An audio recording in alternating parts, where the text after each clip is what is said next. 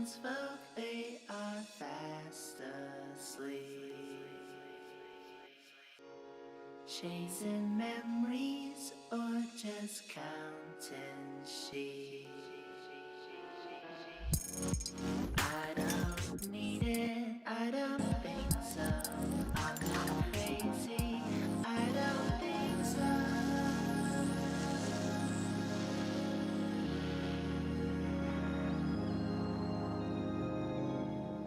Though she'll never get to dream.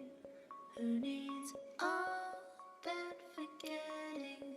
There's a tapestry of stars. Look how thankless they are.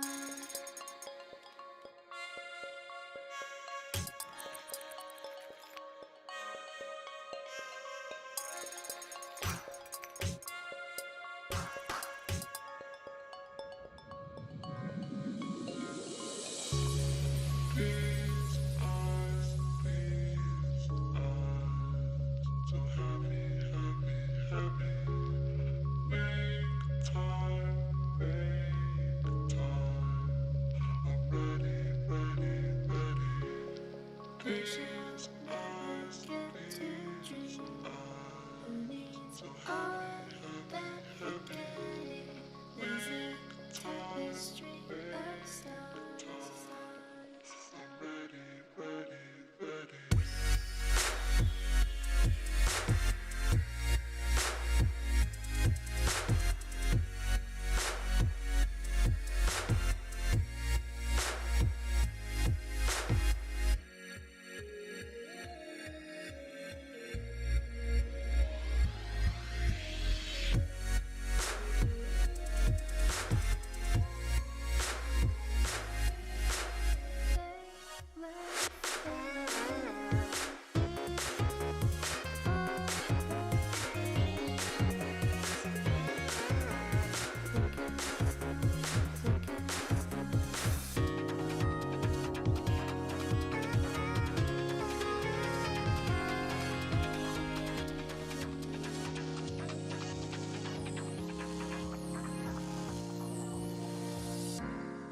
All the townsfolk, they say rise and shine,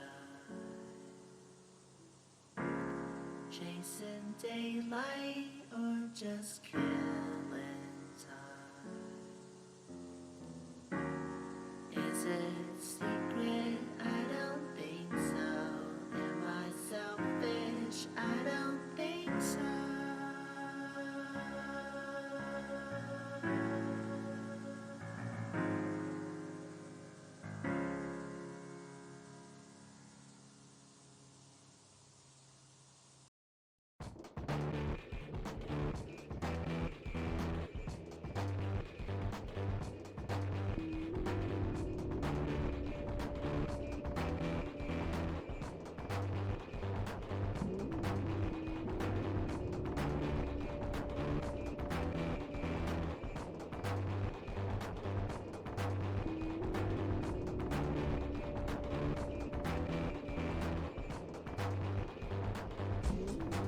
It was so hot inside the cave. Pinky just wanted to play by the lake. But by the time that she returned, it was clear she was already late. They felt the bond, the other ones. She found it odd to see them move the copies of her own body outside of her influence.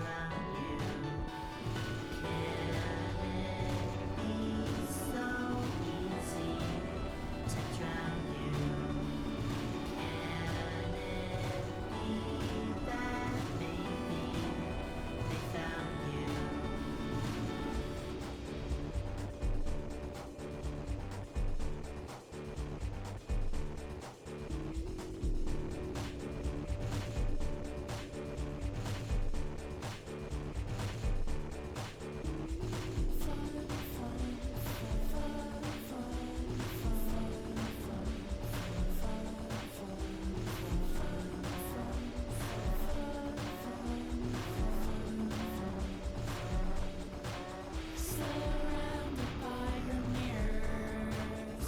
Pinky just wanted to disappear. All she could hear were the choruses of her own voices that echoed in her ears. Some simply repeated fun, and others said you're a pain to your friends. It was a hard thought to neglect while the whole mess came to a head.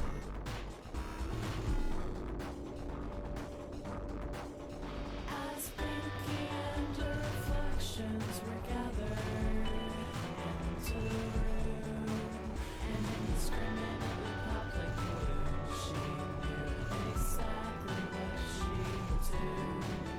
All around her, the other ones were pulled back into the lake as she stared at the paint, even though she'd do anything to be with her friends again. She really loved to Can you see your likeness around you? Can you feel a likeness surround you? Can it be so easy to drown you?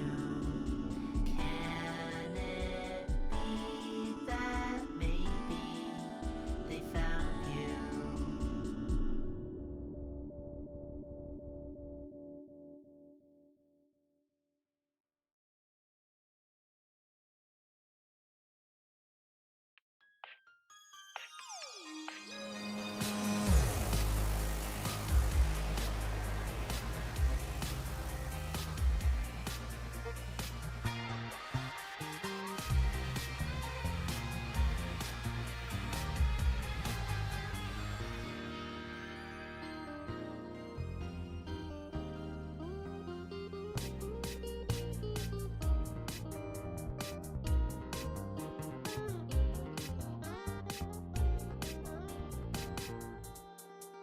The fabric between your hooves an extension of you, pulsing with pretty melodies under the sun.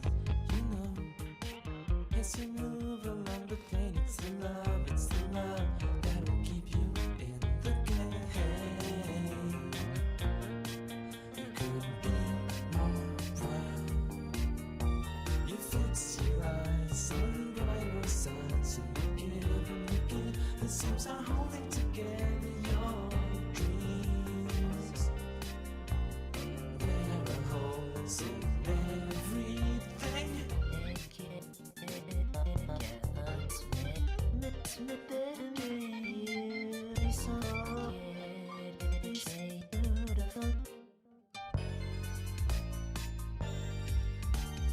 Oh, you know this thing, the heart indeed. There's something that's worse than dirt. Let's understand. Let's find where dirt goes. Oh, you know this. Call you girl. Let's understand. Cause let's find where sad to see.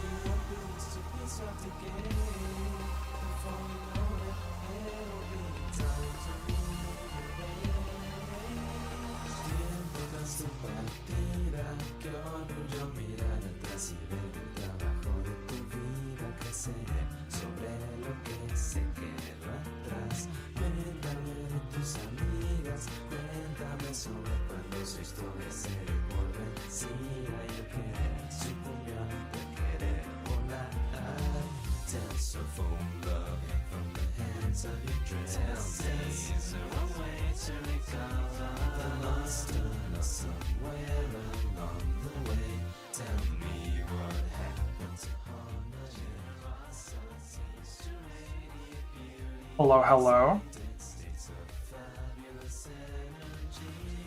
Hello, hello, hello. Oop.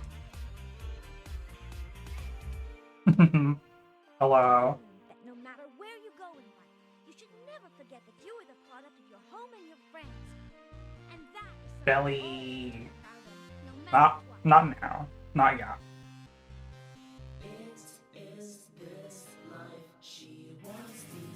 I will literally never show Belly.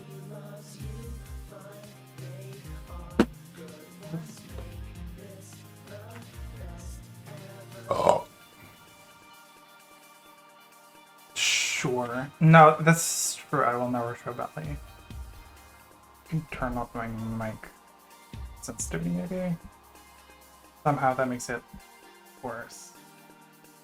I don't know. Whatever. For today's stream, I have strapped my microphone to the side of my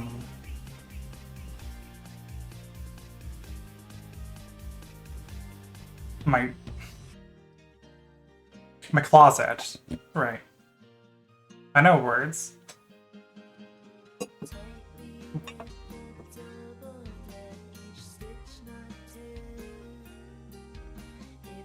I got my snacks, I got my drinks.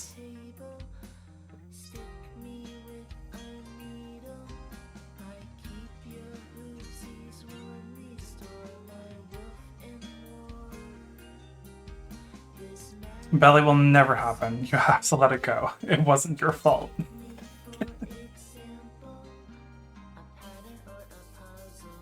Did I already boost the stream again? No.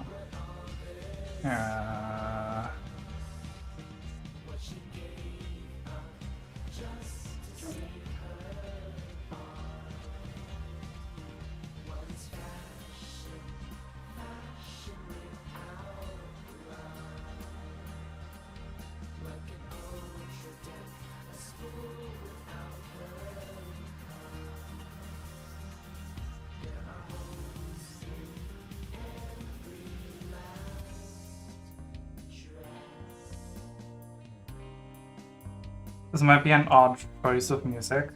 Typically for these streams, I like to specifically play music. My goal was to finish reading the book before you, and I did it just now. Oh, nice. Congrats.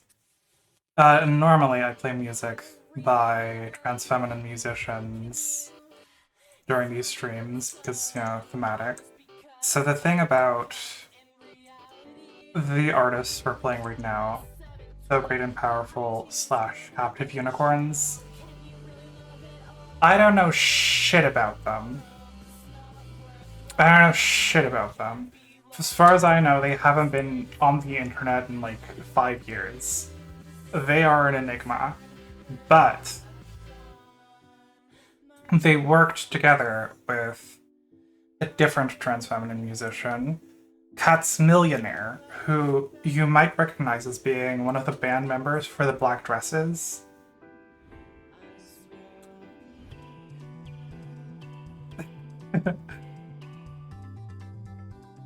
Finish streaming yourself? Awesome.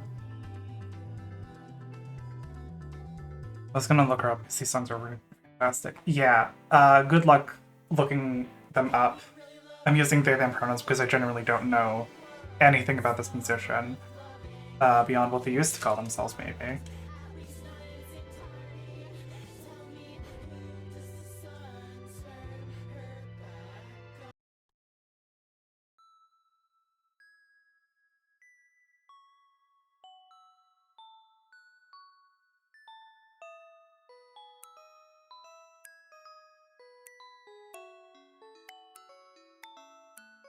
I don't know, this artist has been very important to me for a very, very long time.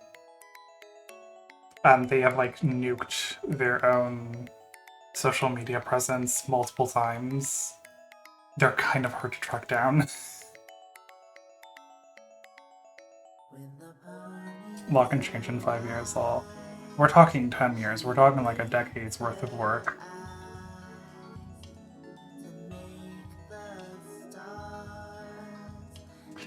Thank fuck a lot of this music has been, like, archived by other people. Because otherwise I would not be able to listen to this stuff anymore. Didn't even know I was transformed until like 6 months ago. Oh my god, congrats! That's awesome.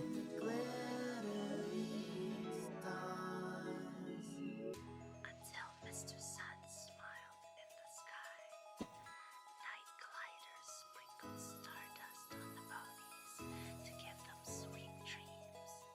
Didn't think I was allowed to call myself that. To their beds. Yeah, sure you are. Another thing is my parents are away, and they haven't come home yet, so at some point I might just interrupt the stream if they bother me.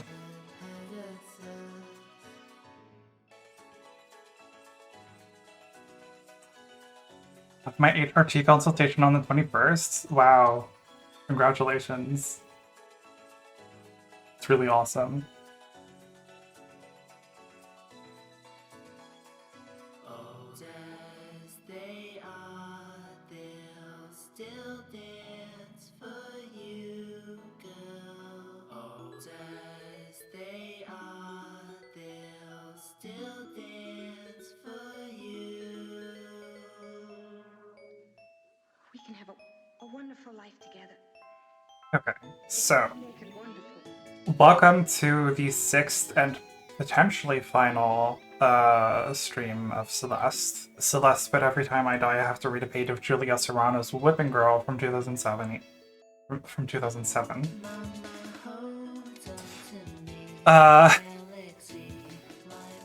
It's what it says on the tin. I play Celeste, I die, I read a page of the book. Here's the book. Oh. It's not loading correctly again. It likes to do that. Each of us woke up one moment, and here we were. There we go.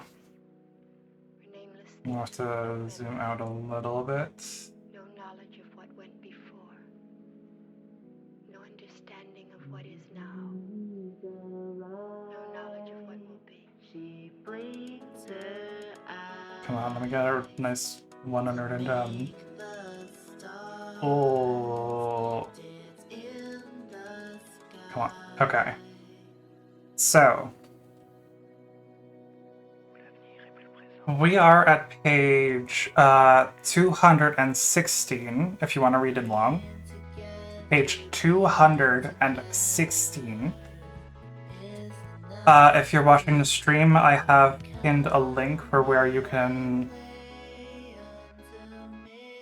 I have a link for where you can read along. If you're watching the stream VOD, it should be in the description.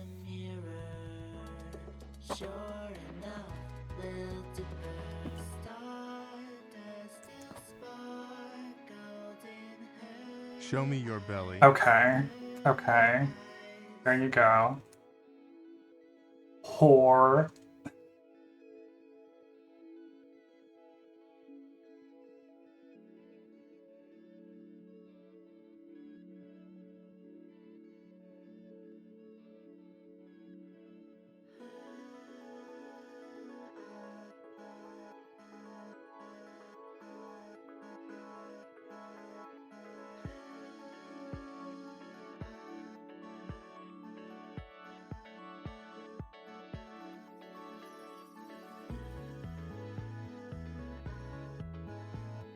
You lied to me. You said you never show belly. I never said that.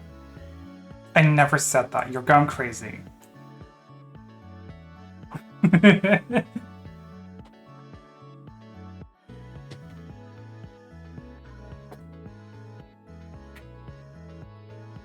Gaslighting chat? I would never.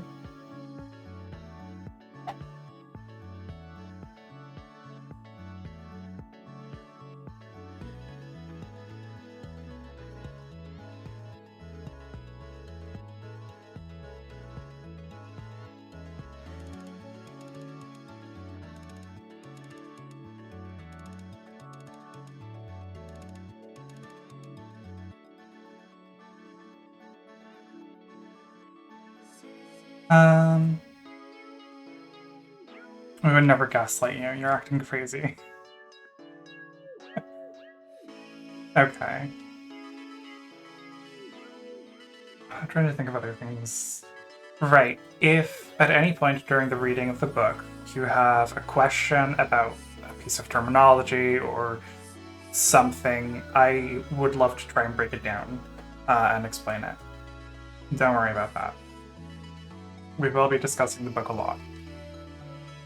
It's not just reading, we're also talking about what's being read. I'm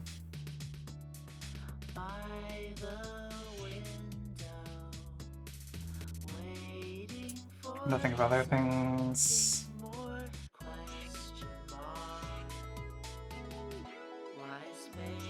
Welcome to your boy Transfeminism Book Club. Yeah, basically.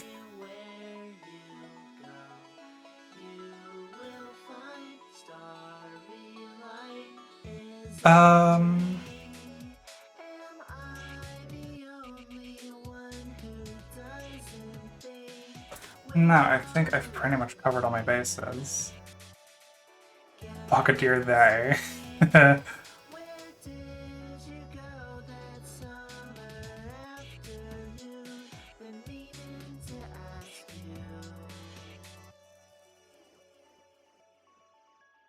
She went to a beautiful place. Hey dear, I mean they. It's peaceful. And everyone loves each other. And no one ever gets sick. Do you think there's really a place like that? Watch for the sign. Darling, you'll be alright. Open your window. I'm trying to think. I feel like I have another thing I wanted to say and I don't remember.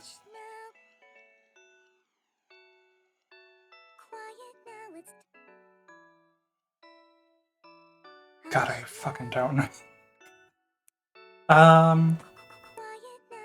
Yeah, fuck it. How is everyone doing in chat? How many people do we have in chat even? Galaxy, where did you go that summer afternoon? I mean to ask. We got 6 people in chat.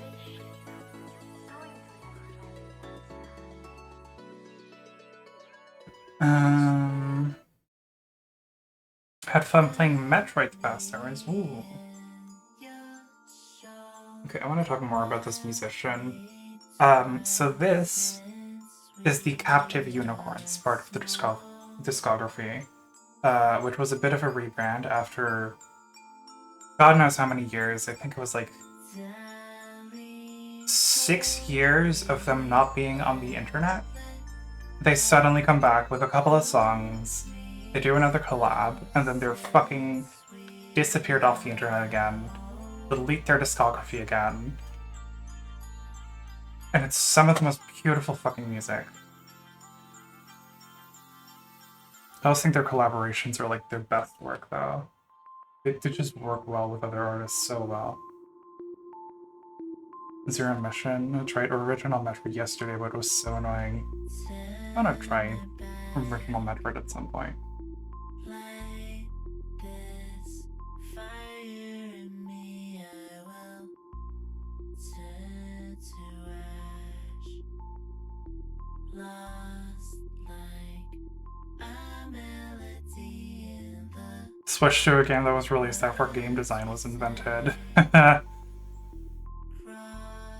this river alone, you are learning that. Now, I'm not going to say that this artist is definitely trans feminine, but it does have a lot of qualities You like looking at stars, don't you? that I would say are common with trans feminine musicians. I've been burnt out for a long, long time.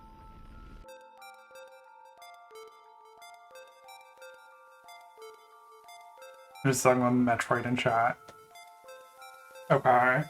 A star I mean, as long as we're talking about women. that dies, its light still falls like snow to me. I'm gonna let this song run out and then we're gonna boot up the game. A heart Salmon is 100% trans. Isn't her DNA like mostly aliens? Isn't that more intersex? I guess that's not really intersex. That's like wildly not intersex. That's completely sci-fi bullshit.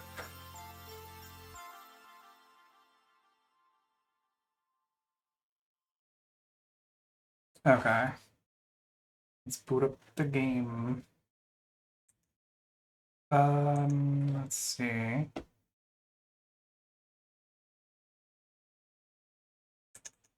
I might have to update some mods.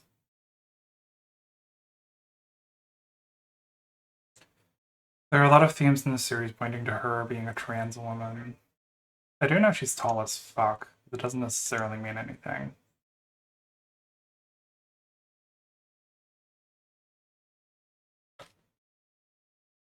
Ooh, whoops, I had my fucking phone audio on. There's a really good video essay about it? Okay.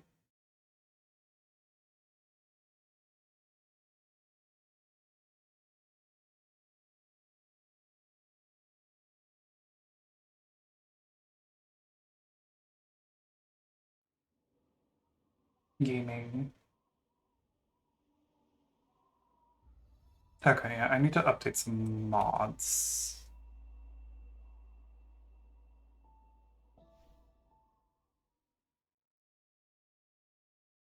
So it will be a little bit. Not too long. Celeste modding is super simple.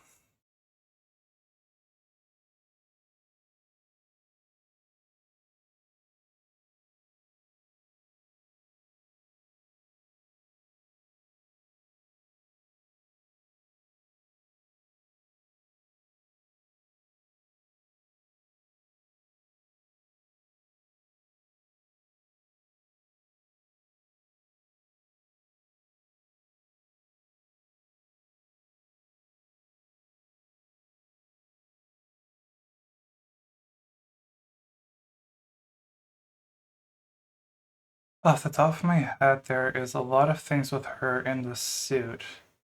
Can be seen as stealthing, making herself more palatable in order to survive. Huh.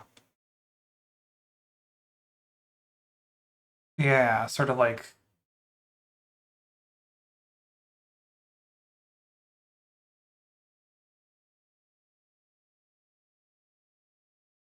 quite literally putting on this more masculine frame, I guess.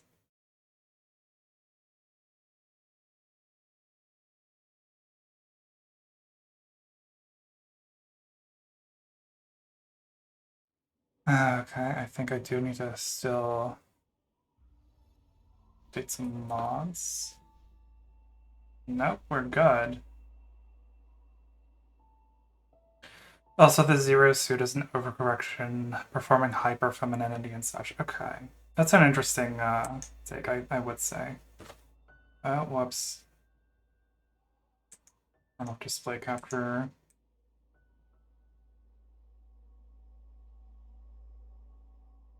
There we are. So, today I will be playing modded Celeste. As you can see, I've already done like the base game all the way through with a ton of hours. Jesus Christ. It's like almost 100 hours.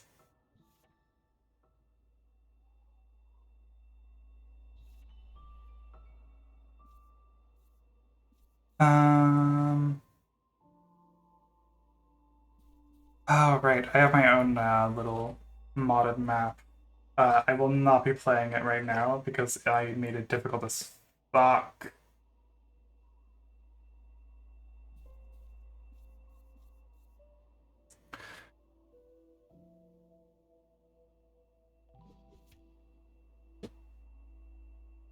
How's the audio quality, by the way? Game audio good? Microphone good? I sound clear?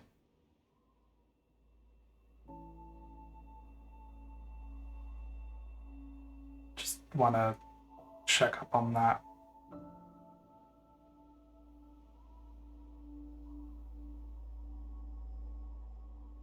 Okay, we're good. Thank you.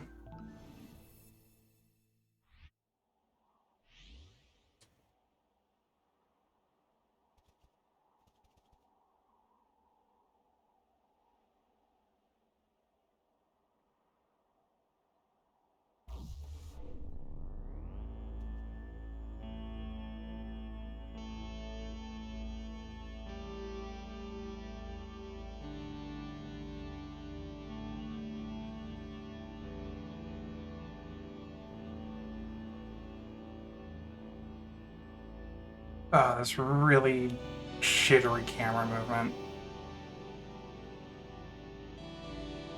I forgot about that.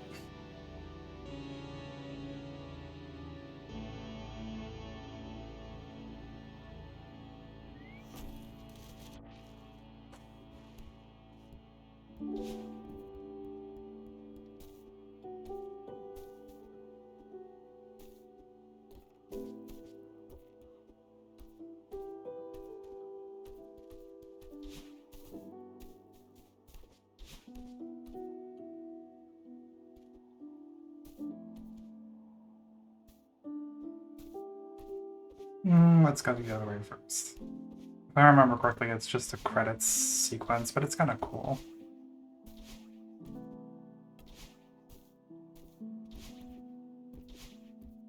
Yeah, it is.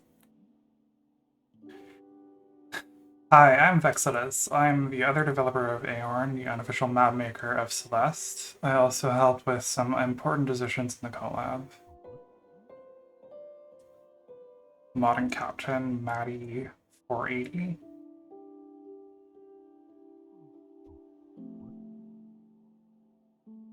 Modding Captain Jade.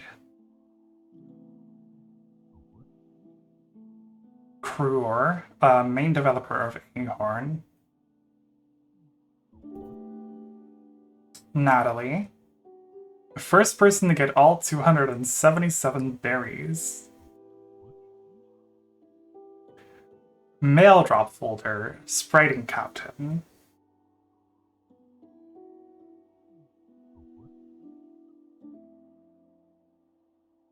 Black Bull 1-up, and another Spriting Captain. I'm not going to go through all of these because there's a lot of people. I am BV. Excited to take on every Deathless Berry and get the gold time for every Speed Berry. Oh my god. Right, there's other, like, extra berries that they added. Specifically for speedrunning. Marshall H., the music captain, made a total of 13 soundtracks for a variety of lobbies and maps in the collab.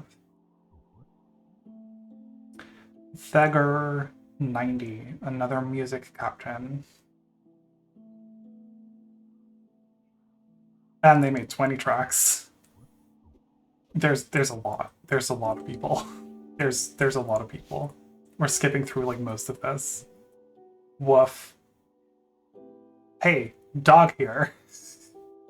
Decorated all of New Jack City in the heart of the storm. Decorate and sprayed Thigger's advanced map. Booster in orbit.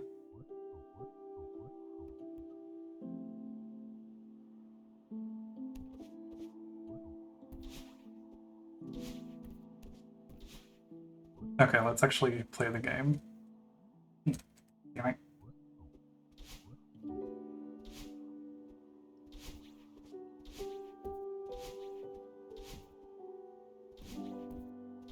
I would definitely encourage you to play this collab yourself.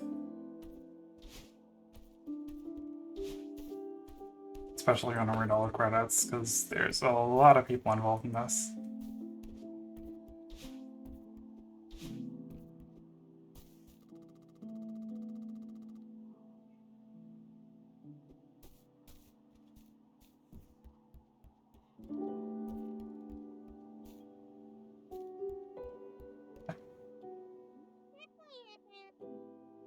I can do this.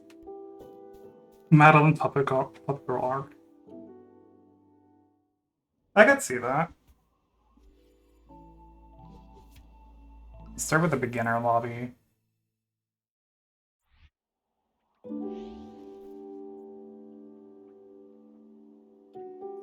Wanted to get into modded Celeste for a bit, but I don't have the computer to do it on as of yet. Huh.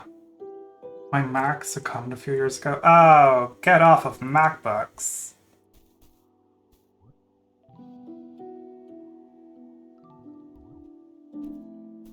Alright. I will say, I'm not counting the beginner gem, because this is just an explanation of the mechanics they use. Some of which are explained in the base game already.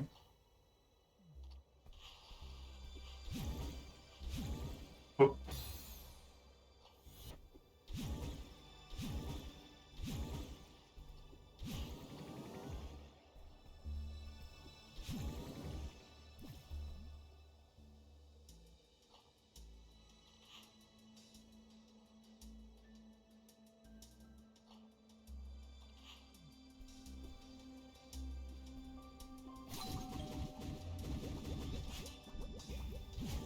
Awesome.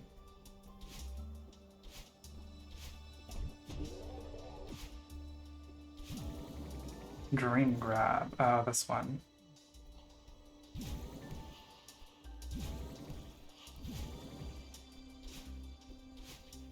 So, bunny hopping is interesting because it's easily the most difficult piece of tech.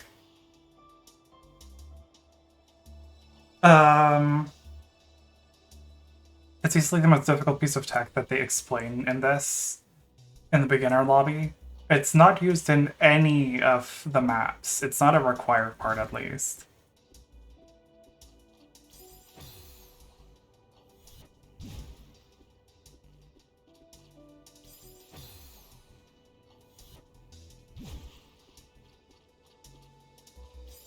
Yummy snack. Okay.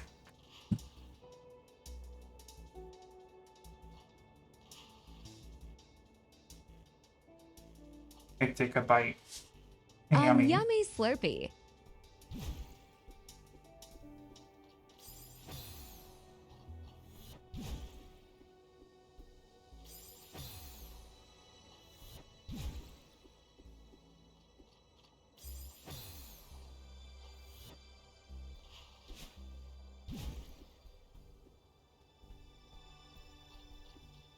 Oh.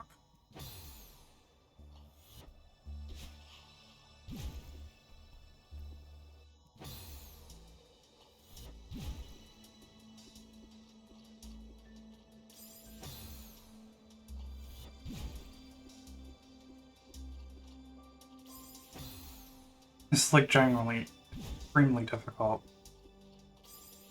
Why do they explain this in the beginner lobby? It's not beginner tech, it's really hard.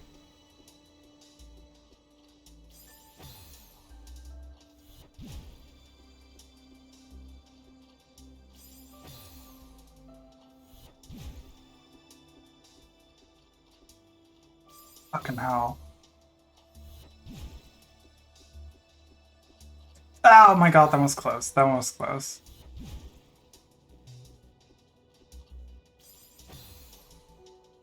Okay, fuck it.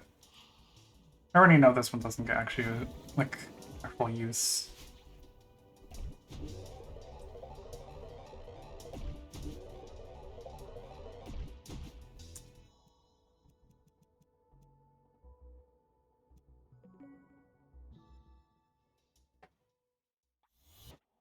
Finishing Julia Serano's swim girl while trying to learn how to bunny hop in Celeste. I already said I don't count the training grounds because it's basically tutorial.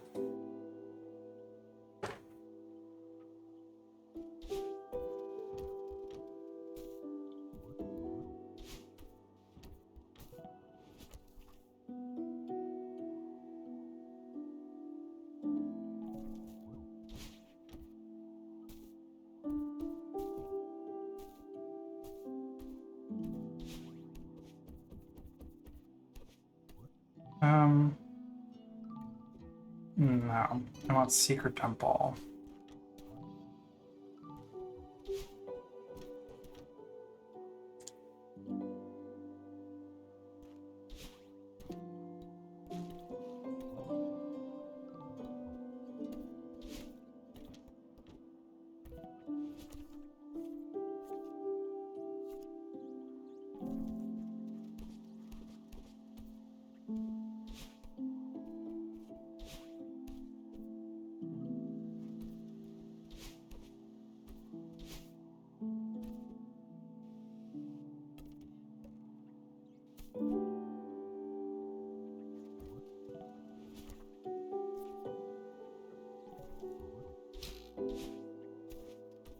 One thing that really frustrates me about this mob, though, is it's really hard to navigate anything.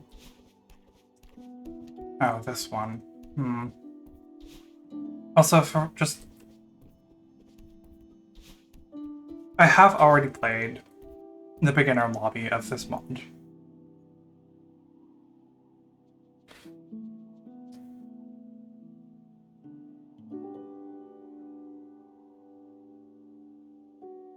Where the fuck is Secret Temple?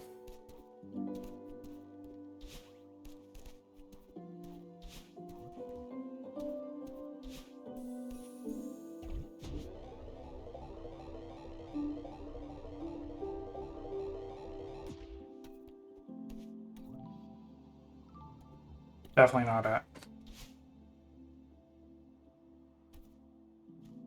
This might be it. Nope.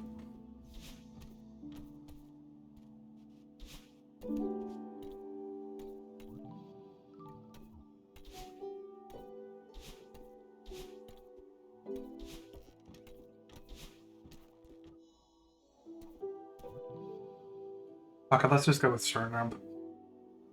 Okay, the round begins now. If I die from this point forward, I will read Julia Serano. Oh, also I forgot to take a sip.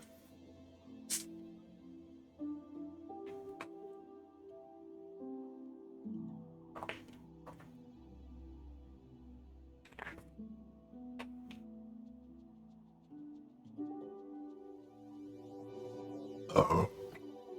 Let's fucking go!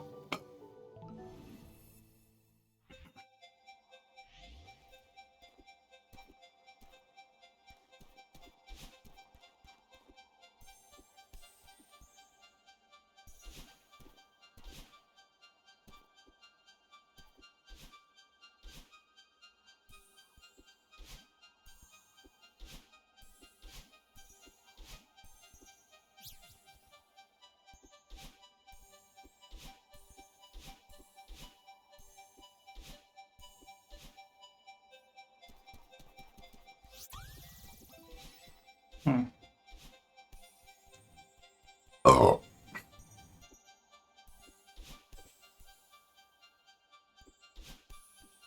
Girl time. You know it.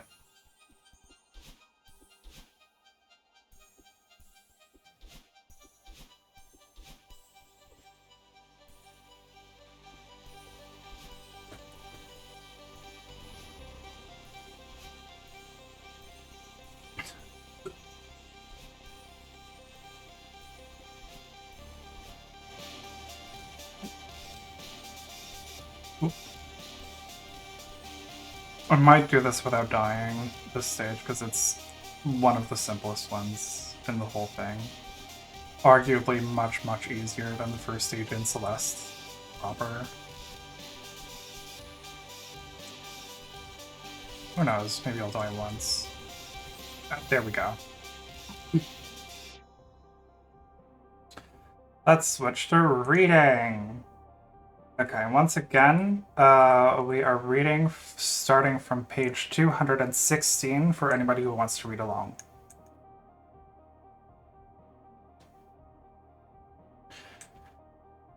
Enforced ignorance and the mystification of femininity. When we talk about marginalization, we refer to the way those perceived as lacking desirable traits or deviating from the norms tend to be excluded by wider society. One of the most lucid descriptions of marginalization that I've read comes from Bell Hooks' book Feminist Theory, From Margin to Center, in which she focuses on how most prominent feminists from the 1960s and 70s tended to ignore the viewpoints and concerns of economically and racially marginalized women such as herself. This was because, being predominantly white and middle class, these feminists existed in the center with regards to race and class, so there was little awareness or understanding of lives and perspectives on the margins. However, the reverse is not true. People at the margins must understand life at the center in order to survive. As Hooks explains, living as we did, on the edge, we developed a particular way of seeing reality. We looked both from the outside in and from the inside out. We focused our attention on the center as well as on the margin. We understood both. While Hooks is referring here to her experiences growing up as a person of color in white America, her observations about margins and centers can readily be applied to other class issues. For example, those who are marginalized for being lesbian tend to have a thorough understanding of the assumptions and experiences of the heterosexual center. After all, they grow up in a predominantly heterosexual world and constantly have to navigate other people's heterosexual assumptions. In contrast, most heterosexuals understand very little about lesbians and lesbian culture. As such knowledge has been systematically shut out of dominant society. Similarly, while I understand cissexual culture as I was raised as and generally assumed to be cissexual, most cissexuals tend to have extraordinarily limited understanding of transsexuality. We are now catching up to where we left off last time. Curl time.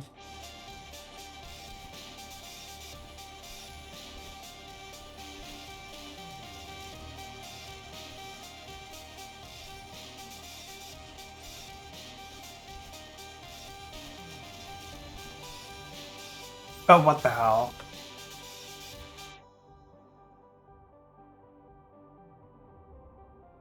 Have you seen Patricia Taxon's video about this mod? Yes, a really long time ago, and I don't remember fucking anything from it. But it is the reason I have this mod specifically. It is important to note that the lack of understanding that those at the center have to It is important to note that the lack of understanding that those at the center have of those at the margin is not solely due to their lack of exposure, such as the fact that they've never been to a lesbian bar or a transsexual sport group. Rather, ignorance about marginalized people is often enforced from within the center. For example, if a straight woman decided to go to a lesbian bar where she might have the opportunity to learn more about lesbian people and perspectives, she risks having her straight friends and family members assume that she is a lesbian. In other words, she risks being marginalized herself. Similarly, if a straight man were to buy a book on transsexuality, say for example this book, others might suspect that he is a closeted transsexual or slur chaser. The constant threat of being ostracized, which is directed toward people who show even the slightest interest in marginalized cultures and perspectives, creates within the center an enforced ignorance regarding those at the margins. It is safe to say that despite the fact that we make up more than half of the population, women are marginalized in our male-centered society. And this can be seen not only in women's underrepresentation in political, economic, and media positions of power, but in the way that virtually anything associated with femaleness or femininity is typically relegated to a separate category. In media, stories produced by men and that feature male protagonists are seen as universal, while those created by women and featuring female protagonists are often relegated to their own genre, women's literature, chick flicks, etc.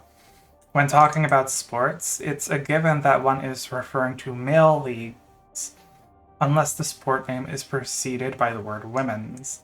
Until very recently, most medical research that examined general health concerns had been conducted on men, and still today women's specific health issues are typically removed from general medicine and placed in their own category, such as obgyn or women's reproductive health.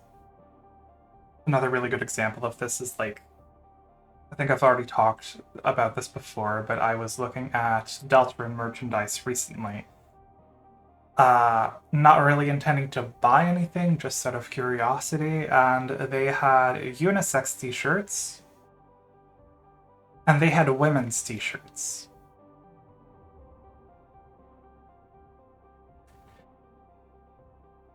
The unisex t-shirts were very typical for a men's cut, because of course male bodies are considered the normal and feminine bodies are considered exceptional, right?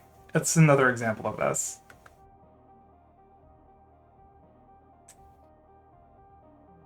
Because our society centers on maleness, most men are able to get by in life without ever understanding or appreciating women's experiences or perspectives. In contrast, women need to be able to appreciate both female and male perspectives in order to successfully navigate society. In fact, in many ways, women in our culture are even encouraged to understand aspects of maleness better in order to fulfill the role they are often expected to play as family caregiver or for male partners and children. One example of this is how women's magazines feature articles with titles like The Sex He Craves, which offer advice on what men supposedly want, while most magazines geared towards men are entirely devoid of any information designed to shed light on women's perspectives or desires. You have, magazines based entirely around gender. It's fucking crazy.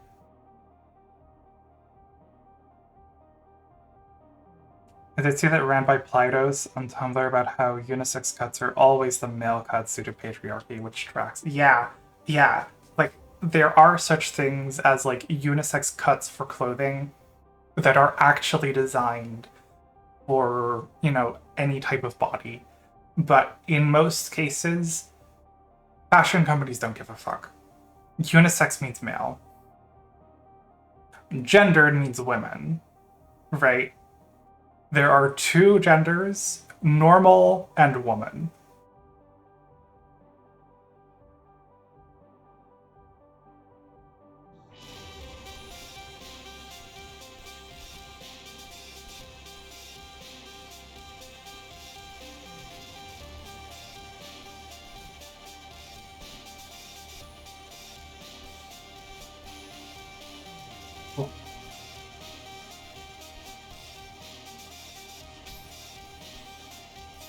Boo.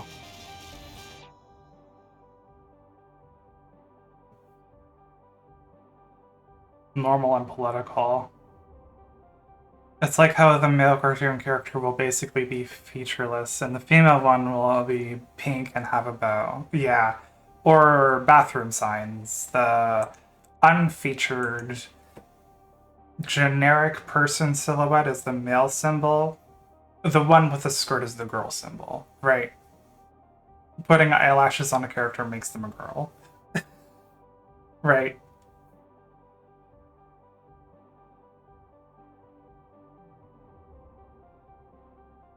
Because of enforced ignorance, those who are socialized male typically end up mystifying femaleness, meaning that they develop a sensationalized and taboo curiosity about womanhood that is similar to that which many heterosexuals develop toward homosexuality, or that cissexuals develop towards transsexuality, girls and women suddenly become perplexing creatures who males are entirely unable to identify with or relate to.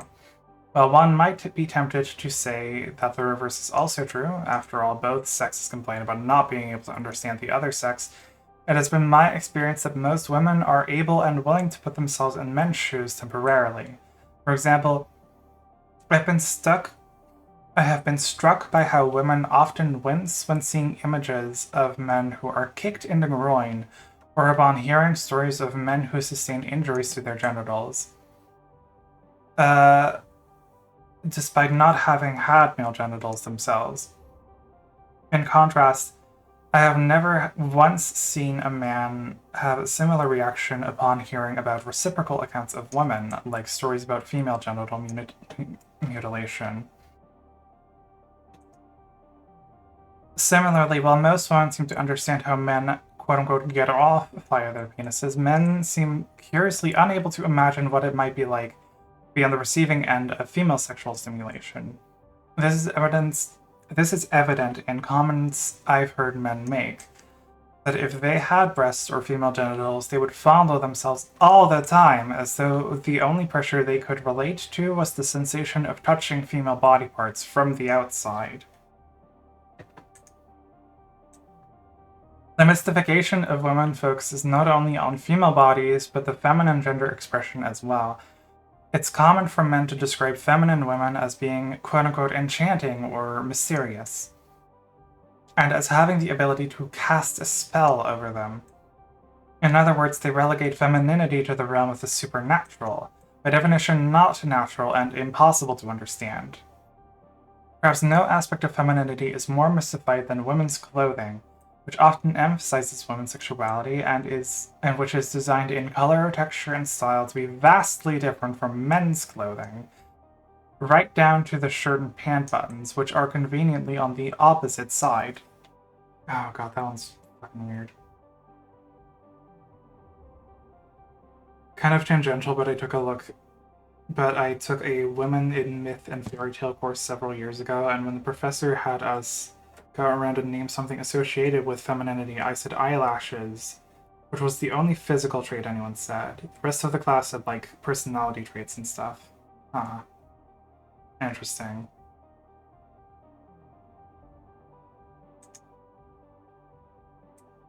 Well, enforced ignorance and the subsequent mystification of femaleness/femininity is a pervasive phenomenon. It clearly affects different individuals to different extent. Stefan Ducat makes a strong case that those boys who are most fiercely taught to disavow femininity within themselves are the ones who tend to have the most outwardly misogynistic attitudes overall. Oh, also, apparently the way you wear a belt is gendered. Oh, yeah. This makes sense when one considers the fact that enforced ignorance and mystification act to dehumanize those who are female and feminine, thus enabling certain men to sexually objectify, harass, and outright abuse members of those groups without experiencing any feelings of empathy or remorse. On the other hand, those boys...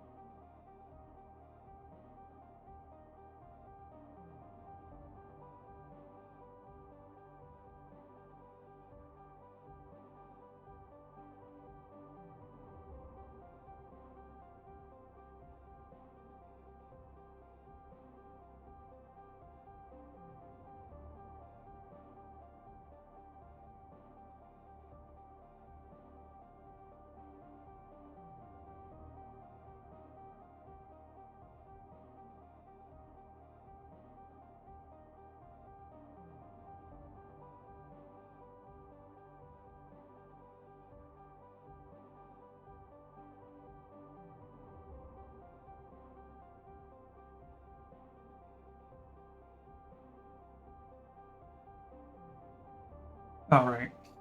I'm probably just gonna go right to bed anyways. Right, okay.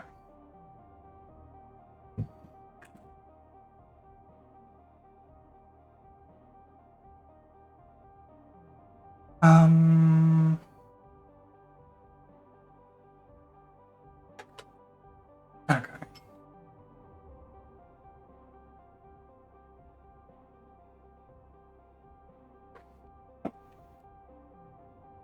This makes sense when one considers the fact that forced ignorance and mystification act to dehumanize those who are female and feminine, thus enabling certain men to sexually objectify, harass, and outright abuse members of those groups without experiencing any feelings of empathy and remorse. On the other hand, those boys who are given the freedom to express their full range of gendered expression and or who are encouraged to listen, respect, and relate to the women in their lives may avoid the intense and forced ignorance that other males face. Additionally, like any form of childhood socialization, enforced ignorance may be overcome later in life as one gains a greater understanding of women or as one grows more comfortable with feminine expressions both within oneself and in others. Okay.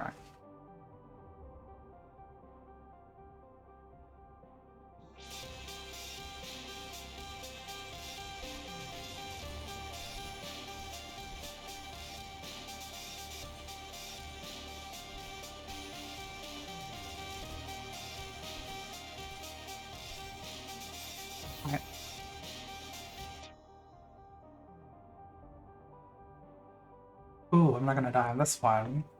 This one's easy. Crossdresser development.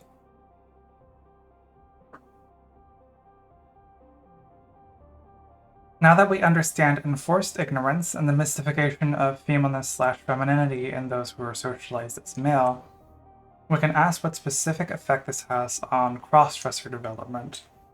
The first thing that needs to be said is that those who embrace the crossdresser identity are likely to be a heterogeneous group, encompassing a spectrum of individuals who have a feminine gender expression and or a female subconscious sex, and who experience those inclinations at varying intensities. This would explain why some crossdressers never transition, while others eventually do, and why some view cross-dressing as a way to express a feminine side of their personalities, while others see it as an opportunity to experience themselves as female as much as a male-bodied person possibly can. The idea that cross-dressing is often driven by intrinsic inclinations rather than simply being a phase, hobby, or kink that individuals stumble upon is supported by the fact that virtually all self-identified cross-dressers report that their desire to dress and act feminine/female persists through their lives.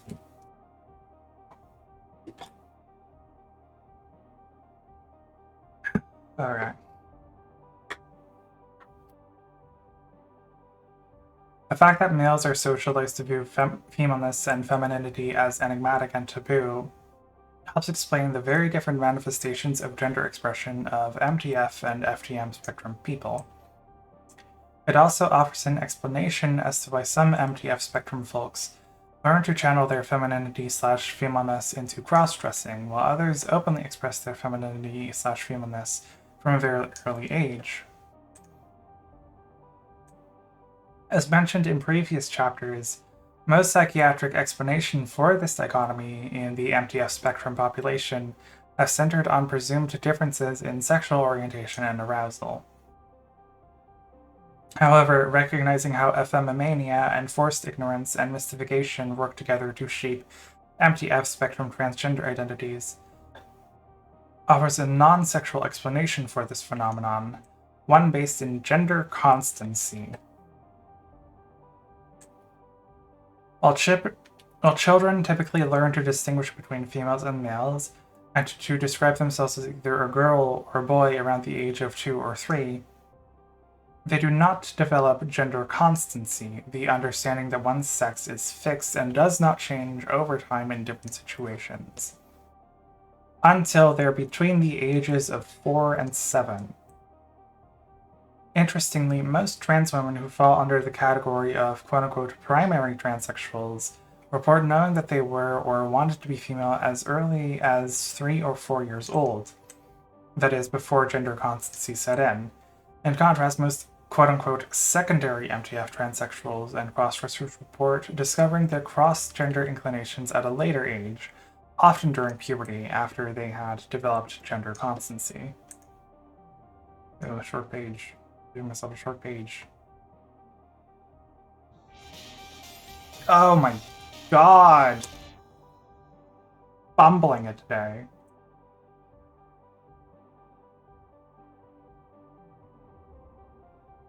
Taking this into consideration, I would argue that children assigned a male sex who recognize their own female or feminine inclination prior to gender constancy are more likely to see them as legitimate aspects of their person, because they feel entitled to and comfortable with expressing and exploring their female/feminine inclinations. Those identities never become mystified. This would explain why quote-unquote primary MTF transsexuals generally express a desire to be female and feminine throughout childhood, and generally transition earlier in life, during their teens or 20s.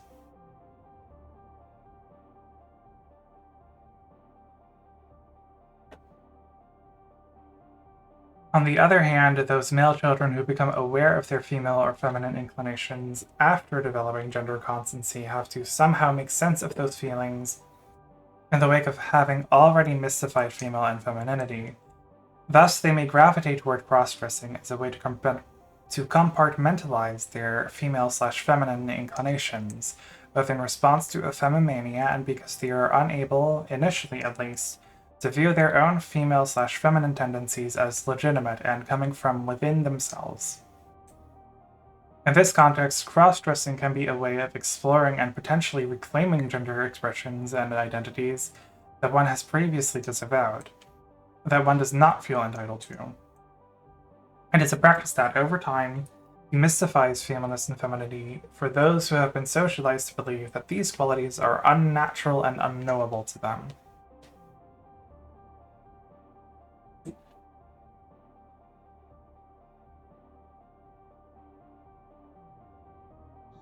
Okay.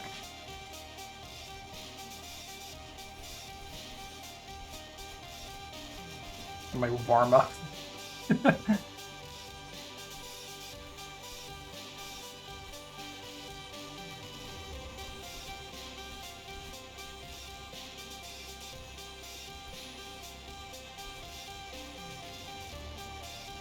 Okay.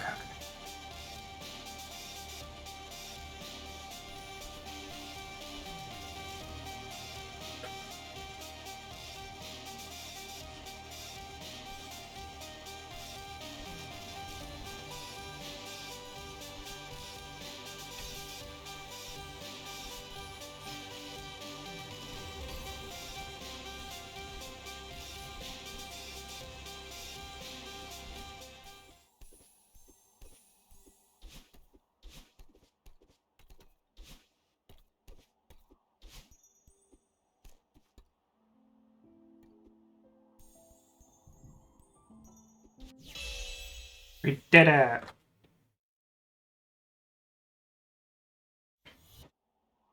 Can relate to Serano. Yummy Slurpee. Can relate to Serano and how this was. Can relate to Serano and how like this was a big. Yummy snack.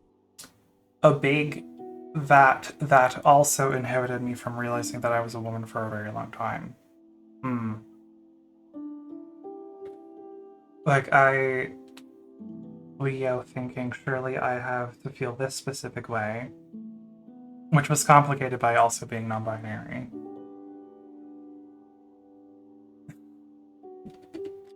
I can't fucking read.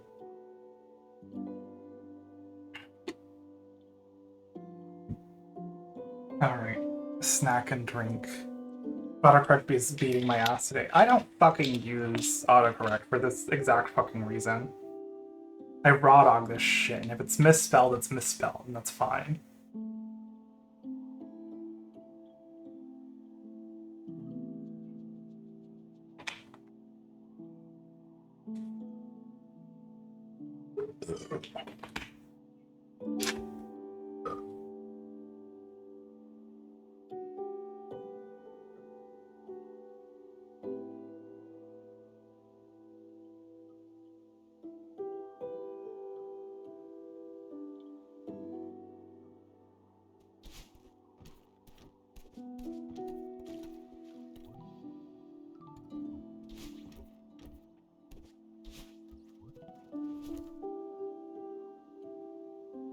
Seeker Temple.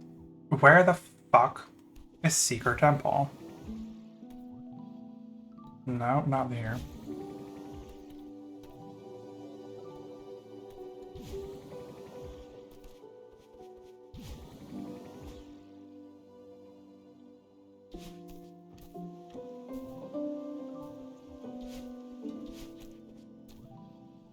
Nope.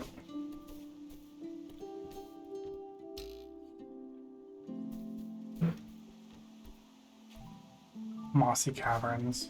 Oh, I think I remember that one being kind of jank.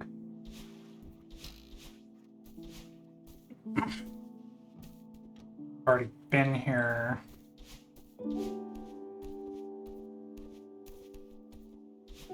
Oh, this has got to be it, right?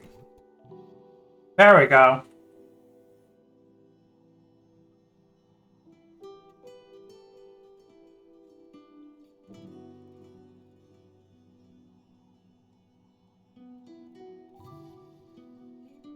Decoration by Bissy. I like Bissy. Bissy's a fun word. And Linge. Linge.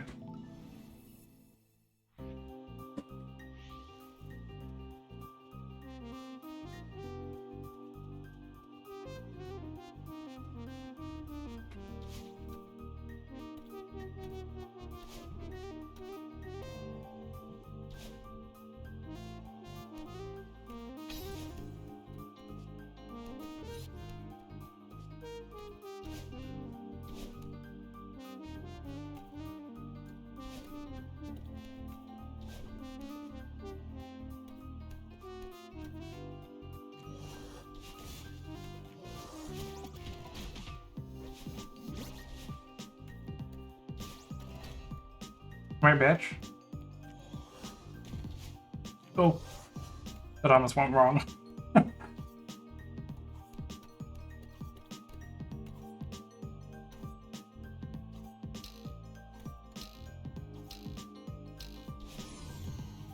Oh. Oh. Yeah, I have to redo that one. Okay.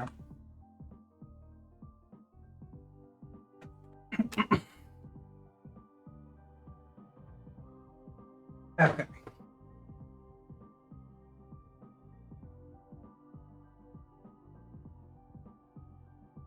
The idea that cross-dressing can be a continual process of demystification very much resonates with my personal experiences. I consciously recognized my own desire to be female when I was 11.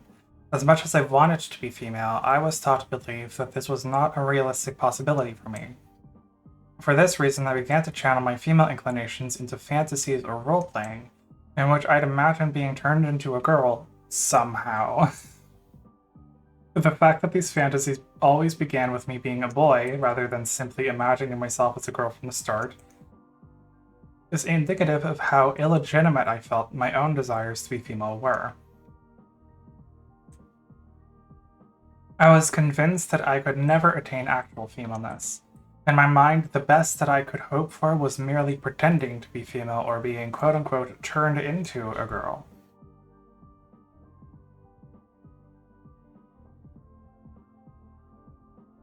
I turned into a girl somehow, which could mean nothing. After a year or two of imagining myself becoming a girl, typically a rather tomboyish one who went off on adventures and such, I started experimenting with conventional femininity. This was due both to me wanting to explore my own feminine inclinations and to the fact that, like most people, I was taught to believe that femininity was an intrinsic part of being female. My growing fascination with femininity was also very much intertwined with my growing attraction to women. As a teenager who was dealing with sexual attraction for the first time, I found it hard not to conflate my desires to be female with my sexual attraction for women. And in this respect, feminine accoutrement, whether clothing, cosmetics, or other accessories, became highly symbolic of both. In Chapter 14, Transsexualization, I explained that trans people who have not transitioned and who therefore are unable to take their own physical sex for granted often experience sexual arousal in association with their own cross-gendered thoughts and expressions. While this is true for virtually all trans people, there are a couple of factors specific to cross-dressers that intensify this phenomenon.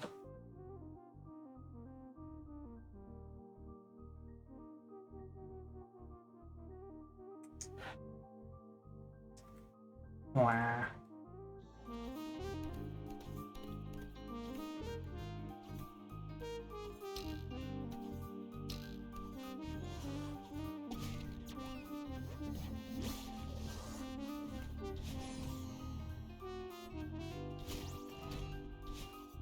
Ah, damn it. Went that wrong.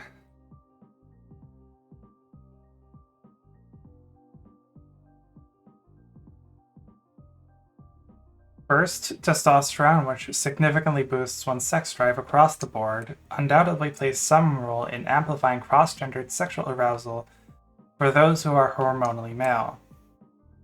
Second, we live in a culture in which women are frequently viewed as sexual objects, and much of women's clothing emphasizes and exaggerates women's sexuality.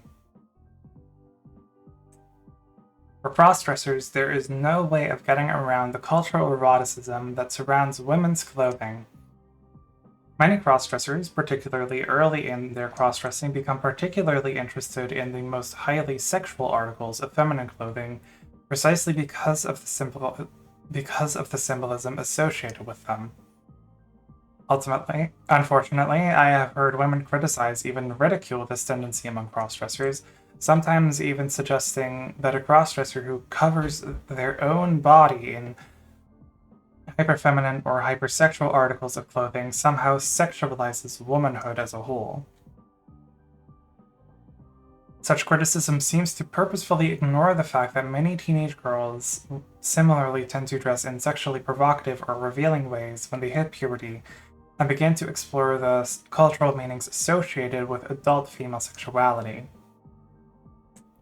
Both teenage girls and cross-dressers are exposed to many of the same cultural messages about femininity and female sexuality, albeit from rather different vantage points. And thus both are drawn to experiment with hyperfeminine and hypersexual clothing as a way of literally trying on the symbolic meanings associated with adult female sexuality. And most cross-dressers, like most cis-sexual women, eventually move beyond their quote-unquote teenage girl phase, as some cross-dressers refer to it, and come to recognize sexually provocative clothing as but one of the many options available to them, but not necessarily one they wish to indulge in every day. I know that it's common for outsiders to focus on the more sexual aspects of MTF cross-dressing, just as they focus on the more sexual aspects of femaleness in general. However, I personally found that, if anything, the social, emotional, and psychological effects of being cross-dressed were far more profound than the sexual ones. The truth is that gendered clothing is extraordinarily symbolic of the sex of the body that presumably lies underneath. This is why wearing clothing associated with the other sex is an almost invariant feature of cross-gender expression and identity across cultures and throughout history. Prior to my transition, dressing up in quote-unquote women's clothing was the closest I could get to actually being a woman, to having my body be aligned with how I imagined it. For me, the fact that women's clothing was symbolic of being female far outweighed any sexuality-related symbolism it may have had. Regarding the traits associated with femininity discussion, the only other physical traits I could think of had sexual associations: thighs, breasts, ass, which even applies to eyelashes given their use, and even on male characters indicates sexuality or flirtation, perhaps because of the touch of femininity. Okay, that's a really interesting sensory. EI. Yeah, wow.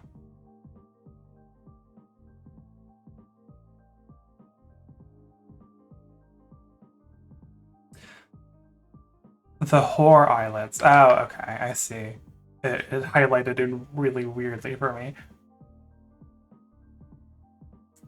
Thinking of the new TADC episode where the Ribbit headshot had someone go, "Why'd they give Ribbit the whore eyelids?" Have close that.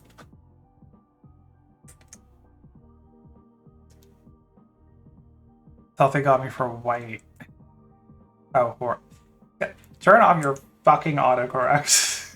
It's really confusing.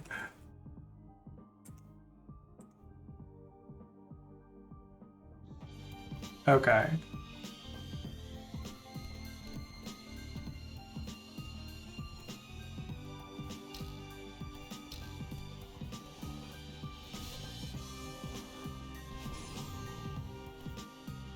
Oh, the button's already pressed.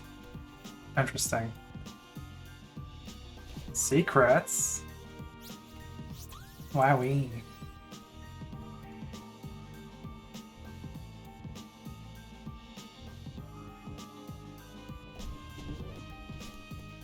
Fuck! I will not turn off autocorrect. Okay. I'm gonna misread your messages every single time.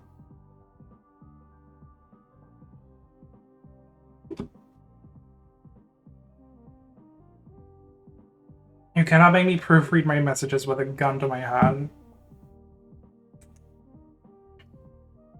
As with many MTF spectrum folks, my cross-dressing passed through a series of stages. Each was a demystification process that I began by experimenting with some aspects of femaleness/femininity that seemed unknowable and fascinating to me.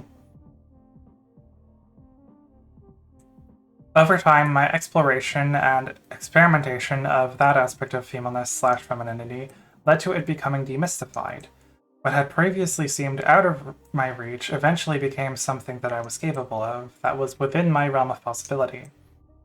The main motivating force behind my exploration of cross-dressing was to make sense of my ever-present desire to be female. While this may distinguish me from other cross-dressers, e.g. those who are motivated by feminine rather than female inclinations, I believe that the stages I passed through, which are described below, are shared by many cross-dressers.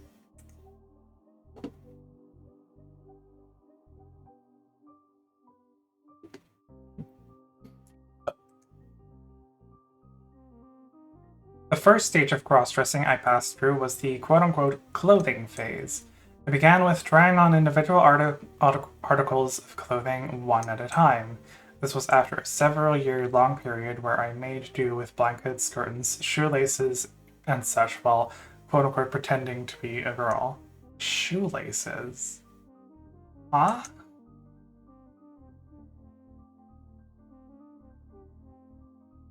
Sometimes I would put on a pair of heels, stockings, or a dress, or dabble with cosmetics or shave my legs. Each was its own mini transformation, where a part of my body would begin to resemble that of a woman in certain ways. After a while, I began to put it all together, to dress completely as a woman from head to toe. I looked rather ridiculous when I first began to do this, but over the course of many years I slowly figured out what worked for me and what did not. Eventually, I reached the point where I could fairly consistently appear female to myself when I looked in the mirror. This mirror moment was always the highlight of any cross-dressing session for me, as I found it strangely comforting to be able to see my female reflection staring back at me. As the name suggests, my clothing phase was primarily about becoming familiar with and eventually demystifying women's clothing. I eventually even stopped thinking about them as women's clothes. After all, they were all my clothes, and as I was the one who purchased and wore them. Similarly, I also stopped thinking of myself as being cross-dressed and instead began referring to myself as simply being dressed. Toward the end of the stage, I was no longer very excited by the idea of wearing women's clothes just for the sake of it. However, while they had lost their mystified properties, I still understood them as having the transformative property of facilitating my appearance as female.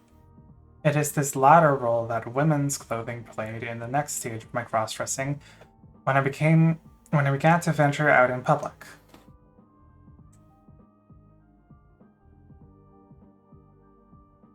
That's the scary part. Yummy snack. Okay.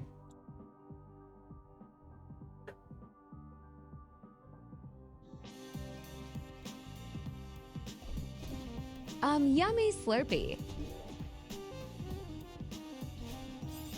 Jesus.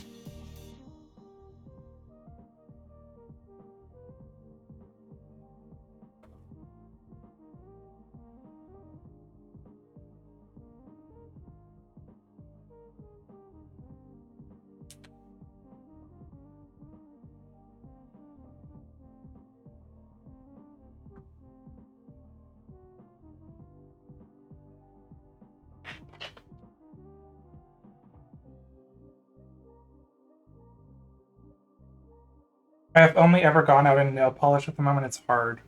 Okay. It's not the Slurpee that's too much, it's the fact that I keep fucking dying. Okay.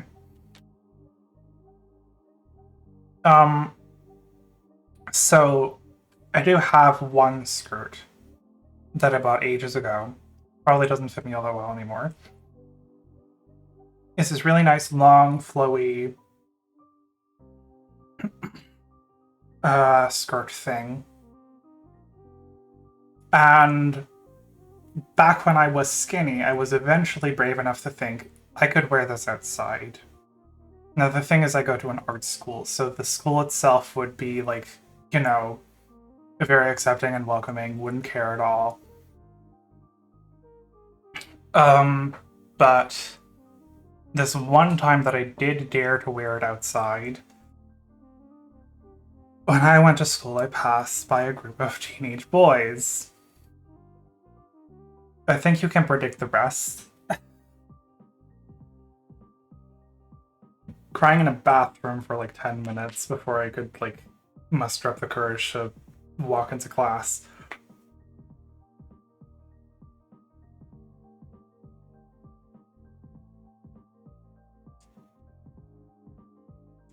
The Dutch epidemic of teenage boys on bikes. Oh my god, yeah. That one was like a couple years ago, that story I was talking about, but like it's the bikes with the really fat wheels that have suddenly become popular again. Right, I was gonna read. I live on the same street as a middle school and it's so awkward. Once you don't have to pedal. Oh.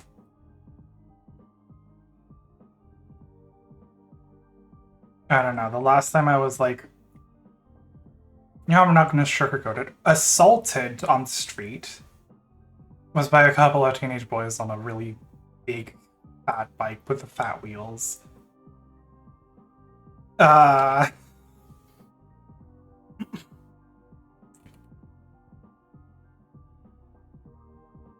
The public phase began with my earliest attempts to go out into the world as a woman.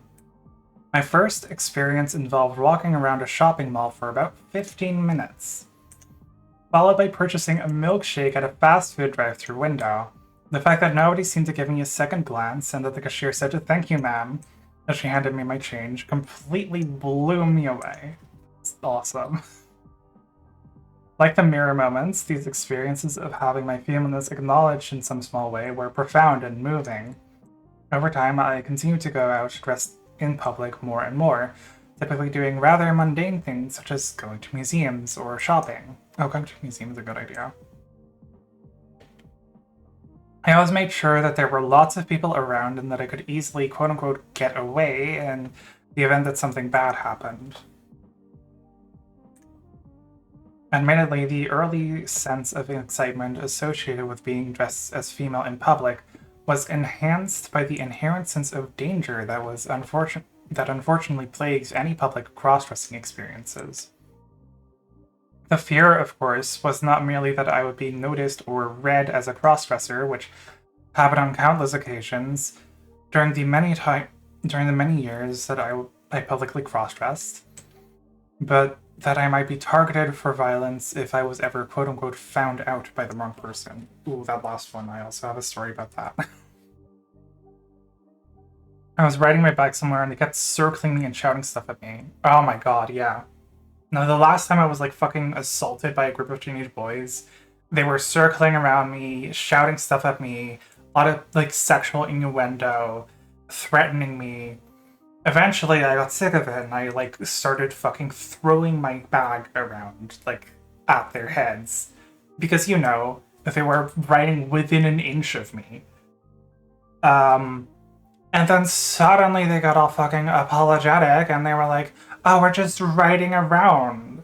We're just innocent boys. I'm just a little guy. Why are you attacking us?" Whilst still threatening to kill me, by the way. And then they threw rocks at me. Was not fun. I was like on my way to therapy at that moment. Ooh, that was not a fun session. That like a couple months ago. Jesus fucking Christ. I'm just a little baby boy. You heard of little baby boy? Yeah. I did notify this to like the place I had therapy because it's really, really close to this school. And you know, I talked about it with my therapist, and hopefully she is going to do something that like puts a fucking teacher on that school ground for those hours. How are men so entitled that they think agitating someone has no consequences for them? Because it doesn't have any fucking consequences. That's the thing. They get away with it because they don't get any... They don't face any fucking repercussions.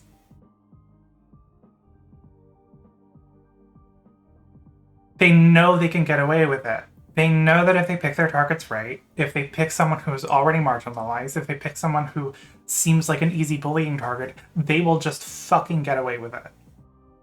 Like, I have beef with anti-bullying campaigns because they never acknowledge the fact that most people get bullied for being marginalized members of society, and most of the time when those people get bullied, the teachers are helping the bullies, right?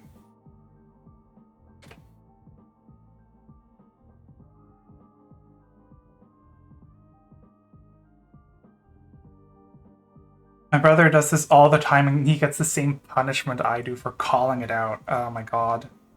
Yeah, that's another thing. Like, if you call it out, a lot of people will blame you for calling attention to it. Right. Julia Serano explains catcalling as an expression of the power they have. I think we discussed that last time, yeah.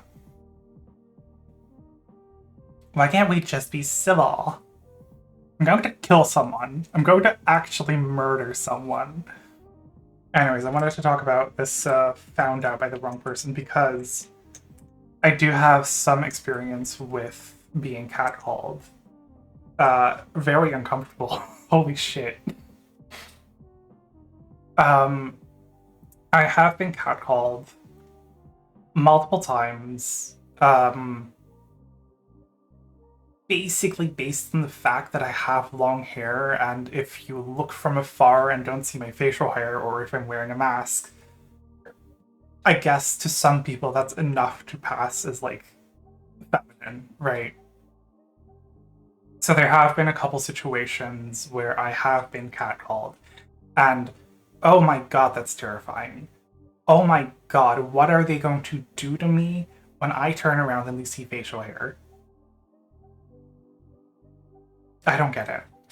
Also, bullies in cartoons are always like the fat or goth or emo kid when that's not accurate. Oh my god. The fat bully stereotype is fucking heinous. Are you kidding me? It's always the fat kids getting teased by the skinny kids. Like, 100% of the time.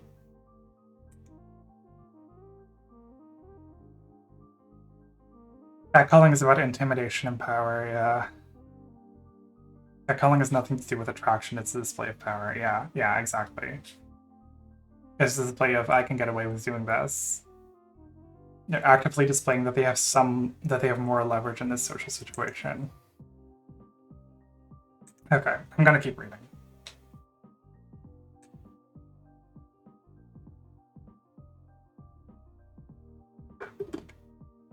There's a reason there isn't reverse catcalling. Yeah.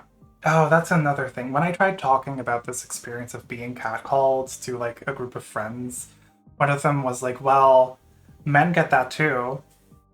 And I'm like, yeah, I mean, I'm one of those, but it was specifically because people misread me as a woman.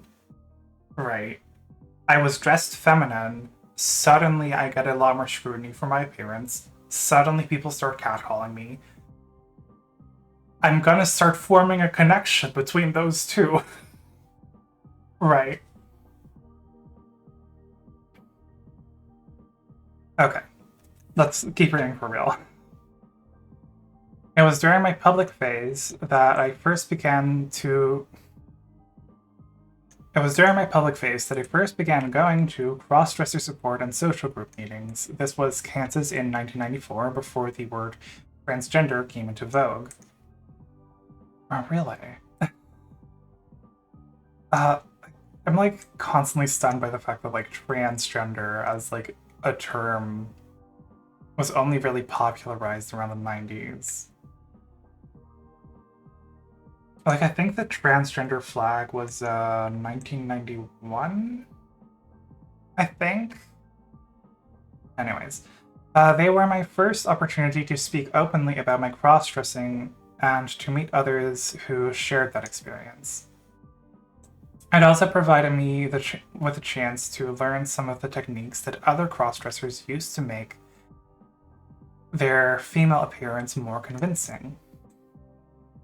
I was fortunate enough to have an amazing cross-dresser named Deborah take me under her wing.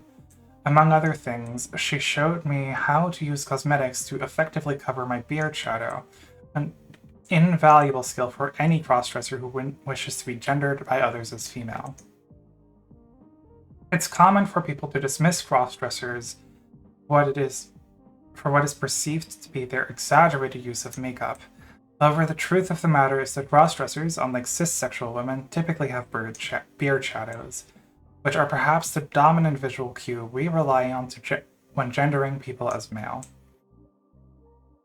While I would have preferred to have the privilege of foregoing makeup if I wished, my beard shadow made it virtually impossible for me to be gendered as female without it.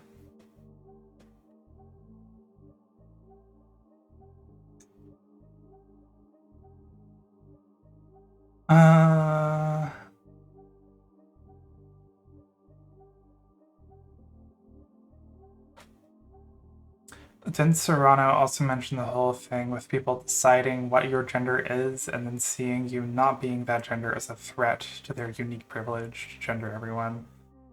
Yeah, kind of. It's a damned if you do, damned if you don't thing again with the makeup. That's like almost universal for women, especially for trans women, but it's like, oh my god. If you are a woman and you don't wear makeup, people will tell you that you look sick.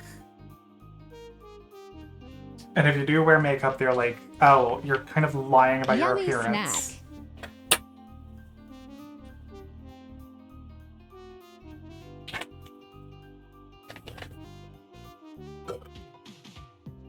And they're the wrong type of woman because they're a woman. Yeah.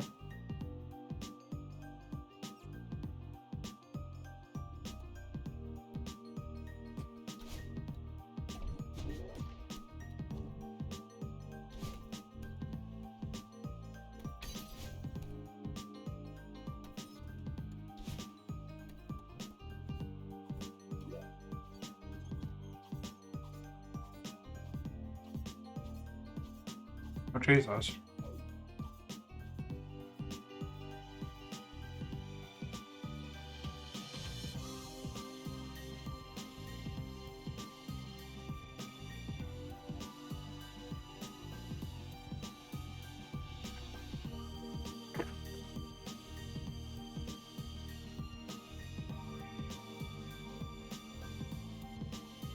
That's a long-ass comment. Let me read that. My brother, she is also trans femme, and last time we talked, still wanted to be called my brother. And I have had similar arguments with regards to race. We're white. She showed me that Jujutsu Kaisen character who calls everyone quote-unquote monkeys. And we argued for an hour over whether the joke even had any racial connotation. She insisted she didn't even know what I was talking about for like an hour. Majority groups in general are on something when you call their shit out. What's even the joke? What's the problem? You're acting delusional. Yeah, no. Monkey is like a thing that black people have been called for I don't know how long. It's a way to dehumanize black people specifically, like African people as well.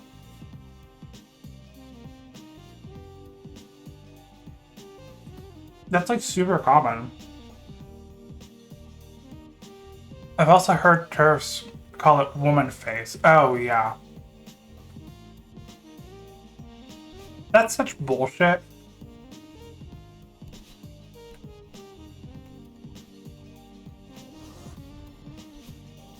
Damn it. Yeah, the whole idea of like being a trans woman and putting on makeup as being a woman face.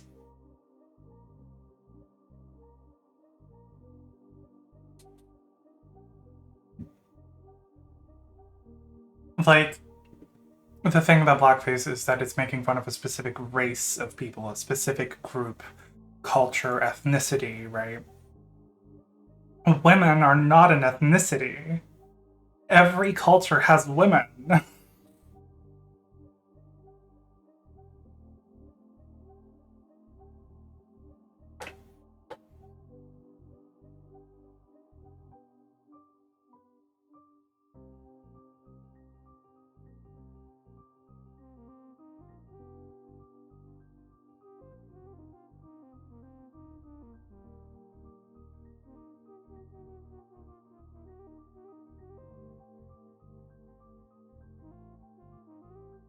Complaints about how crossdressers overuse cosmetics are often related to more general critiques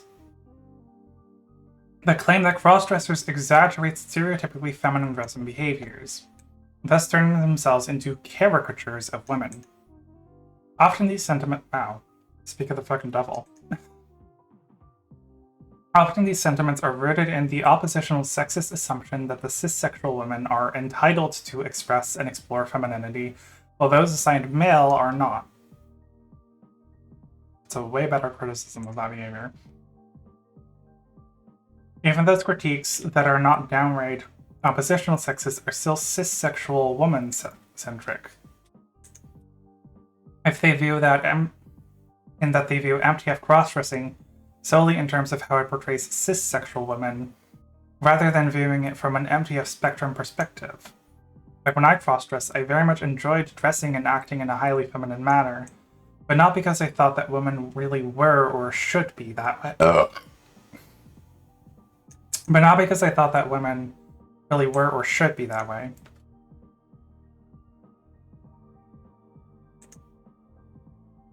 If I indulged in an exaggerated form of femininity, it was only because I never really had the chance to explore that side of myself growing up as a boy. I spent virtually every day of my life wearing t-shirts, jeans, sneakers, and no makeup. So for me, cross-dressing represented a rare opportunity to fully indulge in femininity. The other factor at the time that motivated me to try to achieve stereotypical femininity was that I wanted others to gender me as female. Back when I was cross-dressing, when I was still physically male, that never would have been possible had I gone out sans makeup Sans? Had to call out sans makeup or wearing unisex clothing. And to a large extent, I purposefully chose the clothing and cosmetics I wore when I cross-dressed based on their ability to hide or play down my male physique and facial features. In fact, the public stage of my cross-dressing was really the one time in my life when I did go out of my way to emulate how some women looked, walked, talked, moved, and so on. I found that this increased the likelihood that I would be gendered female, which was my overall goal, and which also ensured my safety.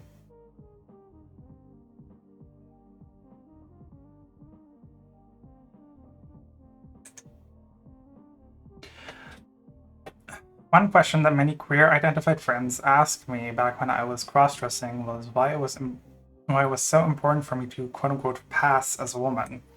Their concern seemed to stem from the common use of the term pass in lesbian and gay communities as a synonym for hide, i.e., a gay male who passes for straight is typically assumed to be hiding or playing down his queerness.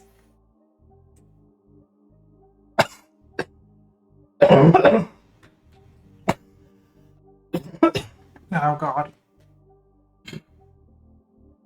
My miraculous ability to choke on my own spit. Ugh.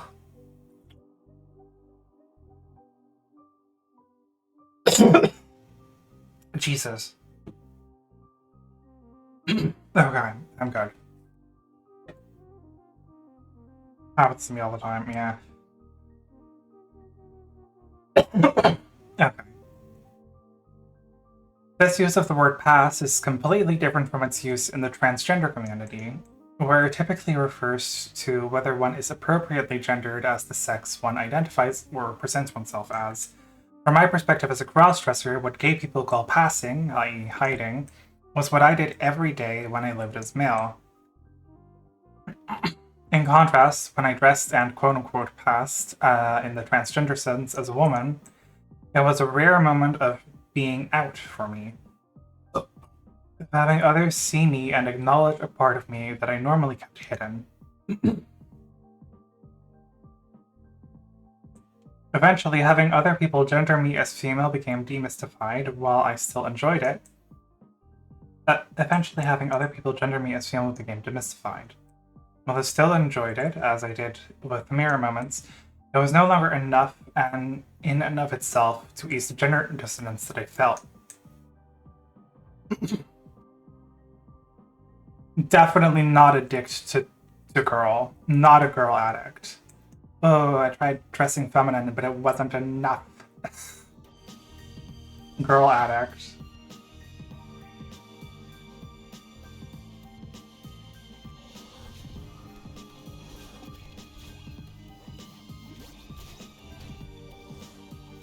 Whoa. You have a girl addiction.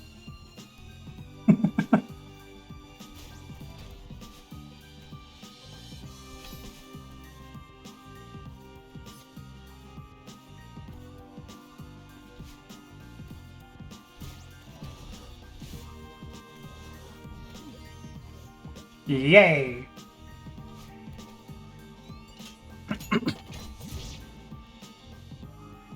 Oh, we're finished.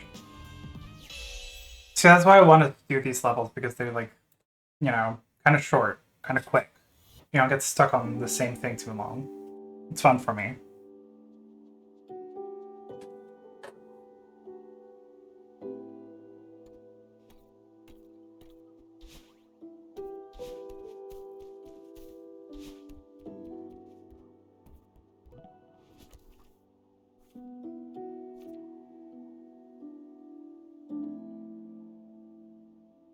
Okay. I'm gonna call... I have a chemical dependence on being a girl is probably something someone's unironically said to explain being trans. First they give you one drop of estrogen, then you come crawling back for more. You have a girl addiction.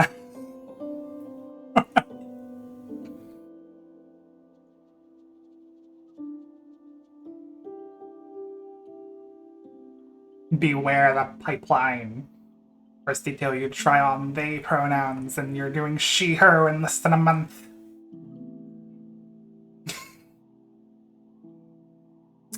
He, they is a gateway drug. Okay, I'm gonna call it break time real quick.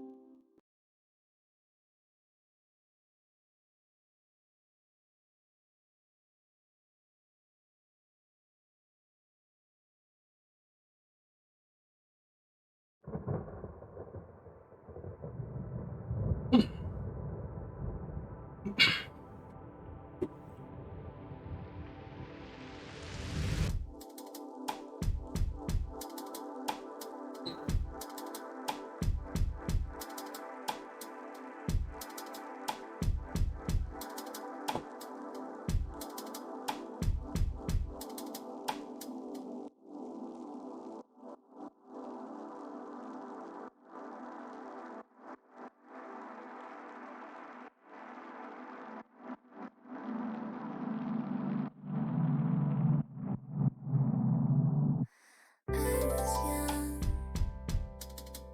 when you came to my rescue, little child in the moon. Learn to love. You said no one could love you if your heart only knew moonlight. Put your weight on my shoulders in moonlight. Moonlight. Sail away when we're older in moonlight. In moonlight. Moonlight. And I sit here alone and far from you, and it is night, and I am reflecting on everything all around me, and I am thinking of you. I saw happiness and pain in your eyes, and reflections of the paradises lost and regained, and that terrible loneliness, and I think about you like two lonely souls, and utter cold as I sit here this late, and I am thinking of you. I was there, saw you cradled and sleeping as you fell from the stars. Learn to care. You said people are scary. You don't know who they are. Moonlight. Put your weight on my shoulders in moonlight. Moonlight.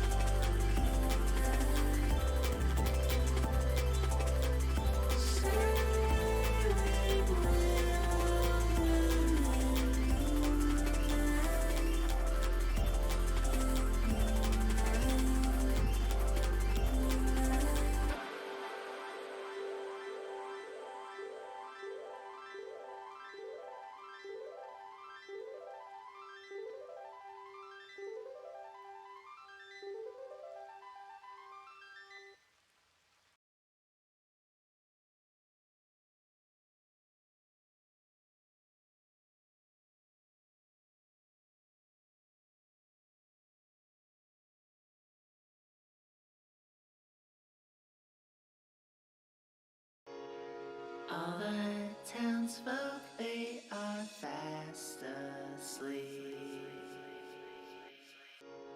chasing memories or just counting sheep. I don't need it, I don't think so. I'll go crazy, I don't think so.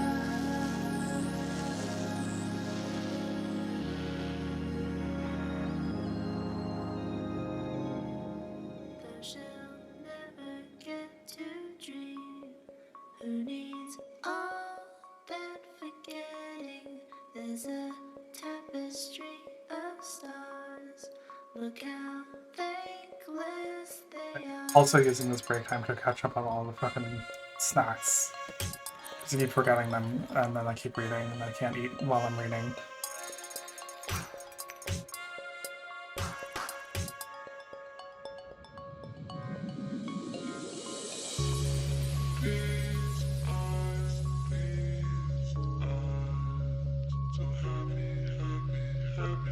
What's your snacking setup? God, I don't know what they're called in English. I just finished off the last,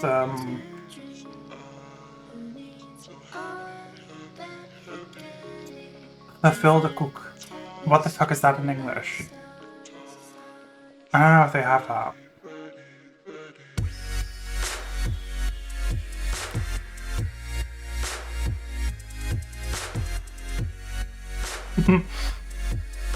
Very helpful. Oh. Marzipan filled baked good. Is that marzipan?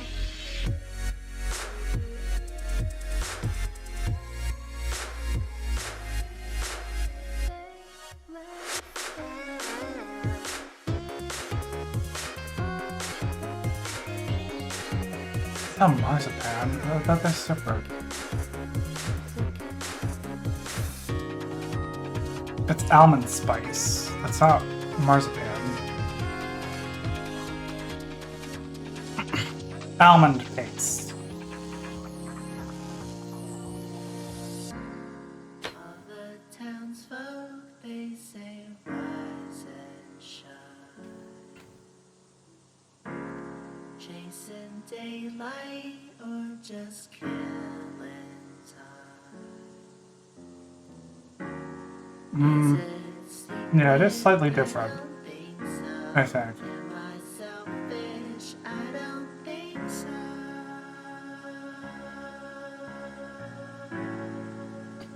Almond paste is similar to marzipan, but with a coarser texture. Yeah.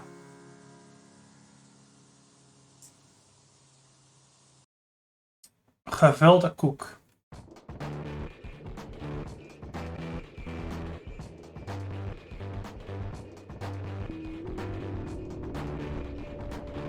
It's a Dutch pastry type thing. Didn't hear because I was getting my own snack. Lol, fat.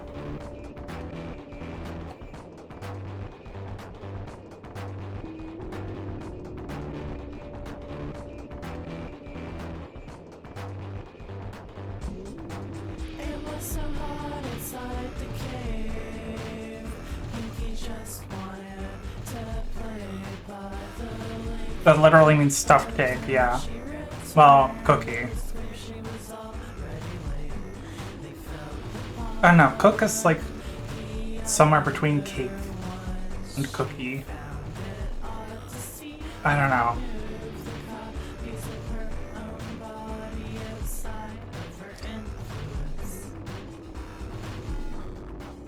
Pastry.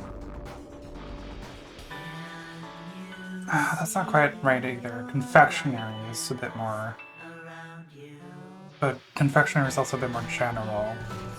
They're never a perfect translation. Like, you've got the German Kuchen, which is much more to like the English cake, right? Like when an English person says this is a cake, the German Kuchen fits that, even though that sounds more like cook, cookie, cook.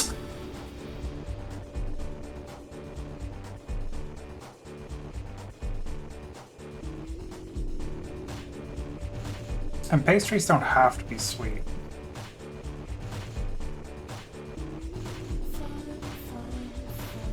Oh well.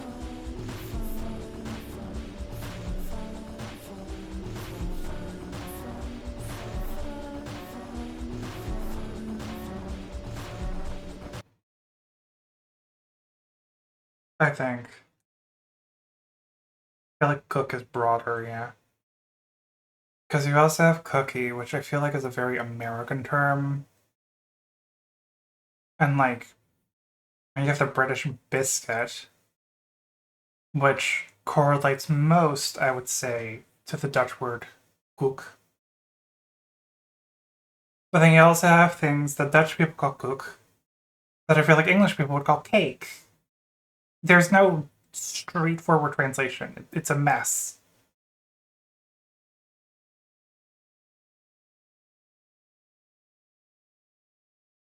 Ontbijtkoek. Like, that's cake. It's a much more savory cake, but it's cake.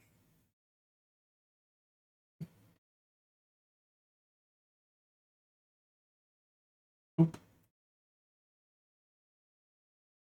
I think we've had enough tummy. I'm cutting you off.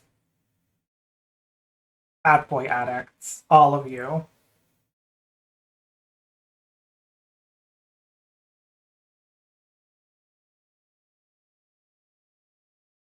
Show me your belly. Cut!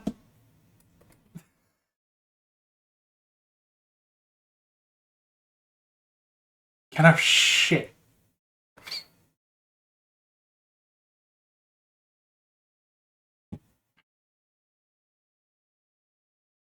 You're addicted to that fat beer belly.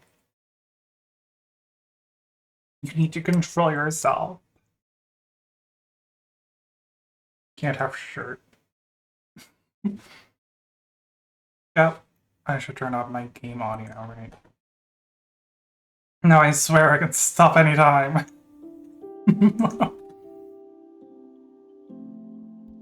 Me halfway into a makeout session with a belly. Stop anytime, I swear. Thoughtful dreams. It's not this one. Not that much.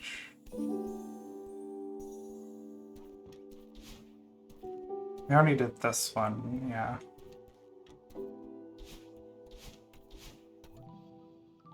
Nope.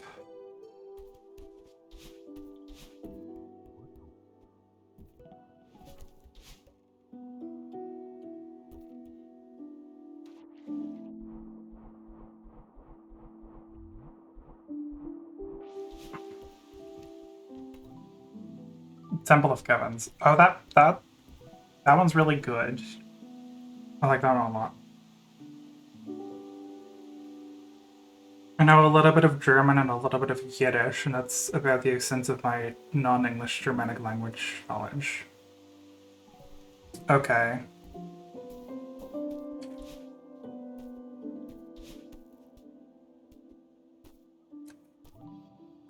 Just let's fire. Nope. I want to do them in difficulty order at least.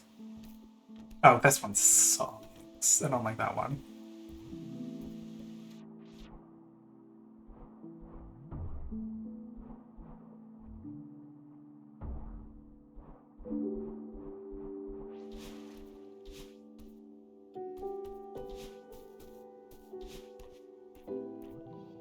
There we go.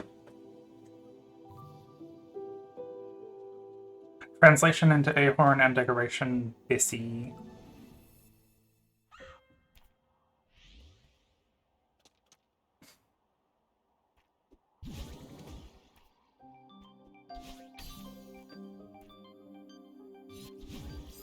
Oop. Already did.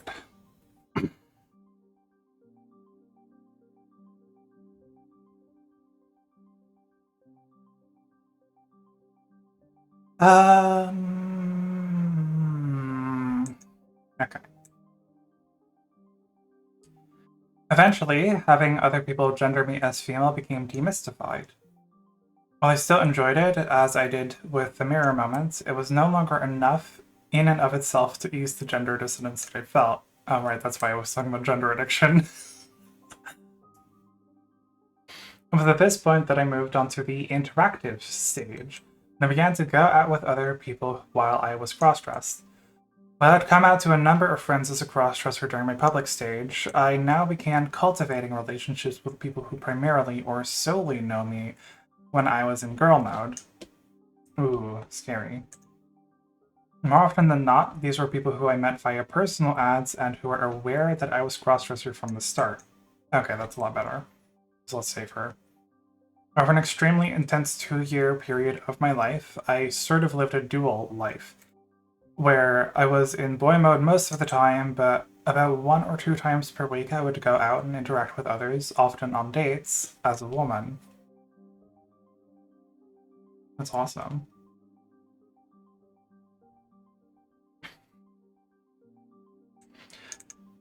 Some of the people I saw during this period were men who might be described as admirers of MTF Spectrum people.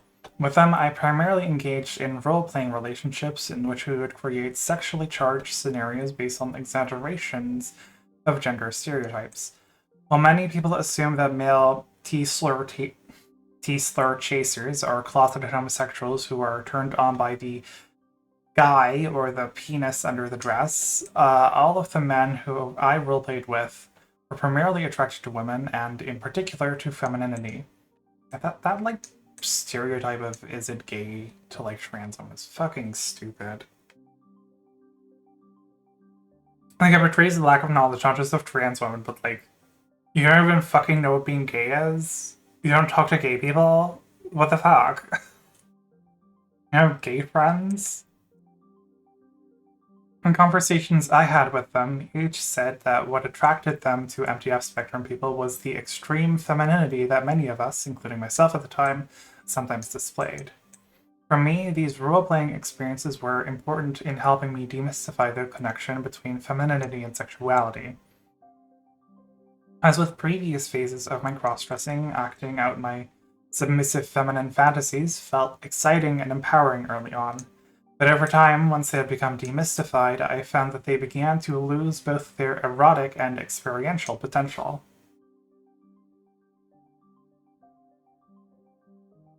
Okay. It played an even greater role in demystifying femaleness and femininity for me, where the relationships I cultivated with both women around this time. With the relationships I cultivated with women around this same time. Most of these women were bisexual or bi-curious, and our relationships involved me being in girl mode some or most of the times we got together. While I was quite feminine when I was with them and cross-dressed, I did not engage in the exaggerated femininity that I had during my role-playing experiences with men. In retrospect, what was most important for me about these experiences with women was that they allowed me to begin to integrate my personality, i.e. the person I was when I'm boy with my femme self. In a sense, this represented a merging of boy mode and girl mode for me, a sort of mending of the fracture in my psyche that had developed in response to the femimania and enforced ignorance I'd experienced as a child.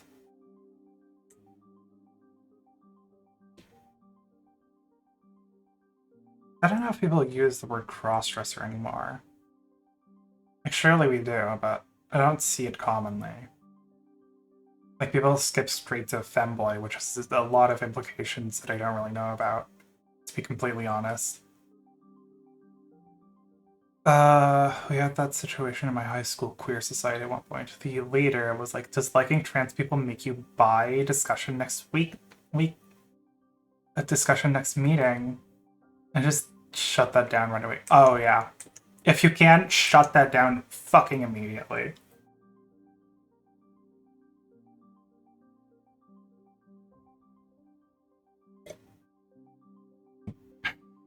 Like, at most, I would suggest dating bisexual men as a safer alternative to dating straight men for trans women. You know, because bisexual men are more likely to be at least a bit engaged within, like, the queer community and queer discourse. They won't freak out or feel bad about dating a trans woman as easily, and that will, you know, protect the trans woman a little bit. It's more safety advice than like, ooh, being into trans women makes you bisexual.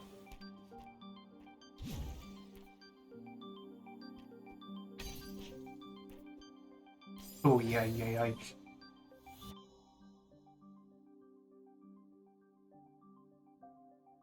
I like talked to a friend once when she was having a lot of like bad experiences with dating. She was complaining about.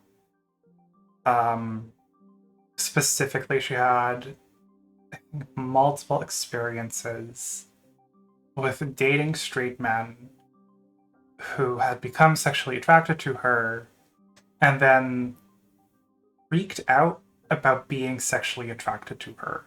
They suddenly became very insecure about their sexuality, right?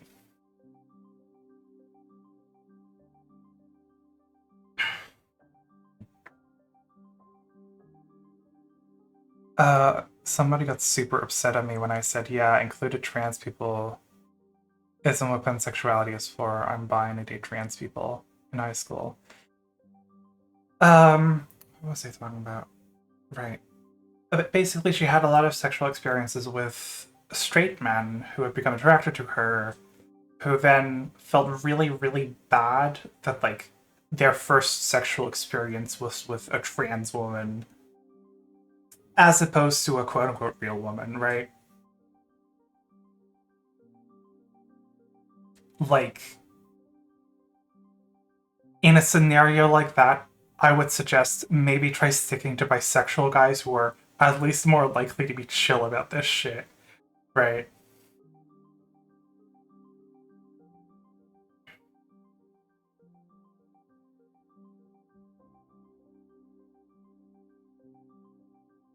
They were like, I thought I finally figured out my sexuality. I'm like, okay, why did you think that I'm a me, man?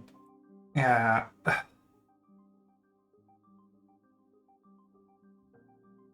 World shitty evil to trans women.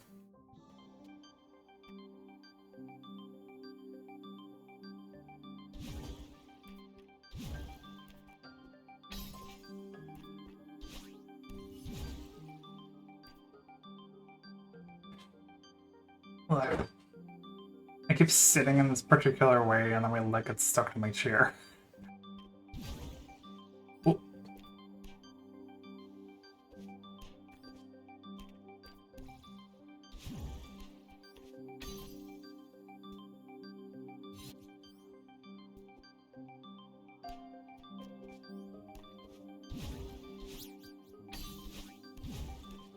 Straw baby! Oh my god, the improper chair sitters.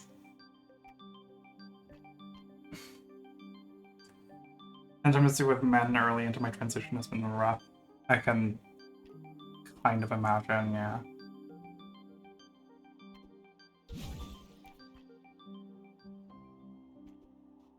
Oh, exclusive strawberry room.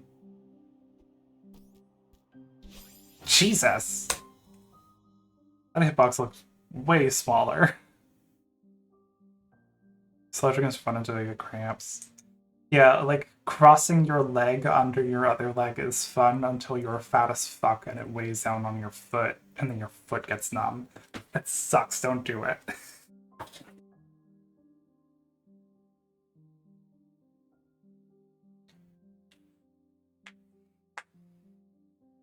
Ooh, stretching my hands a little bit. After about 2 years of being in the interactive phase of being in relationships with other people while I was in girl mode, something unexpected happened. I lost interest in cross-dressing. This was extraordinarily disconcerting to me at first, as being a cross-dresser was such a huge part of my identity at the time. I remember lying in bed one morning and thinking, I wonder where I should take my cross-dressing next, as I simply needed to find some new aspect of femaleness or femininity to experiment with. Some new cross-dressing stage to pioneer. Framing this as like girl addiction is so funny. Like, oh, you've become numb to the girlness. in order to regain interest in it. However, by this point, I had explored femininity and female gender roles as much as possible within the context of being a crossdresser. Unfortunately, this was when Danny, who was my girlfriend at the time, introduced me to Kate Bornstein and Leslie Feinberg's ratings. Their books allowed me to start viewing myself as bi-gendered rather than as a crossdresser. I began to see my expressions of femaleness and femininity not merely as something that existed outside of myself that I could emulate or imagine but never truly experience, but rather as an intrinsic and legitimate part of my person, as something that came from within me.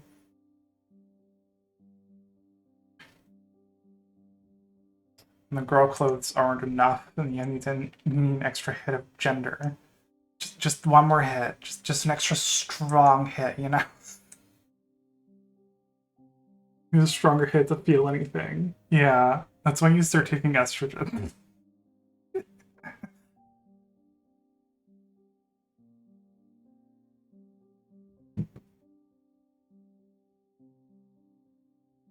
Thinking of myself as bi-gendered also helped me make sense of another new development in my life.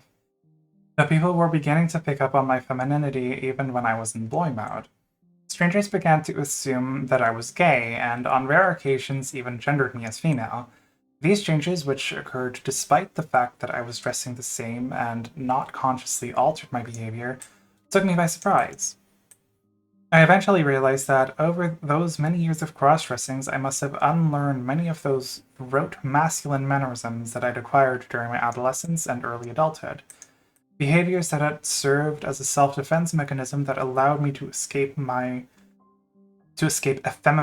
derision.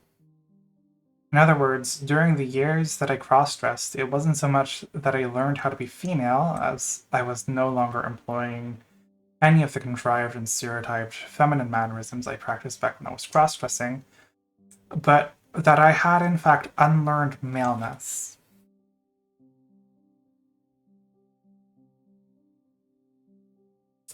Euphoria tolerance. That would suck so bad, actually. Yeah. I'm glad that isn't real. I'm glad estrogen isn't, like, drugs. If it were not for my years as a cross-dresser, I doubt that I would have been able to demystify femaleness and unlearn maleness to the point that I could live for several years as a feminine bi-gendered boy. An identity that preceded my decision to transition.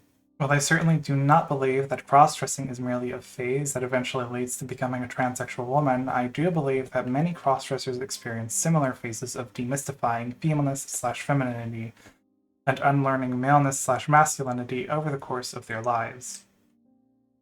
While cross-dressing may seem highly contrived to many outsiders, from an MTF perspective, it is an invaluable way to reconcile our female/feminine inclinations with our male/masculine bodies and socialization. It provides a way to allow parts of ourselves that we have been made to feel shame about, that we have learned to hide or repress, to show through and become integrated with the rest of our personalities. I should put on a skirt again. I should find that one skirt that probably doesn't fit me anymore. Getting accidentally she-heard IRL is awesome. Yummy snack. Oh fuck, oh fuck. My snack addiction. I think one more hit. Yummy Slurpee.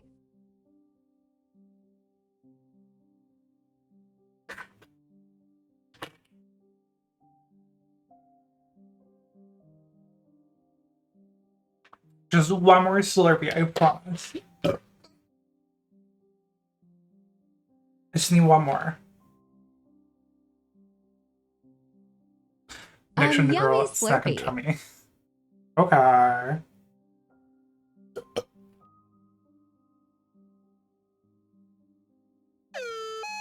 Oh fucking hell.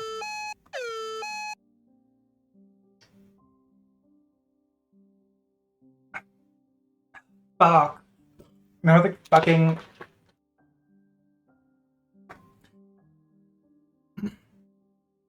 Mijn snackverslaving. Nederlander moment.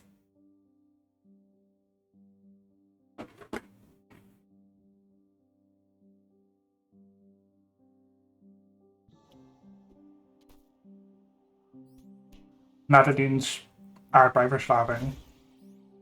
Fuck! Okay.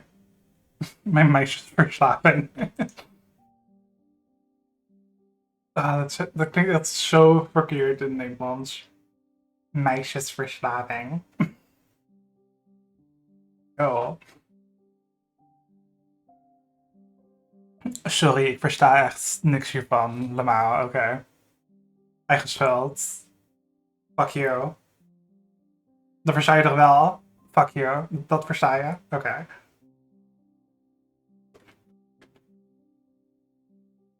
Normaal heb ik een regel dat met een Nederlander alert dat ik alles vertaal wat ik lees. Dat doe ik niet voor dit boek. Dat ga ik niet doen, sorry. Conversatie alleen voor ons. Kom hier vaker.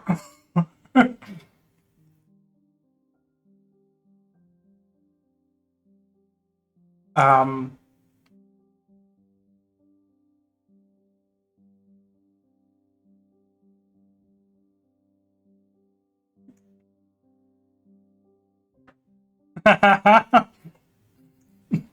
is niet wat ik zei. Dat is niet wat dat betekent.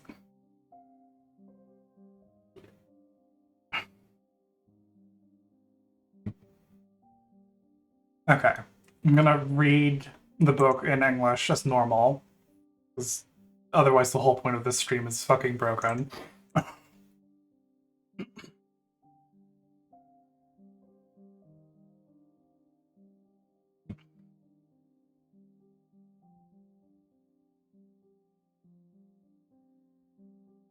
Rethinking male privilege.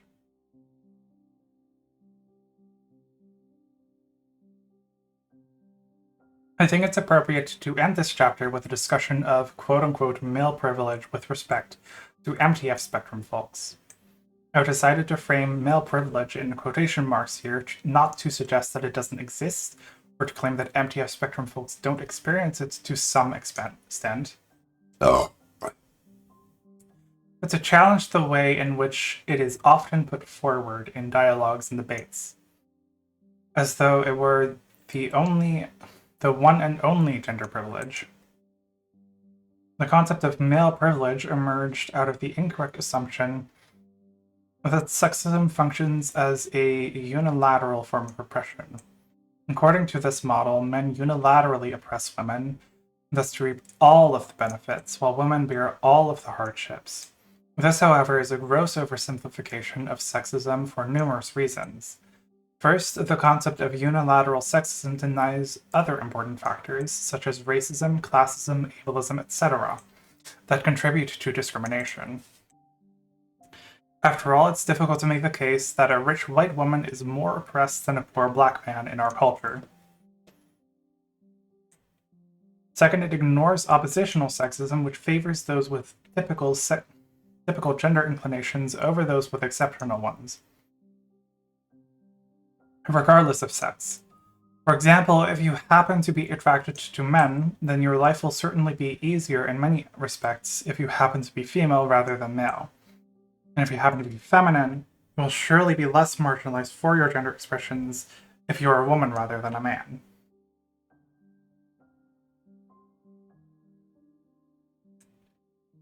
While some cis-sexual women assume that men have a monopoly on gender privilege, this is not the case. Many trans men have written at length about both the male privilege they gained post-transition, as well as the numerous ways their lives have become more difficult, complex, or even dangerous once they were regularly perceived as male. Their comments have been echoed by Nora Vincent, a cis-sexual woman who spent over a year and a half socially quote-unquote passing as a man as a part of an investigative journalism product. And surely no other reasons. These perspectives, all of which come from people who were born and socialized female, help demonstrate how oppositional sexism ensures that both maleness and femaleness come with their own very different sets of privileges, restrictions, expectations, and assumptions.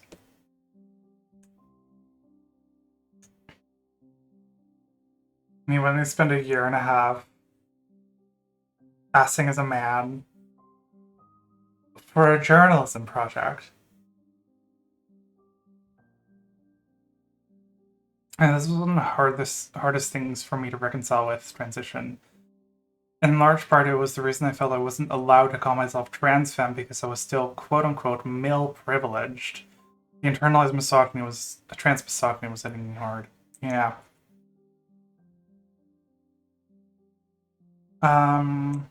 Gaining.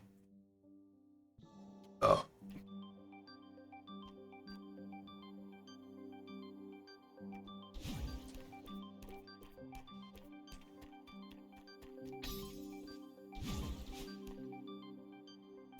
I'm giving up on strawberry.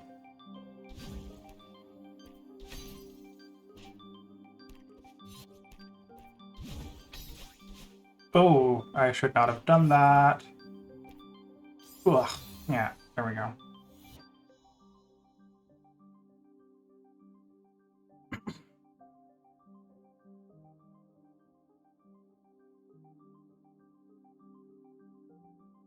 The concept of male privilege not only ignores oppositional sexism, it assumes that women are the sole targets of traditional sexism. While those who live full-time as women surely bear the brunt of traditional sexism, female and feminine-inclined male-bodied people are also clearly targeted by this form of sexism, as is evident in our culture's rampant femimania. Sisalik and Julian Serano has written about this, but I haven't read that work yet. We would rarely ever say closeted gay men will be benefiting from straight privilege before they came out. Yeah. They could pass as straight, right? Right. Like they could pass as straight, but that doesn't mean that they necessarily bear all of the privileges, because they only get that privilege for so long as they suppress and internalize homophobia, right? Internalizing that homophobia, it's just like so much harm to yourself. Like it's not black and white, but also it serves primarily as a rhetoric way to shut down trans women rather than genuinely engaging them.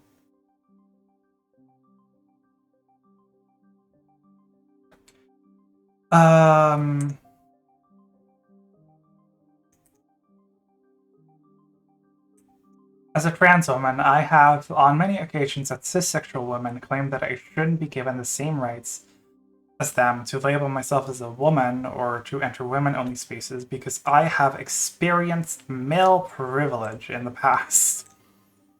This claim always strikes me as odd. After all, unlike them, I have actually experienced having others treat me as both male and female at different points in my life. One could easily make the case that transsexuals are uniquely positioned to give first-hand accounts of what exactly male privilege is or isn't. As I've discussed at various points throughout this book, there are many male privileges that I received prior to my transition. I was generally taken more seriously, given more space, and harassed far less. Perhaps there are additional male privileges that exist which were regularly denied to me because I was rather unmasculine and at times downright feminine guy. In any case, as a female and feminine identified person, I find that the male privileges I have lost since transitioning, while significant, do not compare to the privileges that I've gained from finally having my subconscious and physical sexes aligned, and from being able to live as openly female.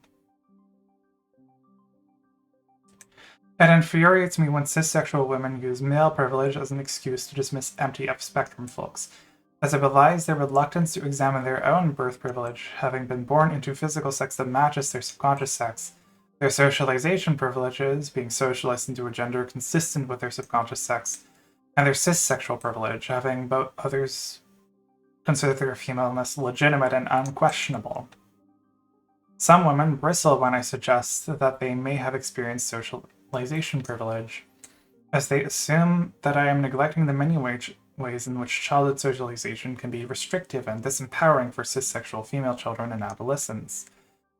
My intention in bringing up the notion of socialization privileges is not to dismiss the obstacles faced by cissexual girls, but to highlight the very different yet significant gender disadvantages faced by empty spectrum children.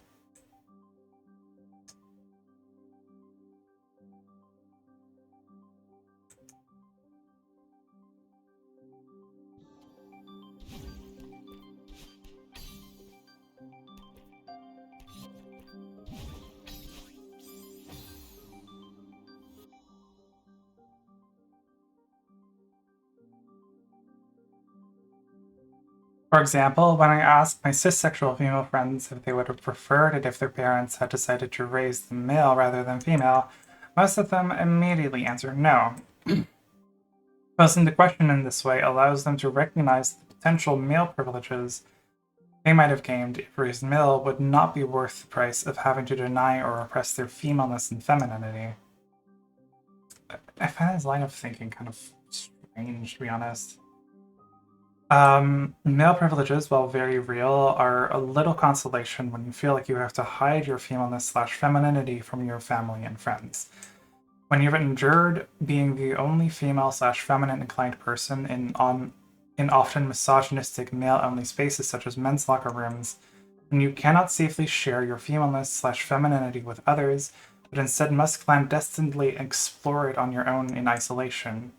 When you're unable to simply be female/feminine without having others accuse you of emulating women or merely being effeminate.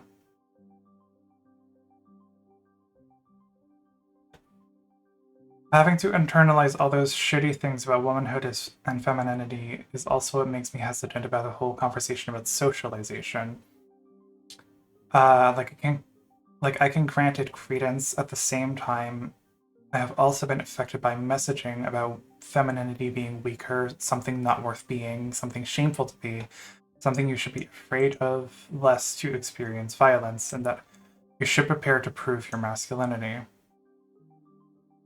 And I don't mean to speak definitively on it. I don't have final opinions on it yet. It's just like, I definitely think trans people respond differently to socialization than cis people, which I do think is fairly uncontroversial if you're not a turf. Lol. Yeah, I think that's kind of what this is getting at, right? Like, if you are, for example, a trans woman, you have been socialized and raised as a boy to internalize a lot of misogynistic concepts that keep you from transitioning, right? And while there is a certain kind of like male privilege that you can theoretically gain from just suppressing all of that, sticking your head up, and continuing to be masculine, it requires you to like have internalized misogyny about yourself and your own behaviors, right? So to suggest that like trans women have experienced male privilege is like,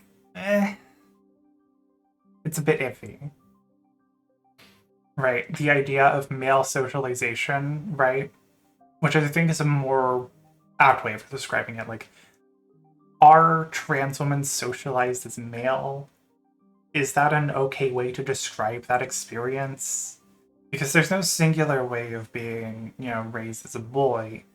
You can be praised for being like masculine as a boy, and you can also have a constant history of being shut down for expressing femininity. And if that's your whole childhood,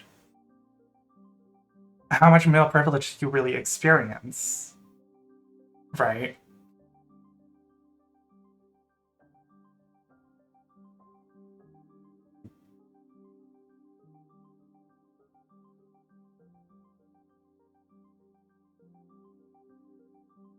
I'm not trying to make the case here that MTF spectrum folks are quote-unquote more oppressed than cis-sexual men, as playing the more oppressed than thou card serves no purpose other than narcissism.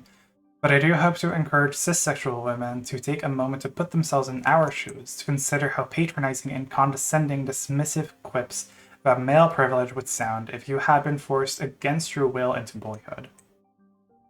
As someone who spent my childhood desperately wishing that I could be a girl rather than a boy, and who, as an adult, considers it a privilege to finally have the opportunity to live in the world as a woman rather than as a man, I find those attempts to undermine trans women's femaleness by decrying male privilege hollow and grass.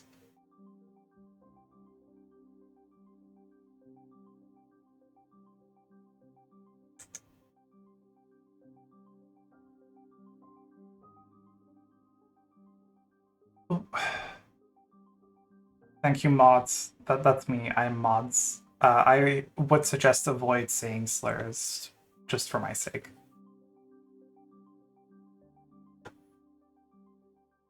To be more harsh on it being whipped into shape for being too faggoty is like hard to describe as privilege. Yeah. Yeah. Yeah.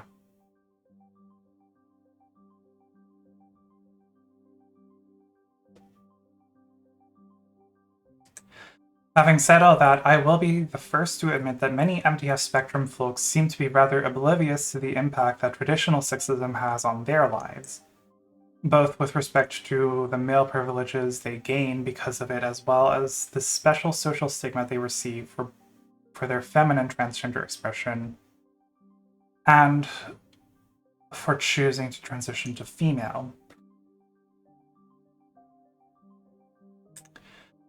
Personally, it was only after I began living full-time as a woman, experiencing firsthand all of the inferior and negative assumptions that others projected onto me because of my femaleness, that I began to make a connection between traditional sexism and the discrimination that I faced because of the specific direction of my transition and transgender expression.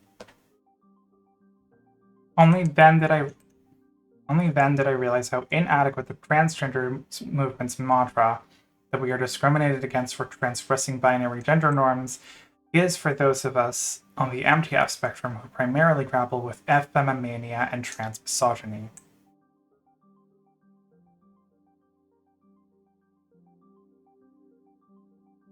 Don't worry too much about it. You didn't know. I don't necessarily enforce rules about this stuff very clearly, I feel like. Because it usually never comes up.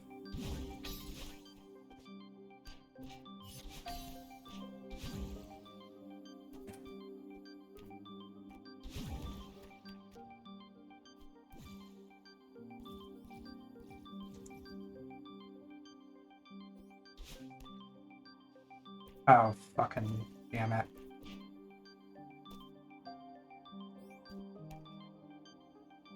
Oh. Yeah.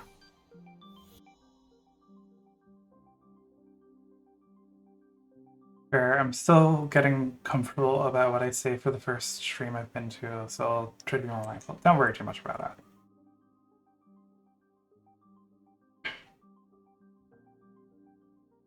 Like, I try to avoid saying things I would consider to be slurs in the book, but sometimes I slip up. It's not a big deal.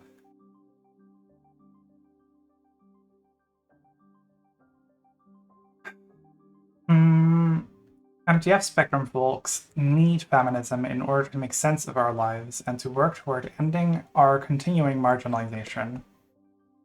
Unfortunately, many cissexual feminists seem to fear that MTF spectrum inclusion within feminism might dilute, distract, or undercut a movement that has historically centered itself on the struggles and issues of cissexual women. Typically, such fears arise from the assumption that we cannot work together because we supposedly have different goals, or that we are unable to relate to one another's experience. I believe this is a red herring. After all, many lesbian women who typically do not have to deal with the issue of unwanted pregnancy work hard for and are committed to protecting the availability of birth control and a woman's right to choose. Similarly, a woman doesn't necessarily have to be a survivor of sexual or physical assault herself to do crucial work in domestic violence shelter or a rape crisis center. What truly unites feminists is not a shared history, as we each bring a unique set of life experiences to the table, but our shared commitment to fighting against the devaluation of femaleness and femininity in our society and the double standards that are placed onto both sexes. In this respect, cissexual female and MTF spectrum feminists do have a lot in common. It's not just that MTF spectrum folks need feminism, but that feminism needs to embrace MTF experiences and perspectives. The fact that the lion's share of the anti-trans sentiment specifically targets those of us on the MTF spectrum indicates that we are marked, not for failing to conform to gender norms per se, but because we choose to be female or feminine. Feminism for feminism to ignore the society-wide femimania and transmisogyny we face is to allow one of the most pervasive forms of traditional sexism to go unchecked. Indeed, for feminists to continue to dismiss effemimania solely because it targets those who are male-bodied is particularly short-sighted. After all, as previously mentioned, much of the sexist behavior exhibited by cissexual men arises directly out of being forced to disavow and mystify femininity from an early age. In this respect, MTF Spectrum folks can provide feminism with crucial insight into the workings of effemimania and other strategies to potentially challenge it. Additionally, those of us who transition to female can provide first-hand accounts of the very different ways that women and men are treated in the world. A perspective that is especially relevant today, given how common it is for people to naively claim that we as a society have transcended sexism and moved into a post-feminist era. Wow.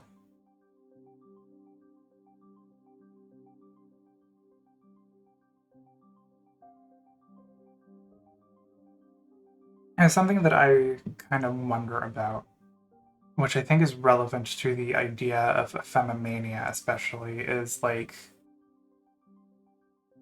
transgender men who still choose to, dress and appear feminine in a lot of ways, right? I think you could make an argument that feminine trans men are impacted by effemimania, at least, right? Not necessarily transmisogyny, but effemimania is sort of a weird offshoot of that. At least from within the trans community. Because my god, almost every single time I hear people dunking on trans men, it's dunking specifically on trans men who exhibit feminine traits, either in their appearance, in their behavior, or in their bodies, right? And I do feel like that has something to do with the femimania.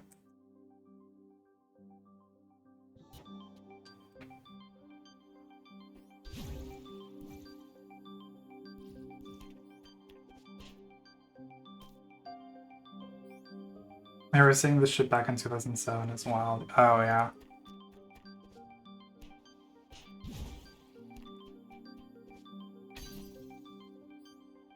The whole trender BS. Oh my god. The idea of trans trenders. I feel like that's a slightly older discourse, but effemimania is like explicitly an umbrella term to include male crossdressers and not just trans femmes. So like, yeah, like effemimania is specifically the idea that like femininity in men is hyper stigmatized, right? Considering the trans men are men, and that a lot of trans men are socially punished for exhibiting feminine traits, even and especially by other trans men, could you describe that as effemimania?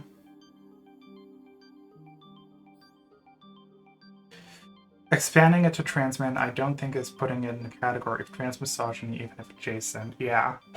Like, is effemimania a function of transmisogyny? Absolutely. It's part of transmisogyny. It's what makes transmisogyny so fucking potent.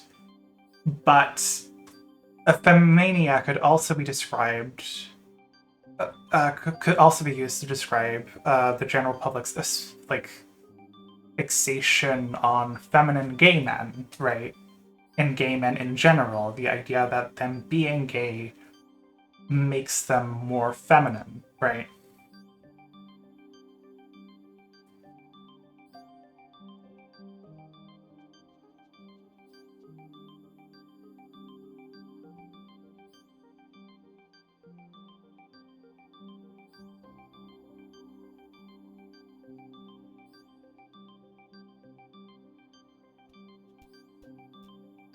I don't know. Julia Serano doesn't make that connection herself, but I think that's worth, I don't know, thinking about it.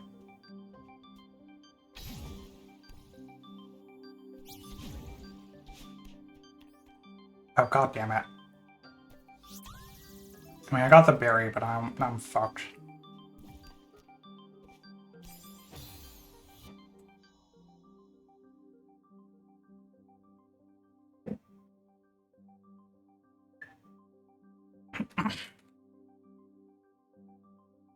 Devaluing lesser manhood and denying it being manhood at all for incorporating femininity, that does sound like femimania, as well as degendering and or regendering depending. There's a good Talia bot quote I feel out here. I don't think I've heard of that person.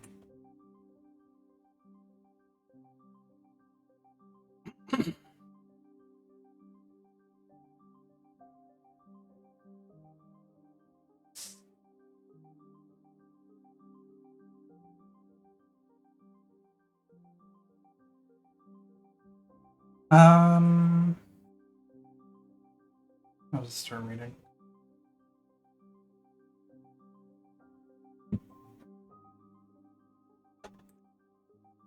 But perhaps most of all, what MTF spectrum trans people can offer feminism is a very different and far more empowering perspective of femininity. She's a mildly controversial trans feminist writer, but I find value in the writings of hers I read. I've never heard of her, I don't think. Over the years, many feminists have argued that femininity undermines women, or that it's purposefully designed to subordinate women to men. Such a view no doubt stems from the experiences of those women who have felt that the expectation of femininity has been forced upon them against their will. But those of us on the MTS spectrum who have had the reciprocal experience of inexplicably being inclined or compelled to express femininity that we are taught to avoid or repress, cannot so easily dismiss femininity as an artifice whose sole purpose is to devalue or disempower women.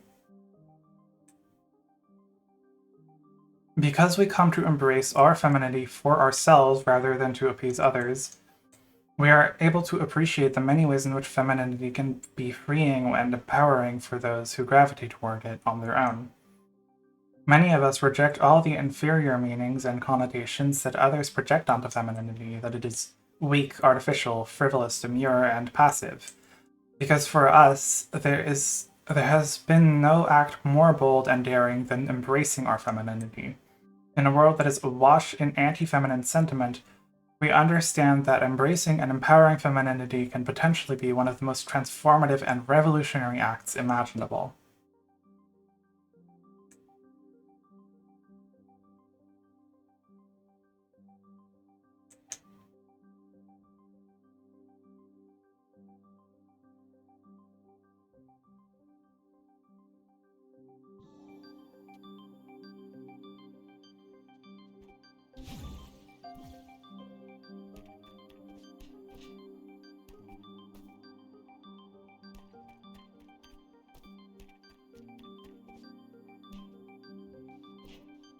What? Why didn't I grab it? Oh my god.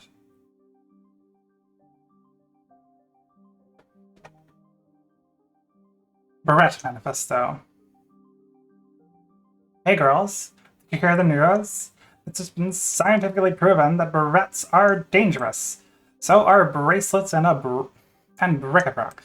It's a fact, and don't be fooled by the thick-necked macho men who pretend that girl stuff is boring or frivolous, because that's just an act.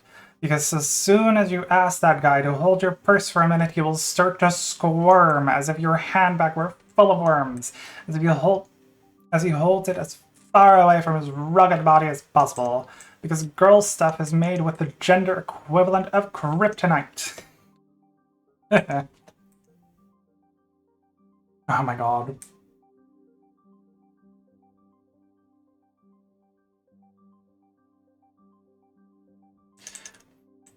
That's right, just watch fathers in Sanrio's stories standing like petrified trees, like deer caught in Hello Kitty's headlights, or teenage boys buying their girlfriend's flowers, acting as disinterested and possible as they ask the floor for a dozen whatevers.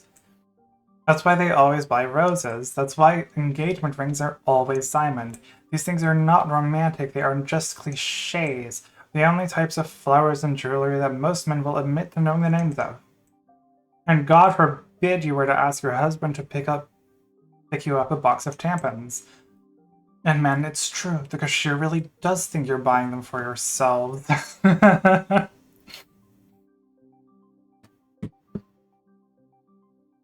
Girl stuff is dangerous.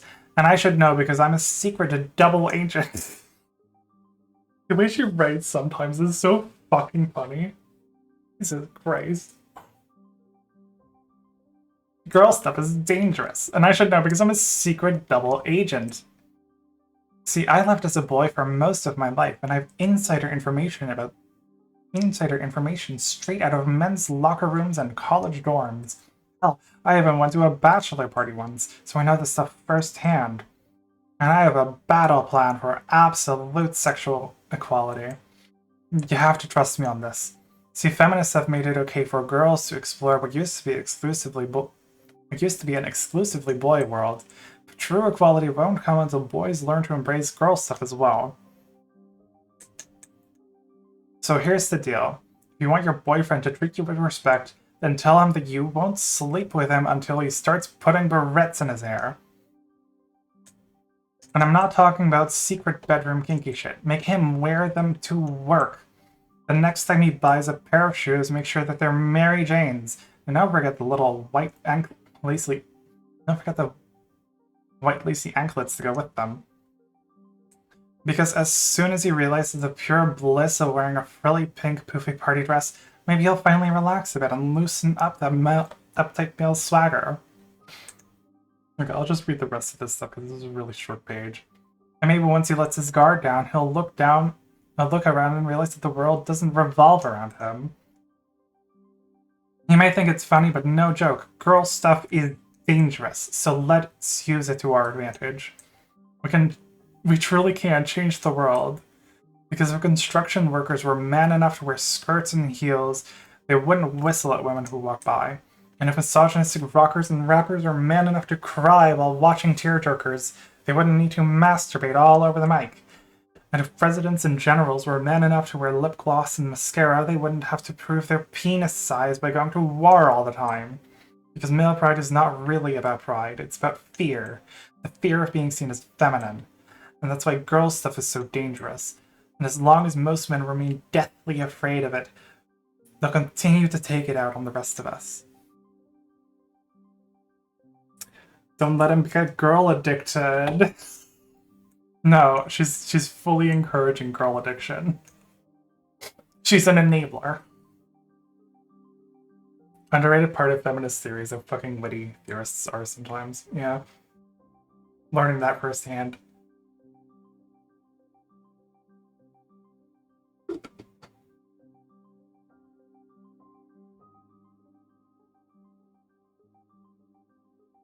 Yeah, I think I tend to agree, like, most men act masculine not because they act masculine because they're terrified that someone might think they're feminine.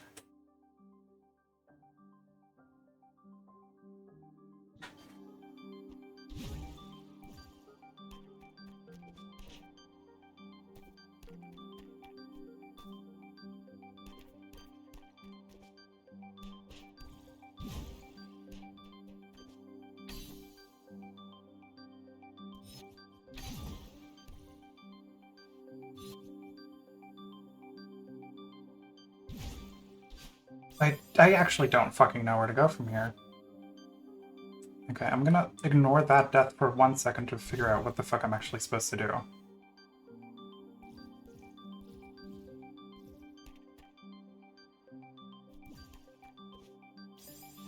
Okay, 2 deaths. Fucking... Okay, whatever.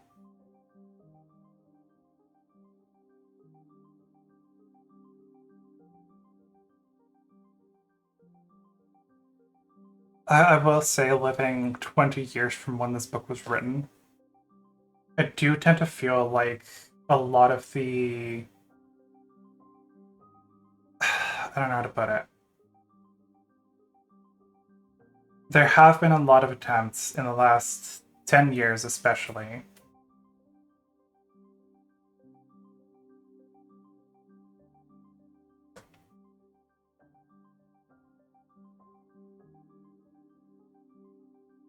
But, like, what off-puts me so much about attempts to like encourage boys to participate in things like singing, crying, empathy, but, like reframing it as masculine the whole time. I don't know. I feel like living now in the mid 2020s, we've had about 10 years or so of boys being encouraged to do girl stuff, like showing their emotions, singing, crying, especially, etc. Right? A lot of that has been subsumed under basically trying to find like a new positive version of masculinity. I don't buy it. I don't think that's helpful. Yeah, it's kind of like you say, like it's about encouraging boys to participate in feminine things by like asserting that they're actually boy things, and it's like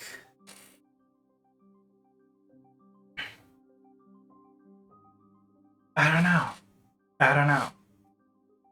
That's the only thing that's really been accomplished is that it's like somewhat normalized for boys to wear moisturizers and shit. That's about it. There's hygiene products, that's about it.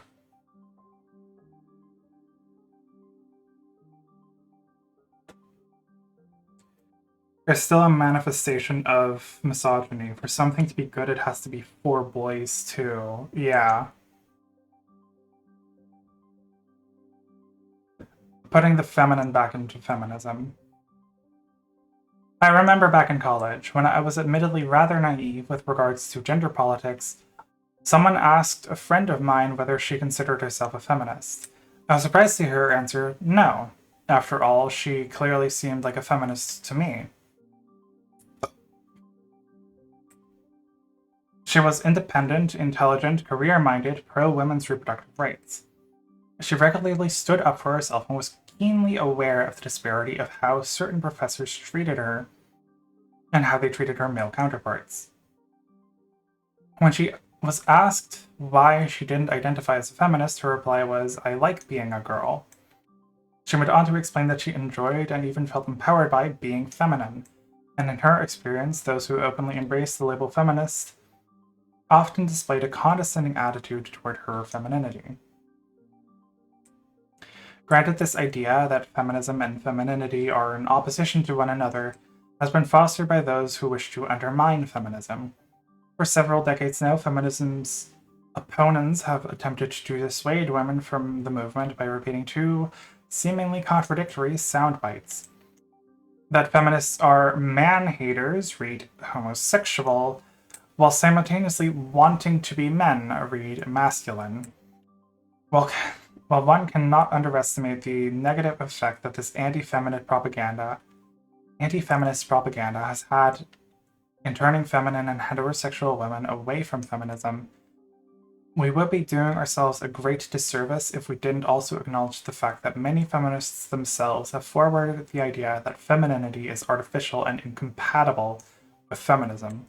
This anti-femininity tendency may represent the feminist movement's single greatest tactical error. It is time we rectify this mistake by purposefully putting the feminine back into feminism. Origins of femininity. Before we can engage in an in-depth discussion about femininity, we must first accurately define the word. In its broadest sense, femininity refers to the behaviors, mannerisms, interests, and ways of presenting oneself that are typically associated with those who are female. Thus, the first thing we must acknowledge is that femininity is a collection of heterogeneous traits.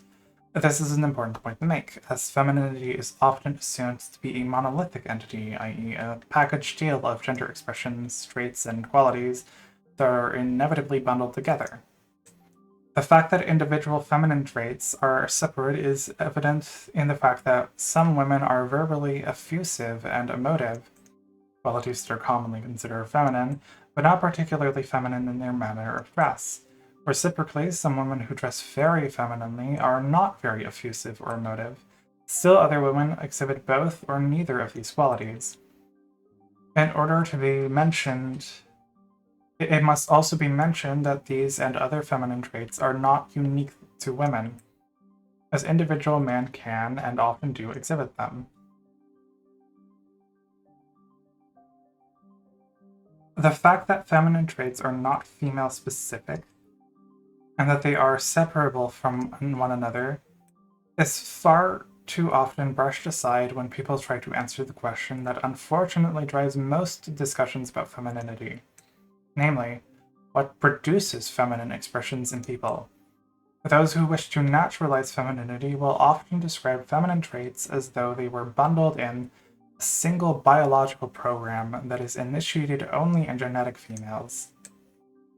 Such claims gloss over the many people who have exceptional gender expressions, i.e., feminine traits in males and masculine traits in females, in order to fully subsume femininity within femaleness.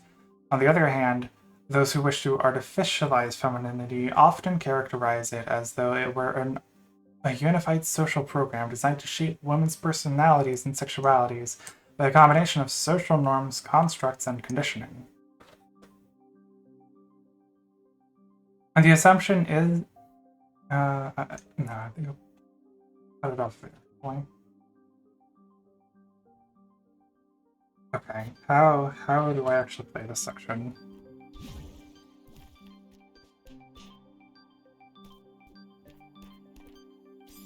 Not like that. Not like that.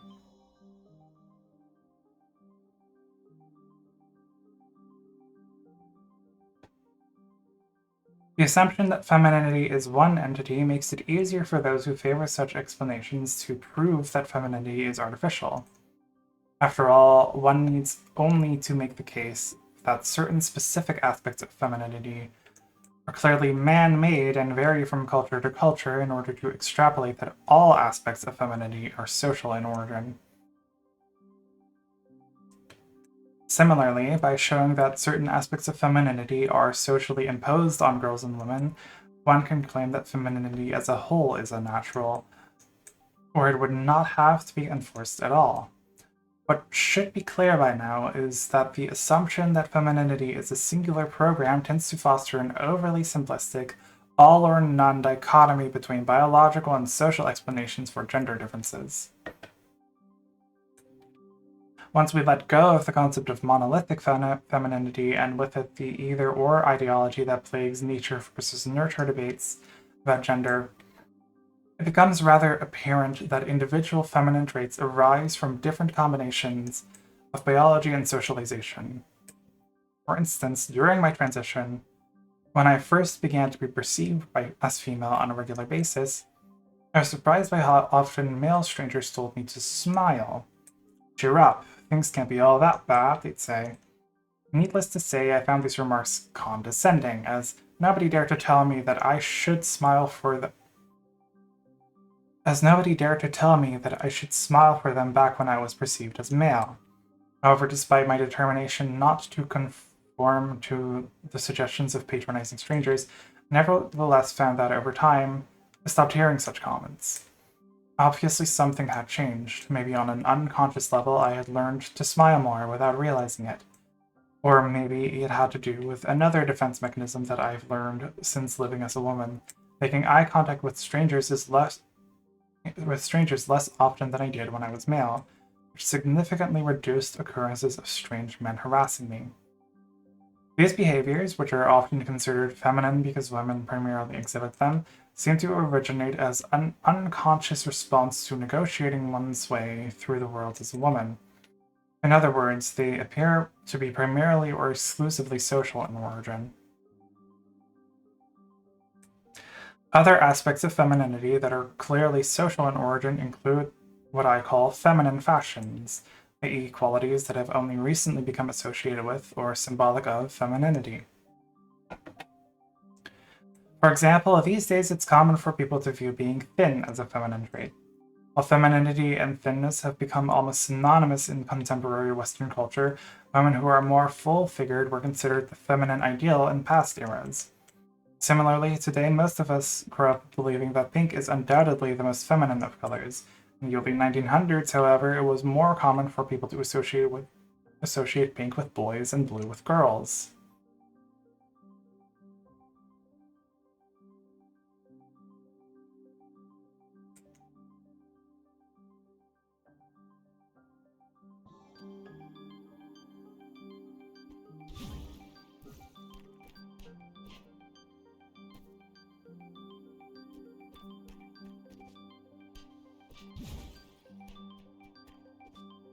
Cool. Oh my god.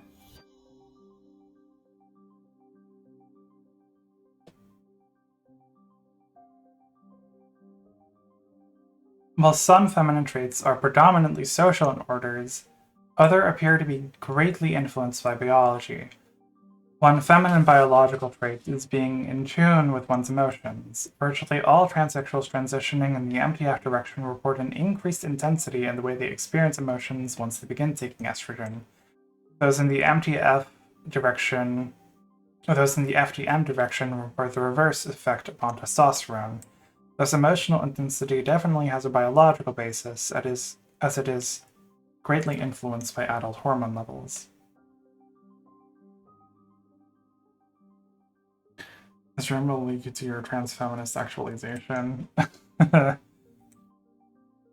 Of course, feminine traits that arise from our adult hormonal makeup are relatively easy to categorize as biological, as one can experience the corresponding changes firsthand via hormone therapy.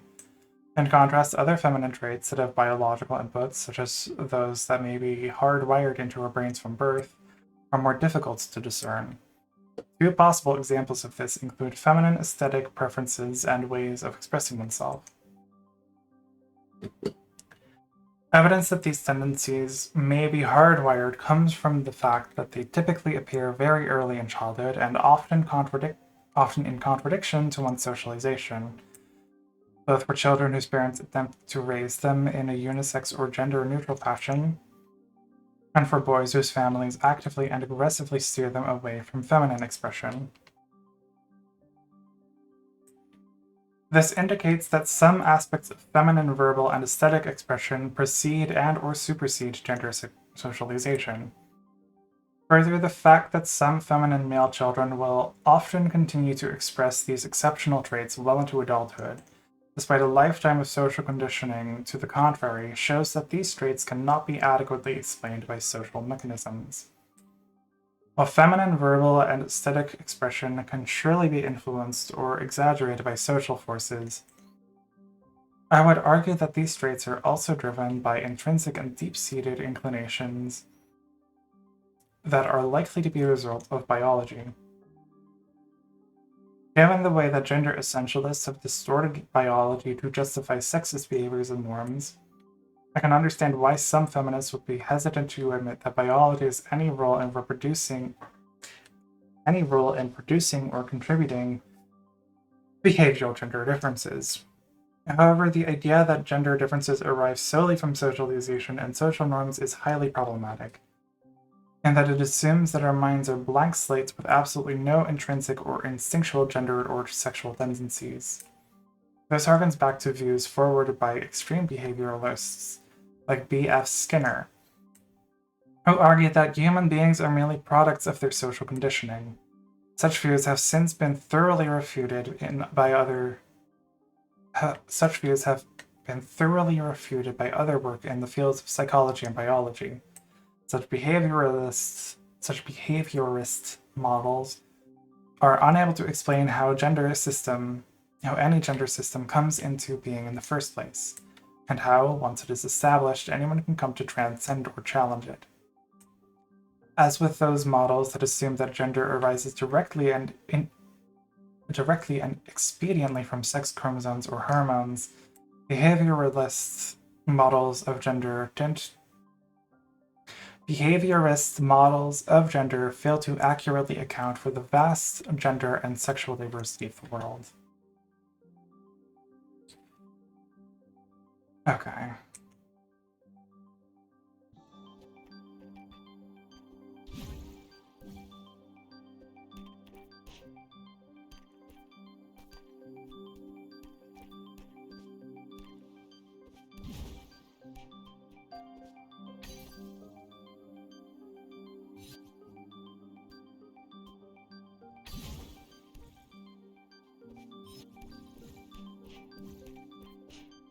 Oh, I got it, I think. I don't got it.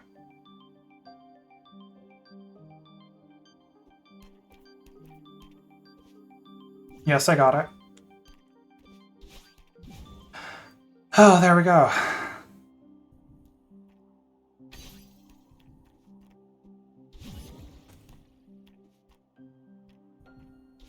Oh, damn it.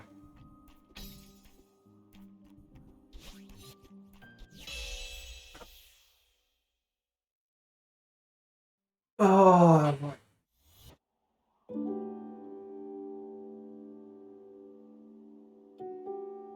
Oh.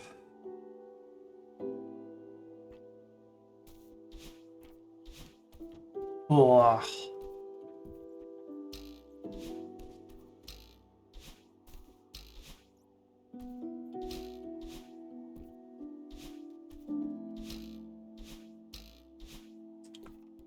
Now I can play basically any other stage that I want. If I'm doing it just in difficulty order. Not that one, though. That one sucks. I'm sorry. I really don't like that level. Yummy Slurpee. Yay!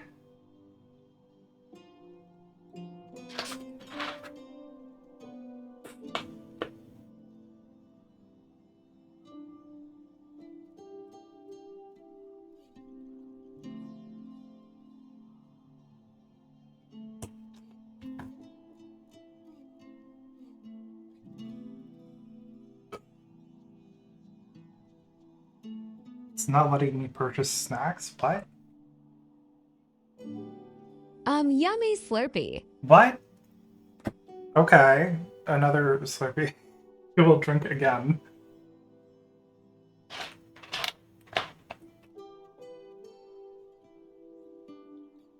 Yummy Snack.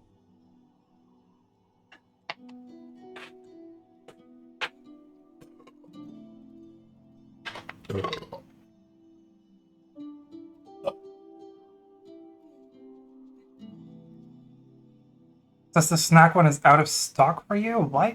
Did I put like a limiter on that? It's weird. Oh, Jesus.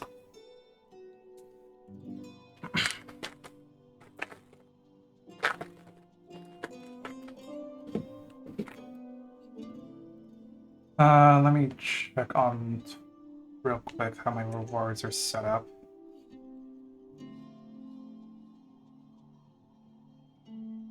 I should eat the knockoff Pop-Tarts we have in the pantry. Oh, fuck yeah.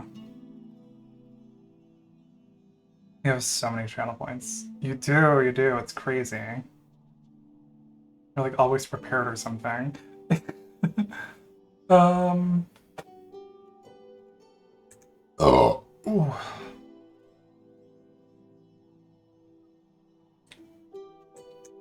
Power-ups and channel points. There we go.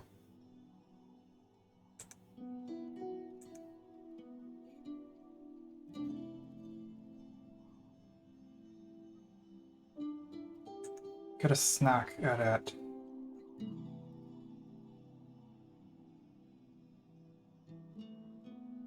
There should not be a limit how many snacks you can feed me.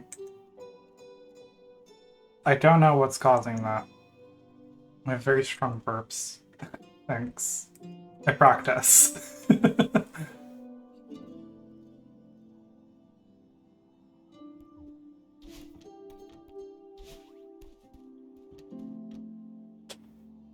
It's because I'm chugging soda.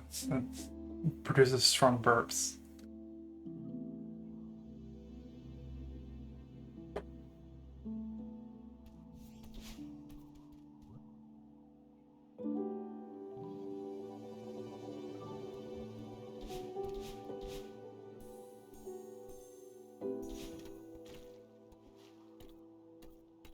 I remember that one being really difficult.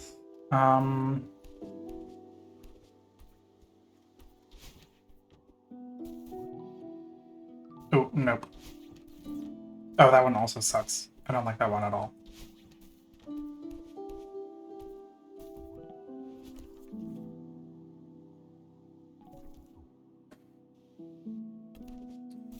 I think I will do this one. The singularity. Burping with soda for me is like a roulette on if it will be painful or not. Ooh, that sounds bad. I just think burping is sexy.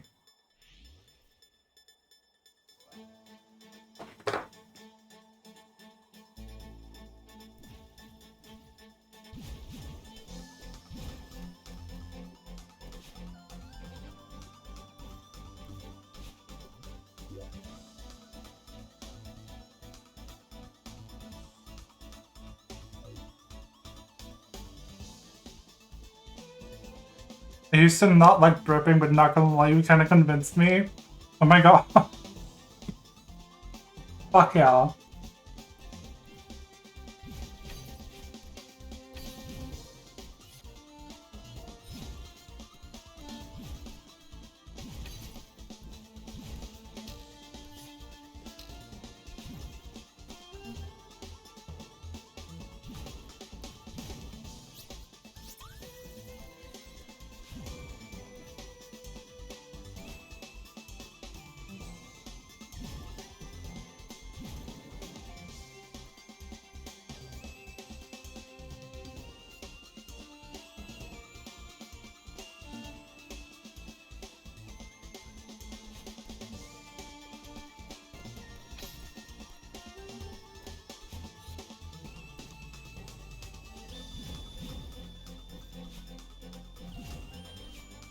My cute fatness.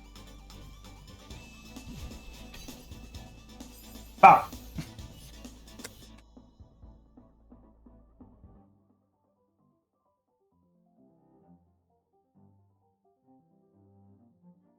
Maybe you should have a burp emote. Okay.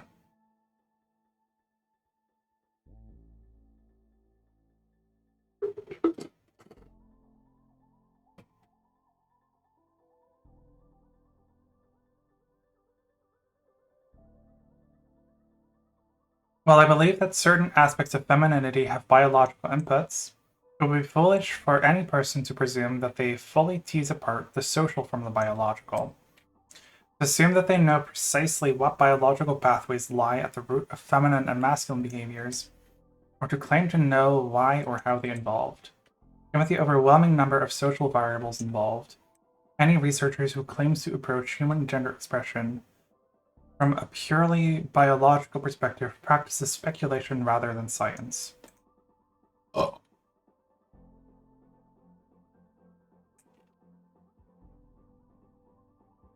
Furthermore, I reject the sophomoric biological models of gender that are often proposed in pop psychologic and pop science. Pop psychologic?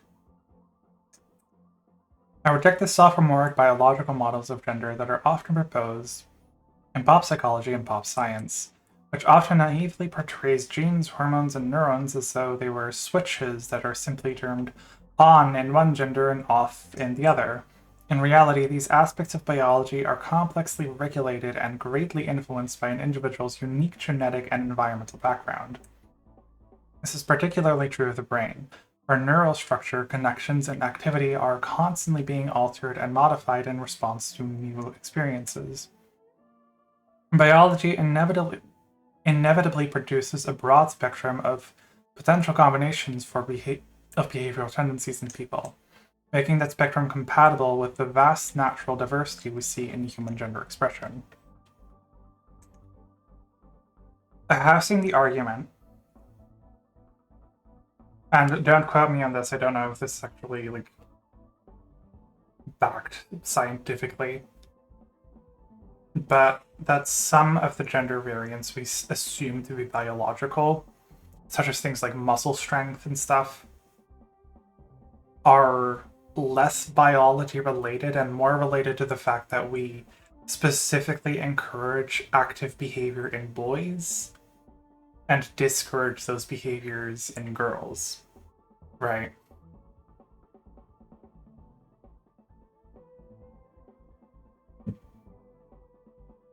And this is then also reflected in dietary advice that we give to women and shit like that, you know?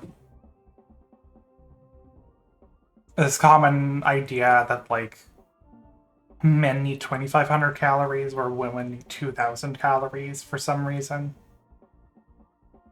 I mean, some of it might be based on the idea that women are typically like not as tall. I've heard this also, but it's not something I've read about. Yeah. I don't know. I feel like sexism tends to just exaggerate biological differences um, in men and women in a way that then comes to further exaggerate actual real biological differences between men and women based on how we tell men and women to act differently and eat differently, right? Like even this idea that like meat is this masculine food is fucking can be traced back to like food advertising in the early 20th century. I don't know. I tend to not give too much weight to the idea that biology has that much sway on gender.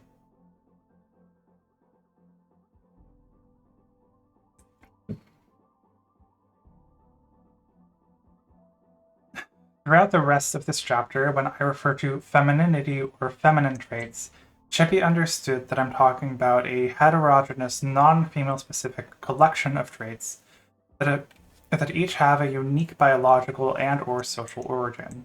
In fact, the only quality that all feminine traits share is that they all tend to be associated with women, albeit not exclusive to them. This point becomes highly relevant once we begin to consider how people interpret feminine traits. Indeed, the ongoing and hotly contested debates over whether femininity and masculinity are biological or social in origin have, in my view, served primarily as a distraction from a far more pertinent issue. Namely, what meanings, symbolism, and connotations do we assign to gender expressions?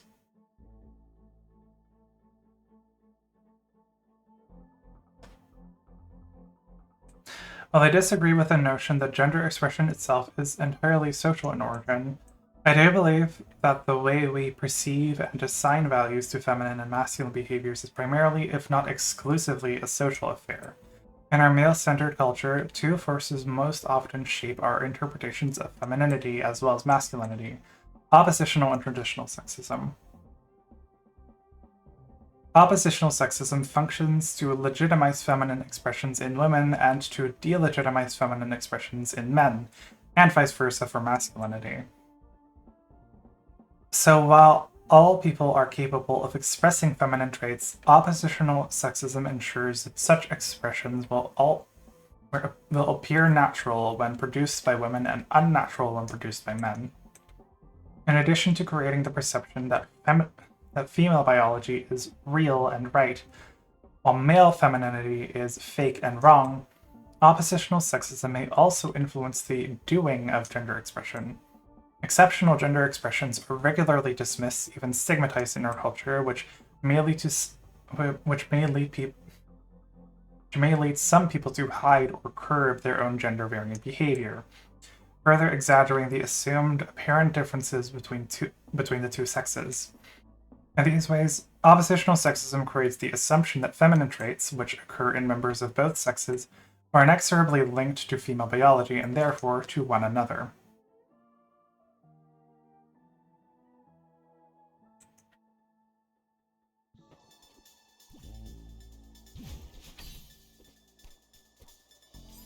Oh my god.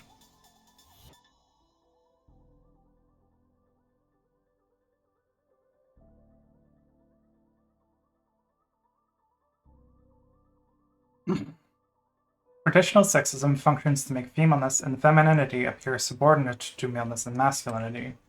This is accomplished in a number of ways. Hello, Kako.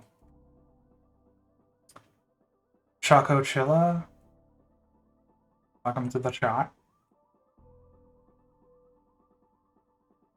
This is accompanied. Fucking damn it. This is accomplished in a number of ways. For example, female and feminine attributes are regularly assigned negative connotations and meanings in our society. An example of this is the way that being in touch with and expressing one's emotions is regularly derided in our society. But this trait has virtually nothing to do with one's ability to reason or to think logically in the public mind. Being emotional has become synonymous with being irrational. Another example is that certain pursuits and interests that are considered feminine, such as gossiping or decorating, are often characterized as frivolous, while male preoccupations, given those that serve solely recreational functions such as sports, generally escape such frivolization.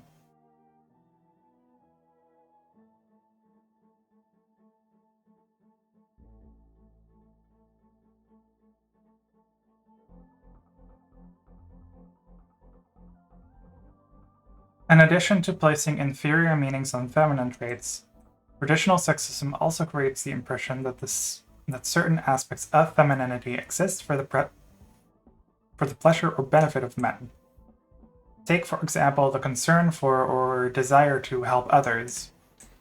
While those who have this quality of empathy or altruism often express it toward all types of beings, i.e., children, adults, strangers, and friends, animals, and humans, it is often recast in women as a maternal, nurturing quality that is meant to be directed primarily towards one's family.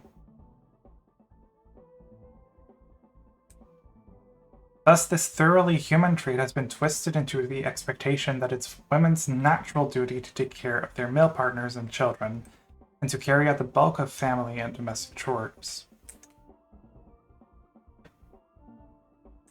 Another example of this phenomenon is the way that feminine self-presentation is often framed as though it solely exists to entice or attract men. This assumption denies any possibility that those who are feminine might wish to adorn themselves for their own benefit or pleasure. After all, feminine self-presentation tends to highly correlate with a more general desire to surround oneself with beautiful or aesthetically pleasing objects and materials, whether in decorating one's home or adorning one's body. The idea that this trait exists primarily to pique men's interest seems unlikely to me, as most straight men I know seem rather disinterested in the way their homes are decorated, and often are completely oblivious when their female partners don new outfits or hairstyles.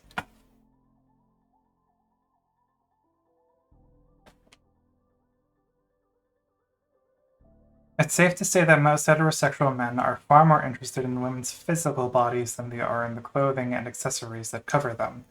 The idea that feminine self-presentation exists primarily to attract heterosexual men is further undermined by the fact that femdykes dress in a feminine manner despite their disinterest in attracting men.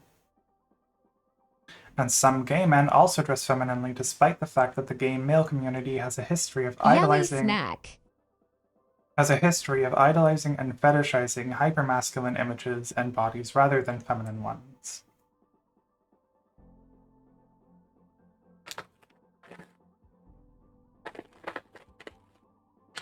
Yummy Slurpee. Okay. Yay, drinks, snacks, yummy.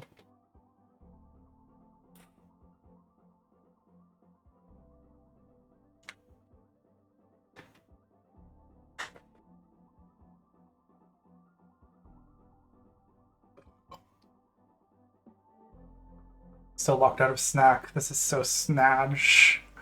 I really don't know what's causing that.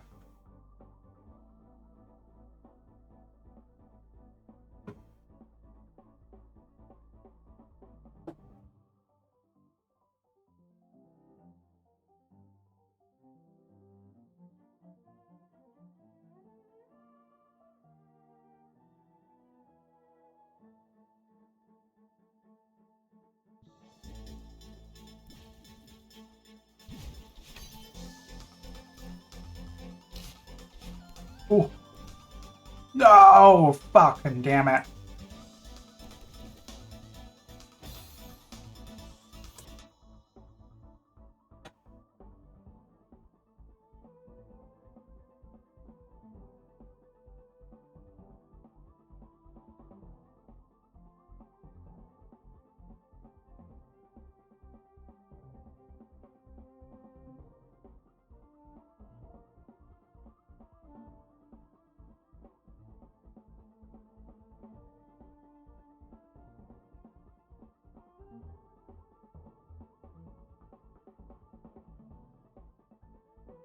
a little bit.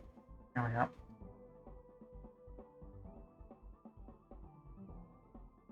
Okay.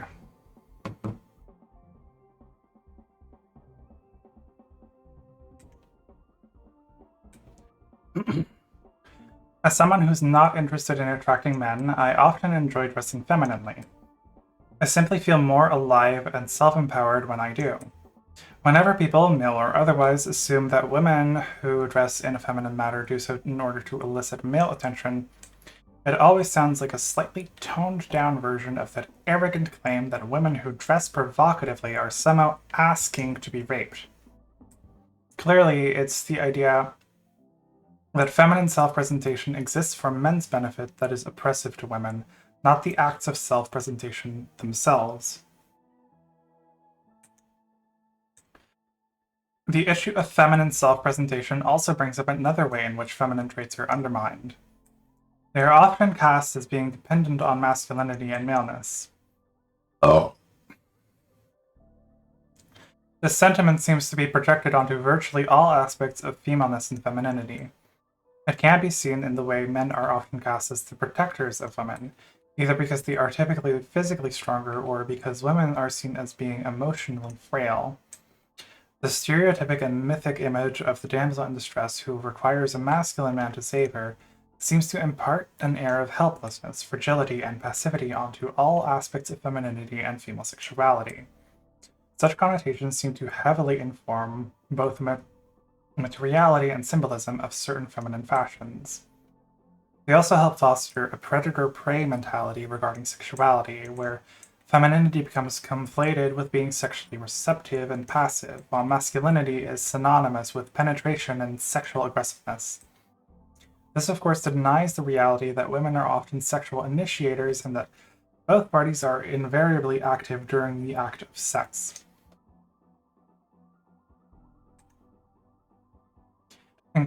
Indeed, the fact that helplessness, fragility, and passivity are merely meanings projected onto female bodies and feminine expressions rather than qualities that are built into femaleness and femininity becomes obvious when we imagine what would happen if, instead of centering our beliefs about heterosexual sex and around the idea that the man penetrates the woman, we were to say that the woman's vagina consumes the man's penis.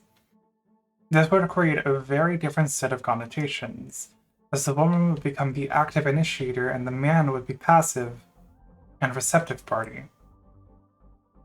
One can easily see how this would lead to men and masculinity being seen as dependent on and existing for the benefit of femaleness and femininity. Similarly, if we thought about feminine traits of being fairly effusive and emotive not as signs of insecurity or dependence, but as bold acts of self-expression, then the masculine ideal of the strong and silent type might suddenly seem timid and insecure by comparison. Oh, wow. Consumed by the vagina. Vor. The mistaken belief that femininity is inherently helpless, fragile, dependent, irrational, frivolous, and so on gives rise to the commonplace assumption that those who express femininity are not to be taken seriously and cannot be seen as legitimate authority figures. While such assumptions regularly undermine feminine people of both sexes, they often have a greater net effect on women, because traditional sexism targets female bodies as well as feminine expression. And because traditional and oppositional sexism act together to put women in a double bind. If a woman acts feminine, she will be delegitimized by traditional sexism, and if she acts masculine, she will be delegitimized by oppositional sexism.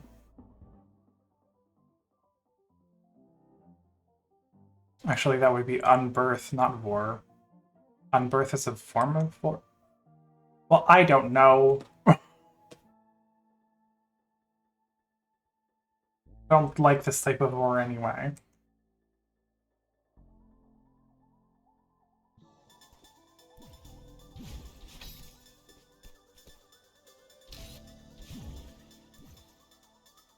Consult the experts for affinity, I guess. I don't know. Is that face like jiggling over there?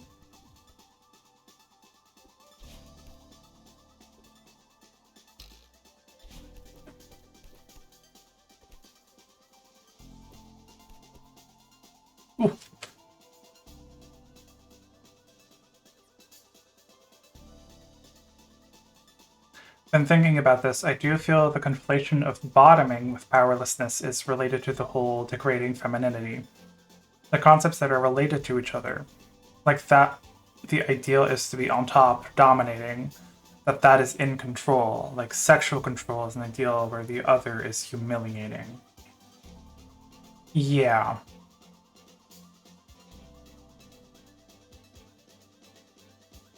Very much so, yeah. Like, um there's this idea that like bottoming is more gay than topping, like giving is less gay than receiving, right?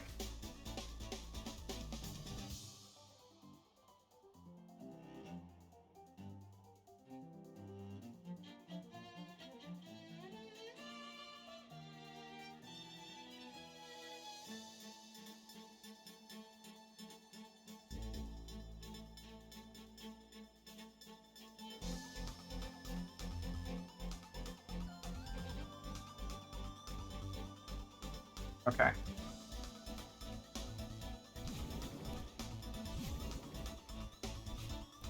Why is that little bump over there?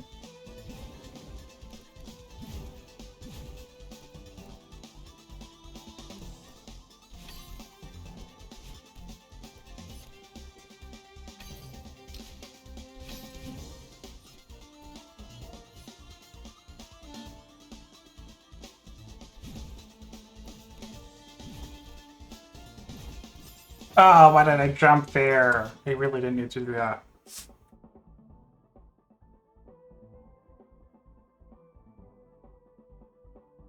Thinking about that like joke post where the dad was like, "How do I deal with the thought of my son getting railed by like a woman? My son won't actually have that happen. He is going to be dominating men, and it's going to be the most masculine thing ever."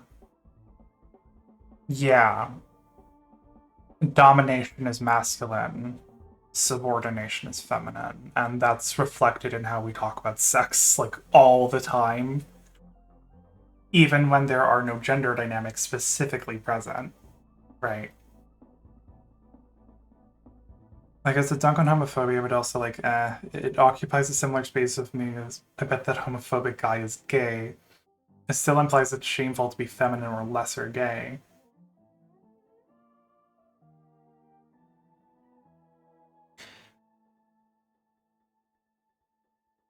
The bit where it said the stoic, silent male archetype can be framed as like awkward and quiet was kinda hot.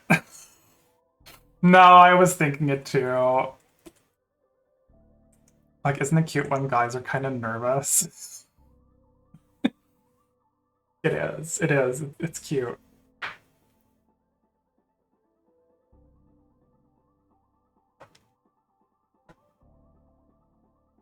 Ah, wow, wow, wow.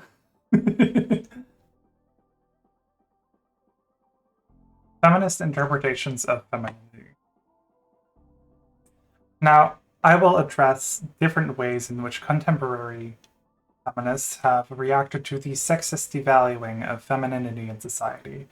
For the purposes of this discussion, I will focus on two broad trends in feminism, which I call unilateral feminism and deconstructive feminism. By focusing on only these two general trends, it is not my intention to erase the significant differences that distinguish the individual branches of feminism that together gave rise to these trends. Ooh. Guys who can't maintain eye contact for more than a few seconds. That's me. I do that.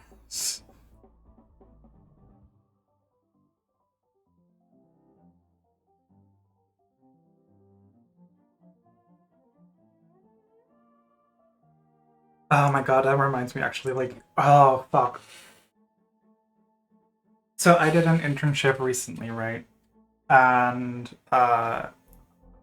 they gave me like a performance review of that type of thing, like about a month ago. And they talked to me about how I was this super awkward, socially confused thing that walked into their doorstep, and I was like, wow, really? Was it that fucking obvious? I didn't know that I came across like that. I thought I was doing great. I thought, okay, push through a little bit of awkwardness, but, that's normal for me. And the way they described that behavior of mine as like, oh my god, I am so not self-aware. Unrelated to internship, my stream is several seconds behind. I think that's normal. There's always going to be stream lag.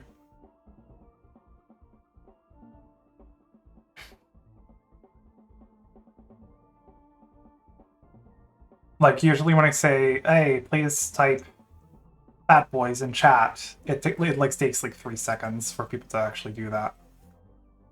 Sometimes longer. 1, 2, 3, 4, 5, 6, 7. Okay, nobody's typing fat boys in chat. Never mind. Nor is it to ignore other branches of feminism that fall outside of these trends. Rather, my main purpose for this categorization scheme is to illustrate two major tendencies in feminist perspectives on femininity. Okay, let's do this little test again. I will say go, and then you type fat boys in chat. And in the meantime, I will count how long that takes, okay? When I say go, you type fat boys in chat, and then I count, okay? Ready? Go! 1, 2, 3, 4, 5, 6, 7, 8. 8 seconds. 8 seconds.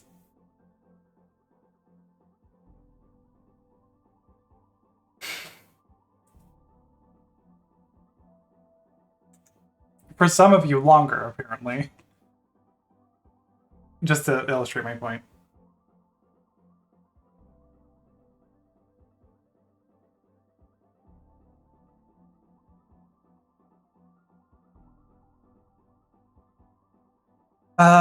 Okay, let's keep reading normally. Several of the most influential branches of feminism that arose around the 1960s and 70s may be described as falling under the umbrella of unilateral feminism, in that they viewed sexism as a straightforward matter of women being oppressed at the hands of men. One of the canonical writings of unilateral feminism is Betty Friedan's The Feminine Mystique, in which focuses on the malaise that affected many middle-class women during the 1950s and 60s as they gave up careers to become housewives and to raise families. Friedan co-opts Sigmund Freud's phrase "feminine mystique" to describe the popular belief at the time that women could only be happy if they fully immersed themselves in femininity. Friedan discusses femininity in relation to what she calls the housewife trap, the expectation that middle-class women should become full-time homemakers, a role she believed stifled women's emotional and intellectual growth. To make her case that femininity is a trap, rather than something many women naturally gravitate towards. Friedan spends much of the book discussing the ways in which companies, advertisers, the media, psychiatry, and others actively manipulate women into buying into feminine trappings. The Feminine Mystique was a rather narrowly focused book, and that it only dealt with issues that affected middle-class American women, and with those aspects of femininities that are associated with the housewife trap. But it helped reinforce a notion that would appear repeatedly throughout unilateral feminism, that femininity, or at least certain aspects of it, is an artificial, man-made ploy designed to hold women back from reaching their full potential.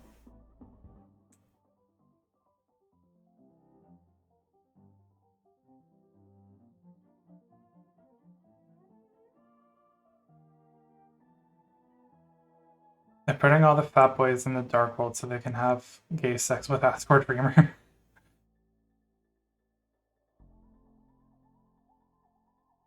You can turn off censorship in your settings. But I keep it on because it's funny. Okay.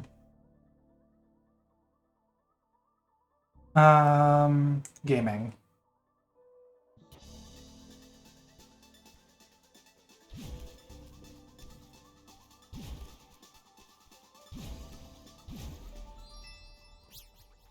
Yay!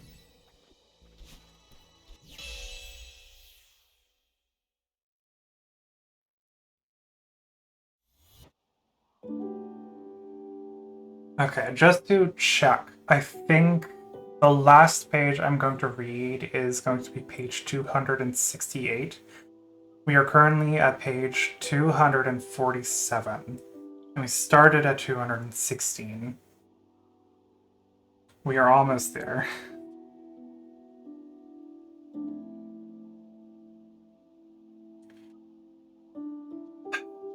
Okay.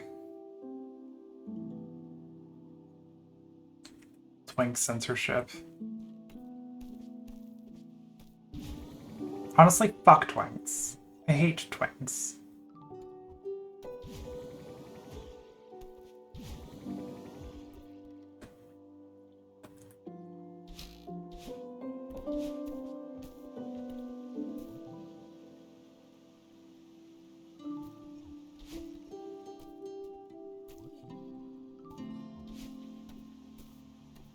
Oh, I think I have one specific stage that I like to play.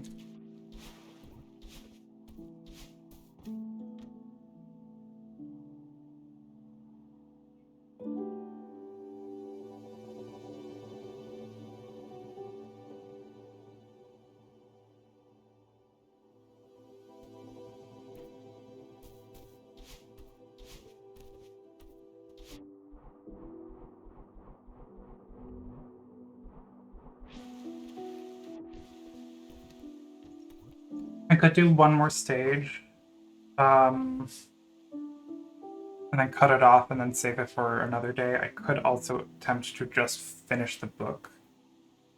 It is getting pretty late. We'll see. Let's go to the Temple of Kevin's. I really like this stage.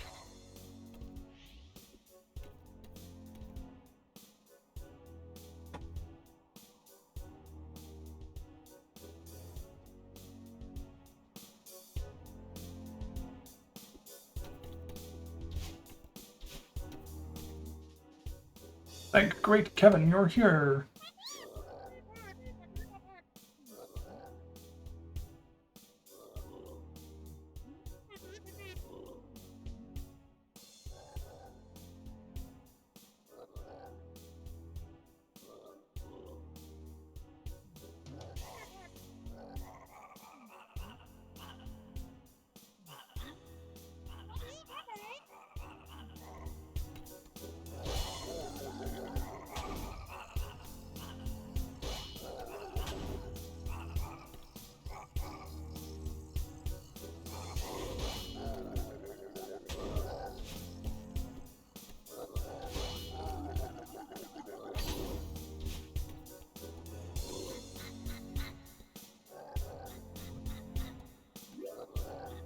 I think the only big criticism I have is it can be kind of hard to distinguish all the reds from one another visually.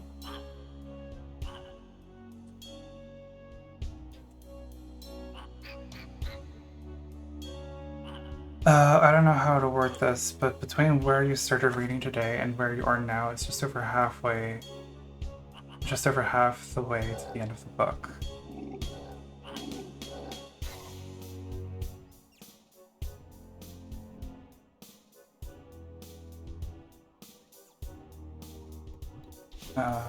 Sure. Okay.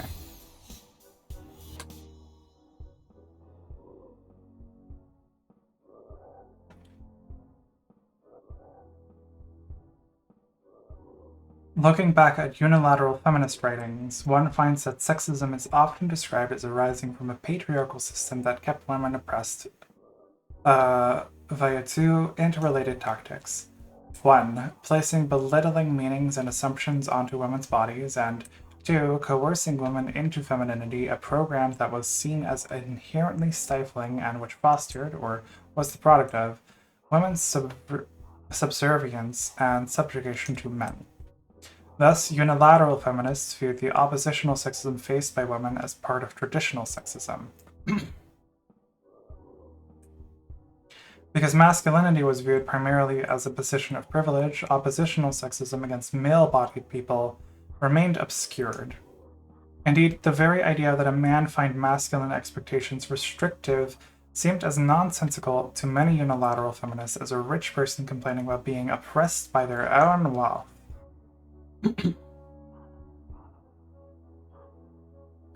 I could double the length of the stream depending on how often you die, of course. Okay.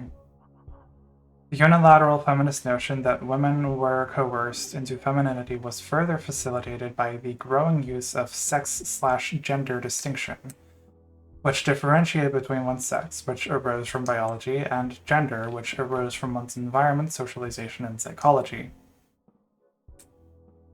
This gave unilateral feminists the theoretical means to challenge the traditionally sexist messages projected onto women's biology and bodies while ignoring or disavowing the negative messages associated with femininity. In fact, it's clear that many influential unilateral feminists believed that qualities such as helplessness, indifference, and passivity were essentially built into feminine expressions and practices. In other words, these feminists not only failed to challenge sexist interpretations of femininity, but often accepted those interpretations at face value. While unilateral feminists almost universally agreed that some or all aspects of femininity enabled sexism, they differed on the proposed solutions for countering it. For example, liberal feminists, such as Frieden, worked within the existing system to gain equal access to previously male-dominated areas, particularly professional and leadership positions, often promoting a women can do anything men can do philosophy. Implicit in this strategy is the assumption that certain masculine associated qualities and interests were natural and desirable for women to strive for, whereas the reciprocal feminine qualities were not. Radical feminists argued that women's oppression would only end by either rejecting both masculine and feminine gender roles. Let's save this one for next page, I think. That's gonna cut off awkwardly otherwise.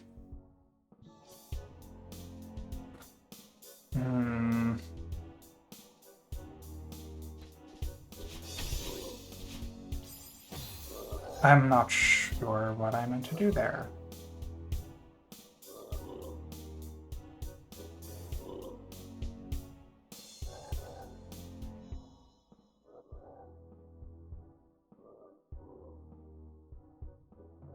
Radical feminists argued that women's oppression would only end by entirely rejecting both masculine and feminine gender roles, which were seen as inexorably tied to men's oppressor and women's oppressed statuses, and instead adopting more natural androgynous disposition.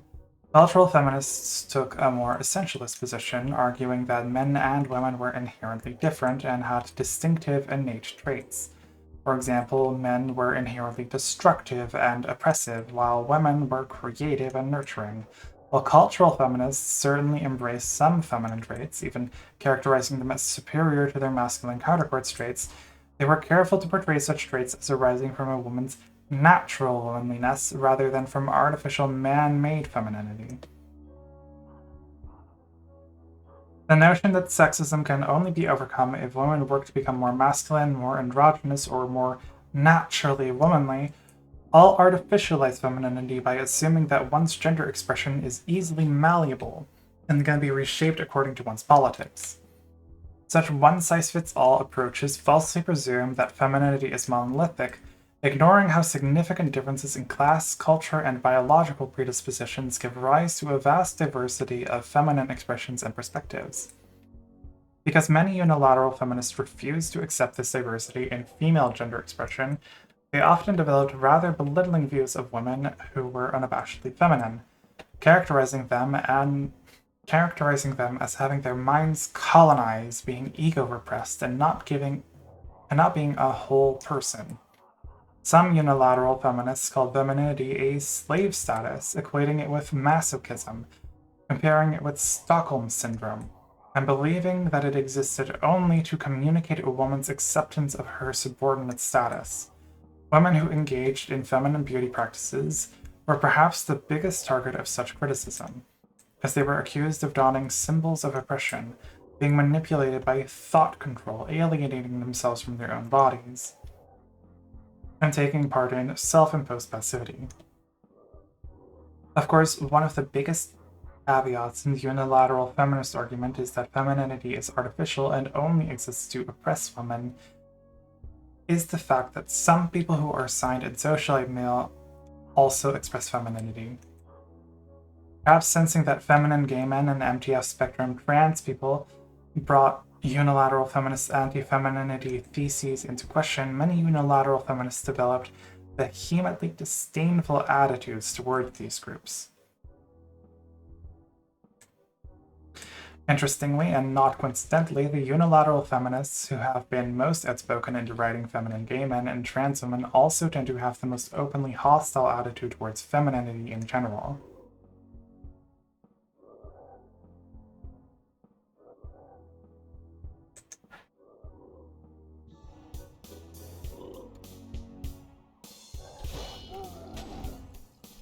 Oh, okay, right.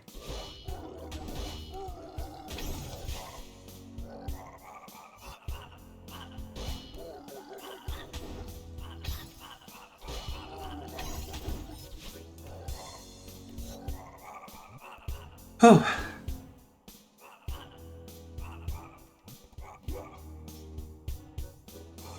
Yeah, there's a berry, and there's the normal, regular path. A berry. Let's go strawberry. Yummy snack. Okay.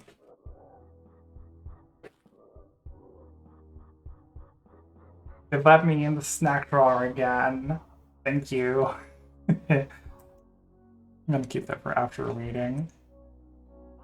For example, Mary Daly, who referred to feminine women as painted birds and portrayed feminist women such as herself Yummy Slurpee.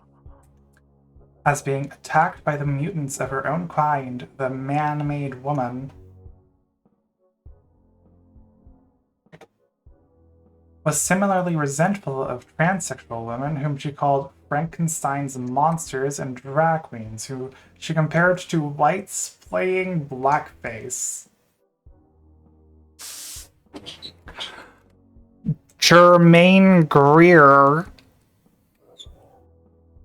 who has referred to conventionally feminine women as feminine parasites, has written multiple trans misogynistic screeds, one of which assails trans woman Jan Morris for her obsession with femininity. Germaine Greer is such a funny name. Okay, if you don't know, Germaine Greer is apparently an influential feminist who is also insanely trans misogynistic. Oh my god. Like, you can find that shit on, like, the Wikipedia article on her, even. Yeah, that's why I highlighted her name. I recognize her name, and she sucks, and I wish it was dead. And Sheila Jeffries, who believes that femininity is the behavior required of the subordinate class of women in order to show their deference to the ruling class of men, has argued that MTF transsexuality and gay male femininity arise exclusively from sexual masochism. Thus, the anti-gay male, anti-trans woman sentiment that persists today among many unilateral feminists has its roots in their traditionally sexist views of femininity. I hadn't heard of her before I read this book. Lucky, maybe. Consider yourself lucky, yeah. It's real bad. Again, if you want to find out, like, the insane fucking transphobic shit she said, you can just Google her name, read the Wikipedia article. It's right there. It's so blatantly obvious. Many of the unilateral feminist positions that I've discussed so far have been challenged with the rise of deconstructive feminism in the 1980s and 1990s. Deconstructive feminists, while varied in their backgrounds and approaches, share the belief that the category woman is socially constructed and therefore doesn't exist independent of the societal norms and discourses that bring it into being. Therefore, instead of working to end sexism by highlighting the ways that women are oppressed by men, as unilateral feminists had, deconstructive feminists set out to deconstruct our very notions of woman and man, exposing the assumptions and expectations that enable sexism. They describe man and woman as being situated within a binary gender system that permeates every nook and cranny of our society, infusing itself into our language, traditions, and behaviors, and the very way we think about ourselves and others. This binary gender system assumes that men are masculine and aggressive and attracted to women who are feminine and passive.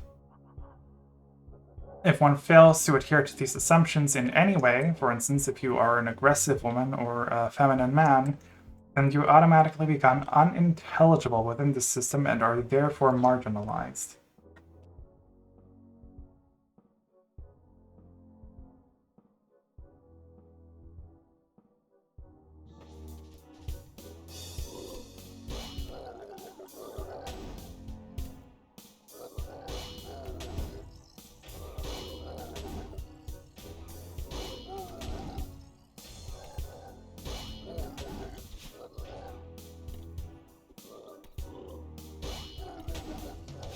Yeah, here's what I fucking mean. I don't know if you can see my mouse.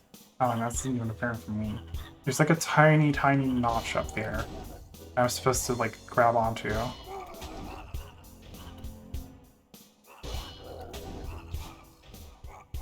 You can barely see this in the background.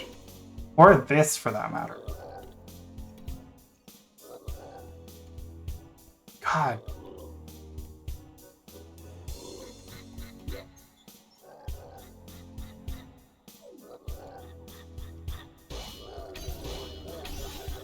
Please. Frog music. It's the Temple of the Kevins. That's what those blocks are called. They're called Kevins.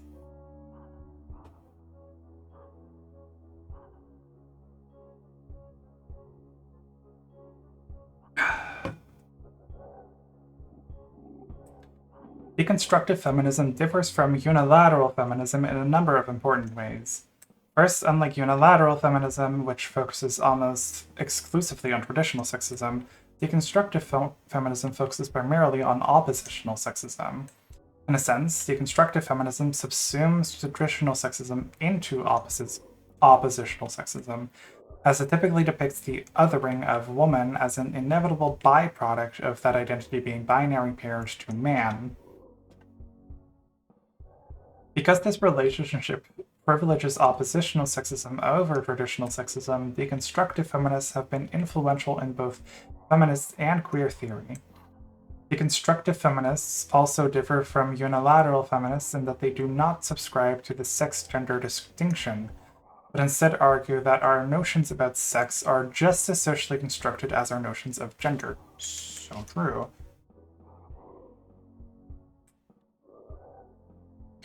While deconstructive feminism differs from unilateral feminism in many ways, it shares its predecessor's tendency to artificialize gender expression. This is often accomplished via gender performativity, a concept developed by Judith Butler to describe the way in which built-in expectations about maleness and femaleness, straightness and queerness are constantly imposed on all of us.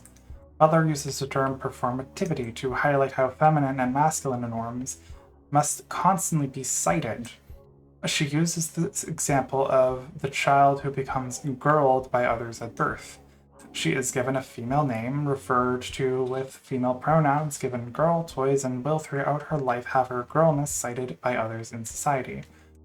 But Butler argues that this sort of reiteration produces gender, making it appear natural. However, many other deconstructive feminists have interpreted Butler's writings to mean that one's gender is merely a performance. According to this latter view, if gender itself is merely a performance, then one can challenge sexism by simply performing one's gender in ways that call the binary gender system into question. The most often cited example of this is a drag queen whose performance supposedly reveals the way in which femaleness and femininity are merely a performance. The way people misinterpret Judith Butler is fucking crazy.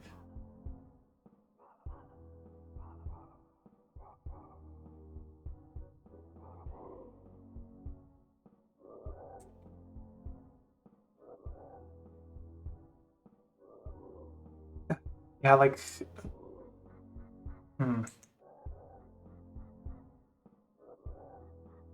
Like unilateral feminists typically view femininity in exclusively negative terms, deconstructive feminists believe that femininity is context dependent. It can be good when it is used to subvert the binary gender system, or bad when used to naturalize that system.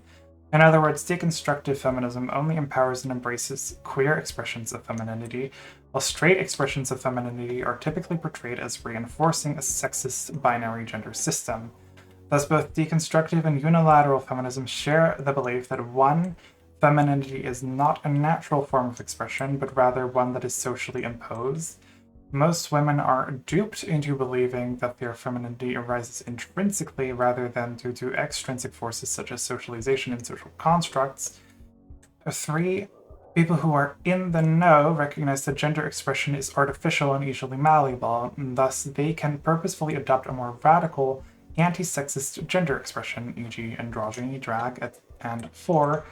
Because feminine women choose not to adopt these supposedly radical anti-sexist gender expressions, they may be seen as enabling sexism and thus collaborating in their own oppression. Yeah, okay. So the thing is, I feel like Judith Butler, they were very much trying to describe how we make behaviors gendered, right? We behave in a certain way, and we are encouraged to behave in a certain way, of course.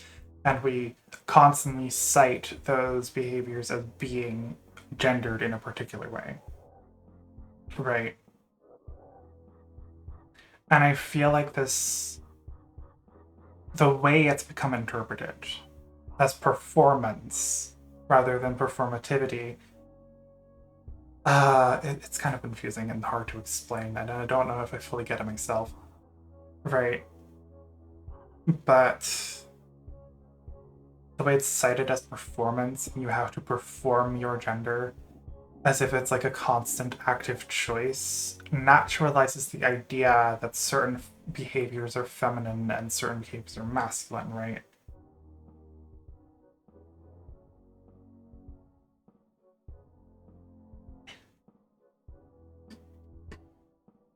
I think Serano was also saying Butler was being misinterpreted herself. Yeah, that's literally the page we were just on. Yeah, she explained that.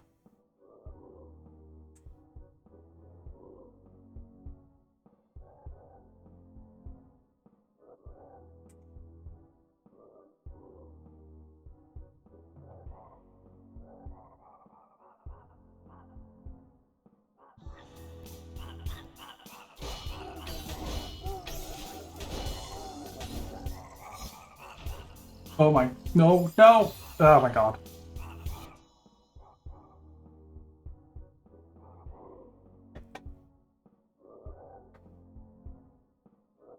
Okay. The ramifications of artificializing femininity. So why has the artificializing of femininity become a preoccupation for many feminists over the last several decades? I believe that it has to do with the fact that many of the women who have most strongly gravitated towards feminism are those who have found traditional feminine gender roles constraining or unnatural. In many cases, this is due to their own inclinations toward exceptional forms of gender expression. Because their personal experiences with femininity felt uncomfortable and contrived in comparison with their experiences with androgyny, masculinity, or other gender expressions, which they found more liberating and empowering, They mistakenly projected their own experience and perspective onto all other women. While not necessarily done maliciously, this extrapolation was nevertheless an act of gender entitlement.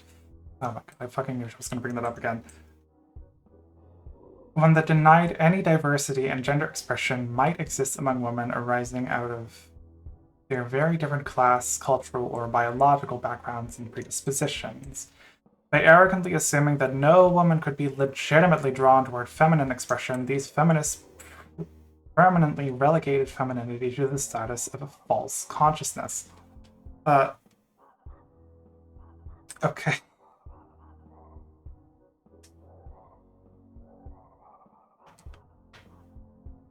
Are you not a fan of the gender entitlement theory? No, I am. I think it's a good one. I knew she was going to bring it up again when I heard her talking about that.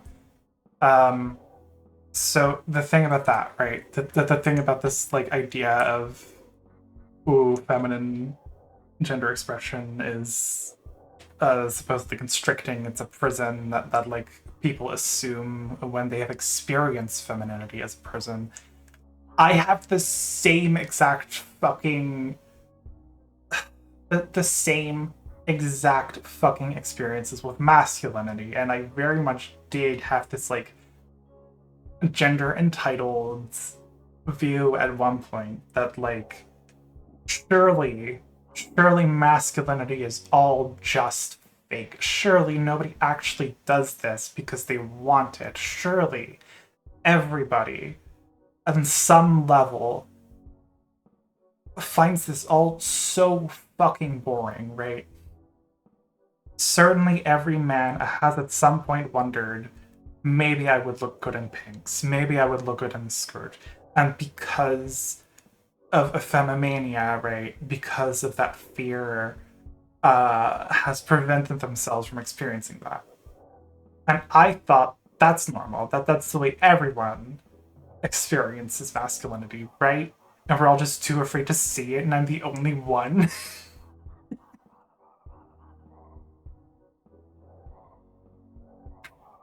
Apparently, this is not a universal experience. And for like a little while, I was like, okay, so why the fuck do trans men want to be masculine? And like, granted, not all of them are, but some of them are, and it's like, why though? Because to me, that's always been like constrictive. It's always been what I'm supposed to do, right?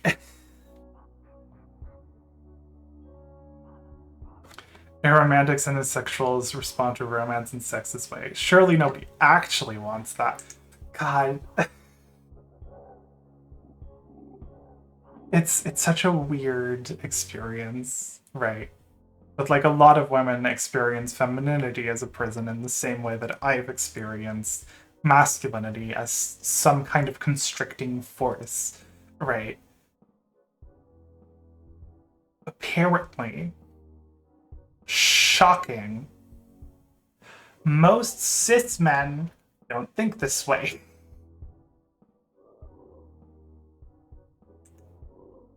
And I can't fucking believe it.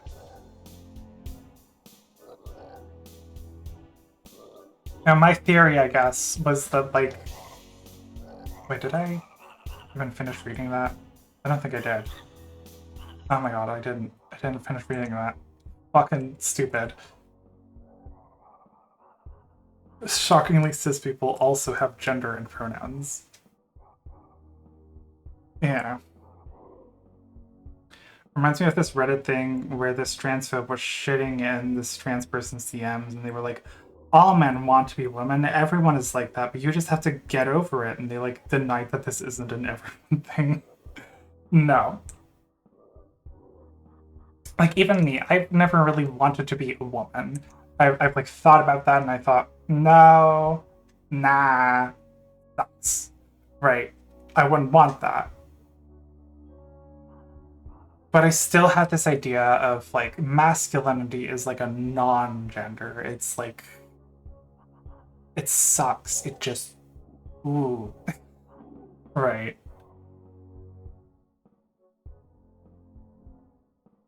I don't know.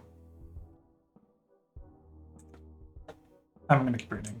The feminist assumption that femininity is artificial is narcissistic, as it invariably casts non-feminine women as having superior knowledge, while dismissing feminine women as either dupes who are too ignorant to recognize that they have been conned, or fakes who purposefully engage in unnatural behaviors in order to uphold sexist societal norms. Manhood is a void where all love goes to die. Me once a day at 14. I don't think I really started thinking that until I was an adult. I will be completely clear there. Like, it wasn't until I was an adult that I really started thinking about, like, masculinity and femininity and what that meant and stuff. This tendency to dismiss feminine women is eerily similar to behavior that some lesbian feminists in the 1970s who arrogantly claimed that they were more righteous feminists than heterosexual women because the latter group was fucking with the oppressor. It is an extraordinarily convenient tactic to artificialize and even demean an inclination such as femininity or heterosexuality when you personally are not inclined towards it. Indeed, this is exactly what straight bigots do when they dismiss queer forms of gender and sexual expression as unnatural. When we feminists stoop to the level of policing gender and start inventing ideologies to explain why some women adopt unnatural feminine forms of expression, there's little to distinguish us from the sexist forces we claim to be fighting against in the first place. I think this is where, like, political lesbianism also falls into, right? Like,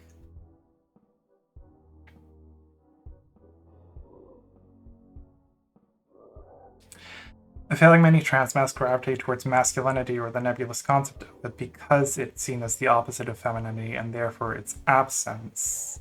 Yeah.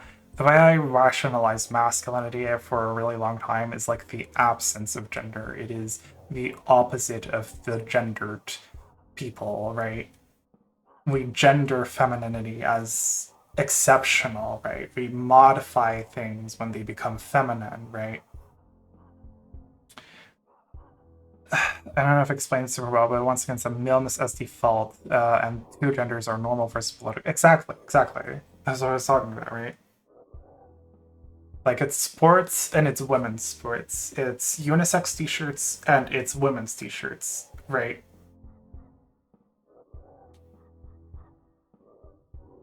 And I can't fully relate, I guess, to the transmasculine experience of wanting masculinity, of wanting to escape femininity, because I don't know. For me, it's just, I guess, been the opposite.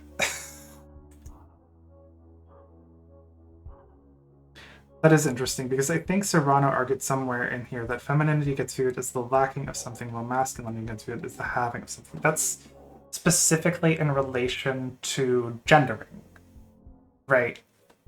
When we gender people, the process of assigning genders to people casually on the street, we tend to notice masculine signifiers, especially facial hair, a lot faster than we register feminine cues, right? That is specifically in relation to gendering. And that's still sort of an example of male centrism, right?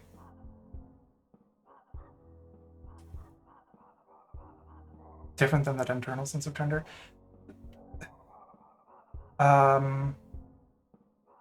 So when she explains the process of how we gender people, we tend to look for masculine visual cues first. And that is still an example of like male centrism, right? But when we talk about feminine things, it's usually normal plus. It's like segregated from masculinity, right? We're not talking about internal senses of gender. We're talking about how we view masculinity as a default and femininity as a modification, right?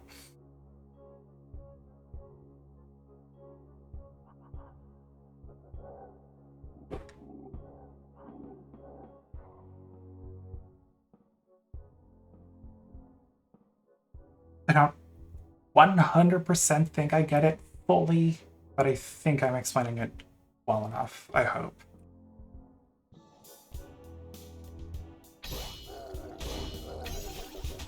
Oh, damn it.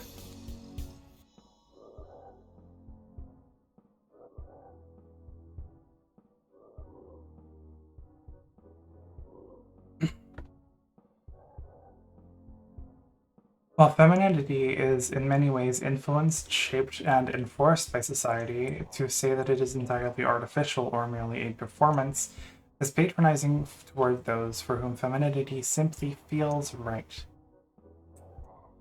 Indeed, one would have to have a rather grim view of the female population to believe that a majority of us could so easily be brainwashed or coerced into enthusiastically adopting an entirely contrived or wholly artificial set of gender expressions. In fact, it seems incomprehensible that so many women could so actively gravitate toward femininity unless there was something about it that resonated with them on a profound level. This becomes even more obvious when considering feminine folks who exhibit no desire whatsoever to fit into straight society, such as femdykes who proudly express their femininity despite it being historically marginalized within the lesbian movement because of it, and Nelly queens who remain fiercely feminine despite the gay male obsession with praising butchness and deriding effeminacy. Queens? Aw. The idea that femininity is artificial is also blatantly misogynistic. While a handful of theorists in the field of gender studies have more recently begun to focus on how masculinity is constructed, the lion's share of feminist attention, deconstruction, and denigration has been directed squarely at femininity. There is an obvious reason for this. Just as woman is man's other, so too is femininity masculinity's other. Such circumstances, negative connotations like artificial, contrived, and frivolous, become built into our understanding of femininity. Indeed, this is precisely what allows masculinity to always come off as natural, practical, and uncomplicated. Those feminists who single out women's dress shoes, clothing, and hairstyles to artificialize necessarily leave unchallenged the notion that their masculine counterparts are natural and practical. But this is the same male-centered approach that allows the appearances and behaviors of men who wish to charm or impress others to seem authentic, while the reciprocal traits expressed by women are dismissed as feminine wiles. Femininity is portrayed as a trick or a ruse so that masculinity invariably seems sincere by comparison. For this reason, there are few intellectual tasks easier than artificializing feminine gender expression, because male centrism purposefully sets up femininity as masculinity's straw man or its scapegoat.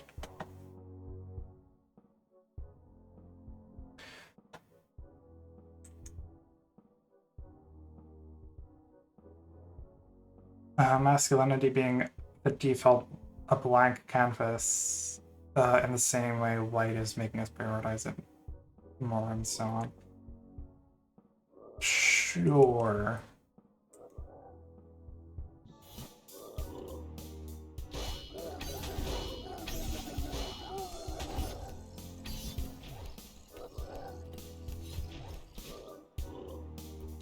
Oh. Tricky.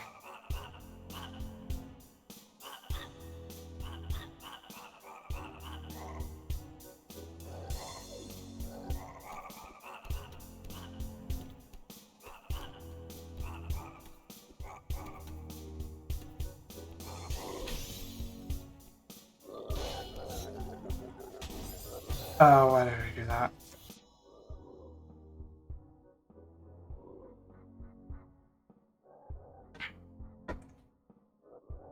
As feminists, it's time for us to acknowledge that the scapegoating of femininity has become the Achilles heel of the feminist movement. While past feminists have gone to great lengths to empower femaleness and to tear away all of the negative connotations that have plagued women's bodies and biology, they have allowed the negative connotations associated with femininity to persist relatively unabated. Nothing illustrates this better than the fact that while most reasonable people see women and men as equals, few, if any, dare to claim that femininity is masculinity's equal. Indeed, much of what has historically been called misogyny, a hatred of women, has clearly gone underground, disguising itself as the less reprehensible derision of femininity. This new version of misogyny, which focuses more on maligning femininity than femaleness, can be found everywhere. It can be seen in our political discourse, where advocates for the environment, gun control, and welfare are undermined via guilt by association with feminine imagery, as seen in phrases such as tree huggers, soft on crime, and pro-dependency, or male politicians who exhibit anything other than two-dimensional facade of hypermasculinity are invariably dismissed by political cartoonists who depict them donning dresses.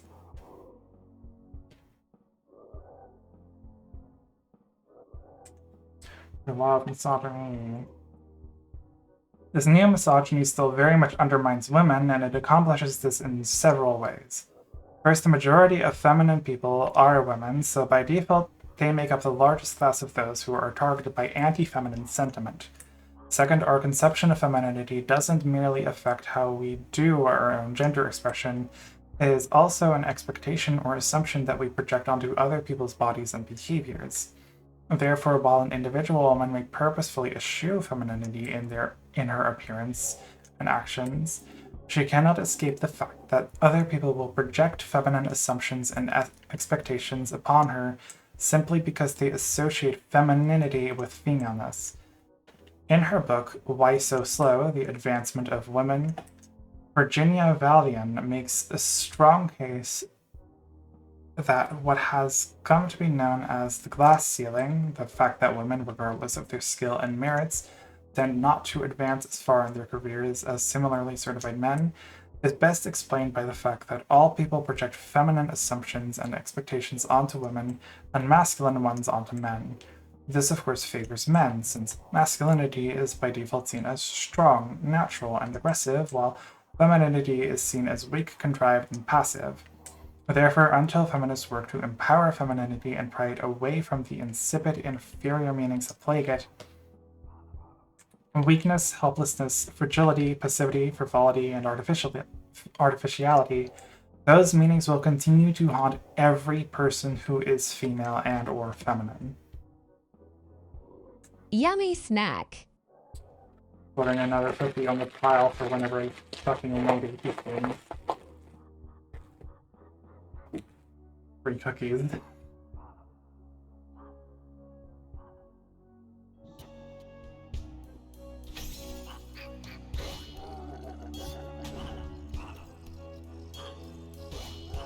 Oh my god. I ran out of energy.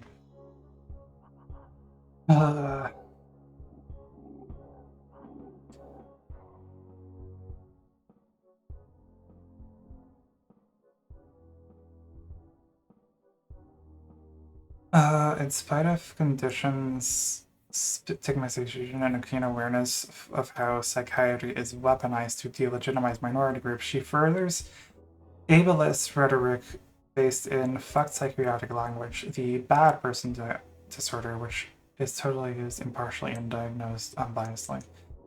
What are you talking about?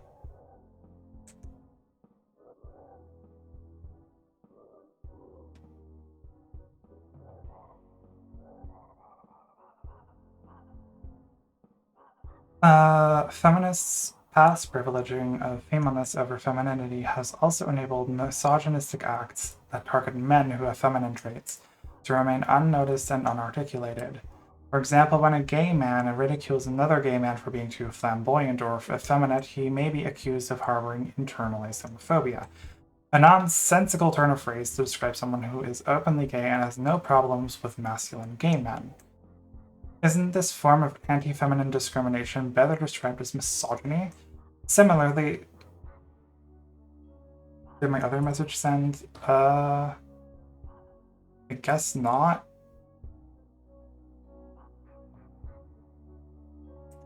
Similarly, straight women who regularly pair up with macho guys who treat them poorly, yet won't consider dating a quote-unquote nice guy, might be described as harboring internalized misogyny. Again, isn't it better described as a form of externalized misogyny directed at men who display qualities that are considered feminine? Some feminists, particularly unilateral feminists, will no doubt have a negative knee-jerk reaction to my suggestion that we extend our understanding of misogyny to encompass a femimania, or societal obsession with critiquing and belittling feminine traits in males. However, as I have argued in past chapters, a femimania affects everybody, including women. A femimania encourages those who are socialized male to mystify femininity and to dehumanize those who are considered feminine, and thus forms the foundation of virtually all male expressions of misogyny.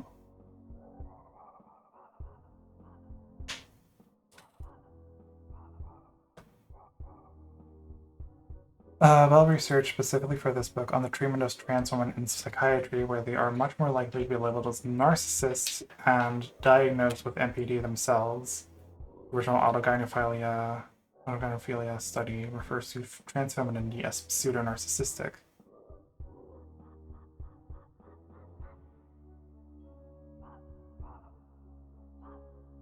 Oh wow, I'm reading them all out of order. Okay.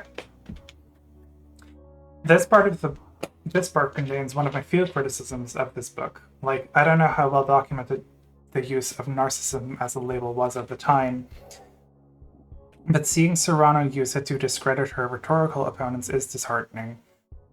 I can superficially label it ableist, which it is, but the reason it bothers me so much from her is because she is evidently very, very well researched, especially for this book, on the treatment of trans women in psychiatry, where they are much more likely to be labeled as narcissists and diagnosed with NPD themselves. The original autogynephilia study refers to trans femininity as pseudo-narcissistic. In spite of the condition's stigmatization and a keen awareness of how psychiatry is weaponized to further delegitimize minority groups, she further ableist rhetoric based in fucked psychiatric language, the bad person disorder, which totally used impartially and diagnosed unbiasedly. Okay. Yeah. Short quote from earlier that I was applying the concept of applying a femimania to feminine trans masks. However, even still, I urge us all to keep in mind an important maxim. Our oppressions, even as distinct and asymmetrical, even if difficult to map onto one another, are interrelated and share the same root. Yeah. Yeah, no, I've absolutely noticed her use of the word narcissistic in this book. It's this stupid thing where, like, narcissism is both, like, a psychiatric label we give to people to describe a disorder, and also it's just a word people use to describe behaviors, right? So it's this thing where, like, yes, I can see how this is ableist, and I do think I tend to agree. Yeah, it's used to mean self-centered, right? I think that's what she's saying, and I prefer it if she just said it like that.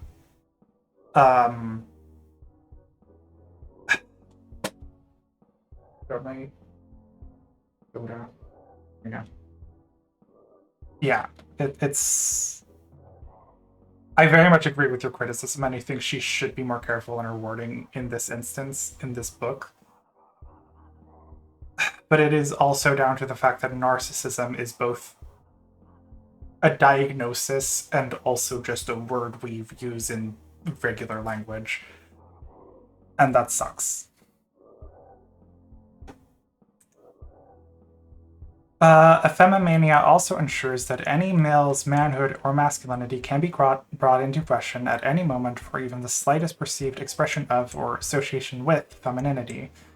I would argue that today, the biggest bottleneck in the movement toward gender equity is not so much women's lack of access to what has been traditionally considered the masculine realm, but rather men's insistence on defining themselves in opposition to women, i.e., their unwillingness to venture into the feminine realm. Until now, the typical feminist response to men who fear being associated with the feminine realm can be paraphrased as, get over it. Oh. Such an attitude is ignorant, as it fails to take into account the fact that male femininity is perceived very differently from female femininity.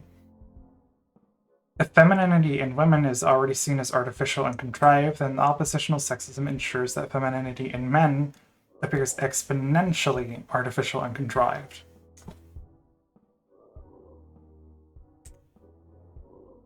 While a handful of feminists have recognized this fact, that male feminine expression tends to evoke levels of contempt and disgust that far exceed that which is normally reserved for female masculinity or femininity, most have unfortunately chosen to ignore or dismiss misogyny when it targets those who are male-bodied. By doing so, these feminists have become enablers for one of the most prevalent and malignant forms of traditional sexism. Yeah, it doesn't punch through any of her arguments, but this like the perpetuation of language used to discredit trans femmes in a seminal trans feminist text, first and foremost. Yeah, no, I fully agree with that.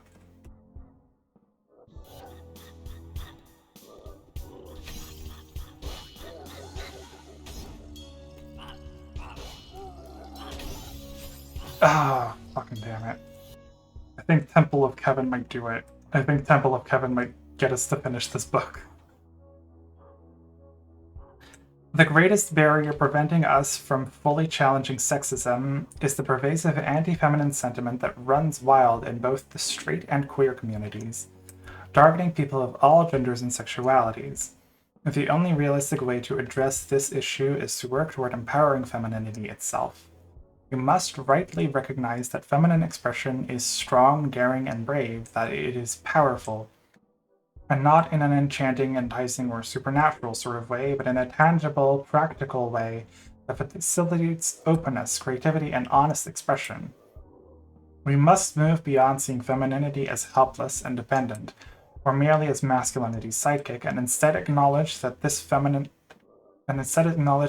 expression exists as its own accord and brings its own rewards to those who naturally gravitate towards it. By embracing femininity, feminism will be able to reach out to the vast majority of feminine women who have felt alienated by the movement in the past. The movement would also be able to reach those who are not female, whether male and or transgender, who regularly face effemimania or transmisogyny, but who have not been able to seek refuge or have a voice in the feminist movements of the past. Indeed, a feminist movement that encompasses both those who are female and those who are feminine has the potential to become a majority, one with the strength in numbers to finally challenge and overturn both traditional and oppositional sexism.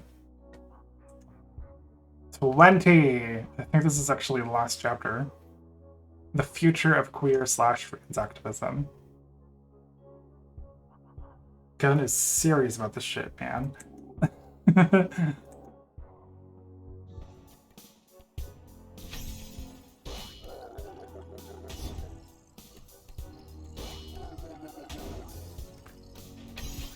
Oh, no.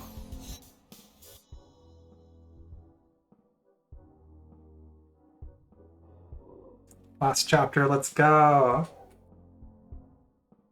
Oh. Chapter 20. The future of queer/trans activism. The majority of my experiences as a trans activist and spoken word artist have taken place in what is increasingly becoming known as the queer/trans community.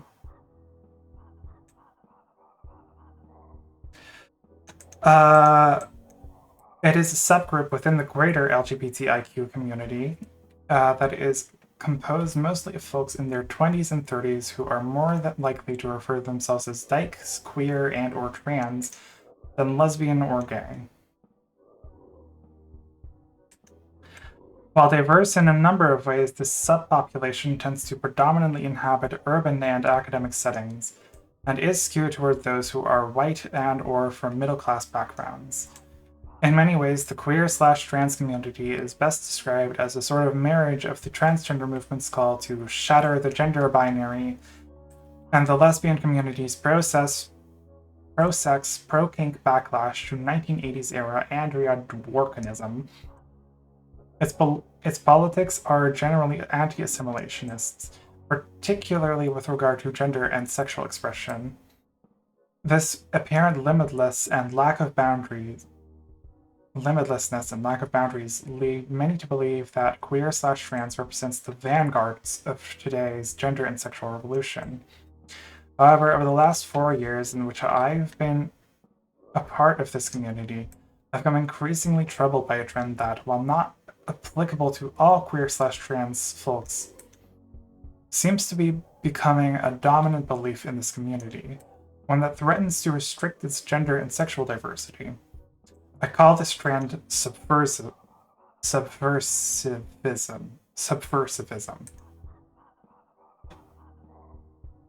Subversivism is the practice of extolling certain gender and sexual expressions and identities simply because they are unconventional or non-conforming. In the parlance of subversivism, these atypical genders and sexualities are quote-unquote good because they quote-unquote transgress or subvert oppressive binary gender norms. The justification for the practice of subversivism has evolved out of a particular reading, although some would call it a misreading, of the work of various influential queer theorists over the last decade and a half.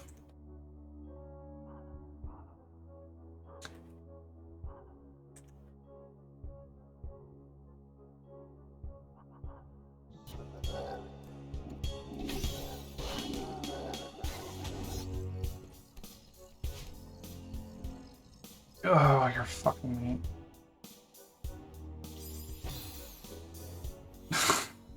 Bad at it. Bad at it. To briefly summarize this popularized account, all forms of sexism arise from the binary gender system. Since this binary gender system is everywhere in our thoughts, language, traditions, behaviors, etc., the only way we can overturn it is to actively undermine the system from within. Thus, in order to challenge sexism, people must perform their genders in ways that blend, break, and blur all of the imaginary distinctions that exist between male and female, heterosexual and homosexual, and so on, presumably leading to a system-wide binary meltdown. According to the principles of subversivism, drag is inherently subversive as it reveals that our society's binary notions of maleness and femaleness are not natural, but rather are actively constructed and performed by all of us. Another way that one can be transgressively gendered is by identifying as genderqueer or gender fluid, i.e., refusing to identify fully as either woman or man. Oh, like how trans misogynists say shit like binary trans women are basic or whatever. Oh yeah, I feel like that's kind of what this is going to. The notion that certain gender identities and expressions are inherently subversive or transgressive can be seen throughout the queer/trans community, where drag and gender bending are routinely celebrated, where binary confounding identities such as boy-identified dyke and pansexual... I'm not gonna fucking say that. Have become rather commonplace. On the surface, subversivism gives the appearance of accommodating a seemingly infinite array of genders and sexualities.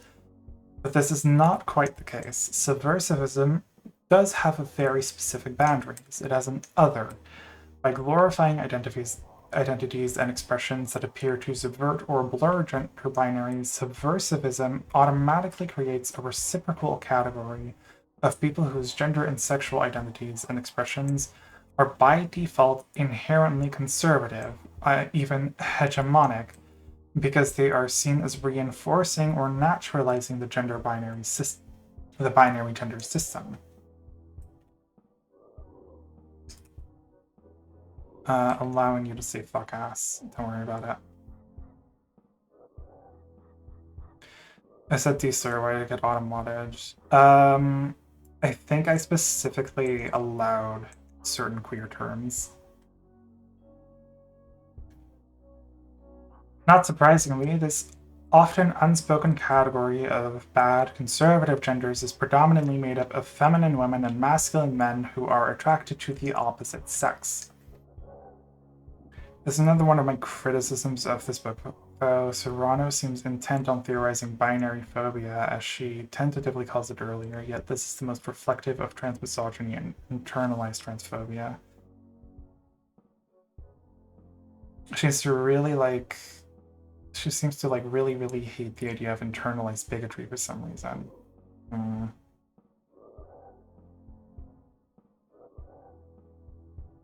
have like 20 flashbacks to fuck us stomach post when I read this part.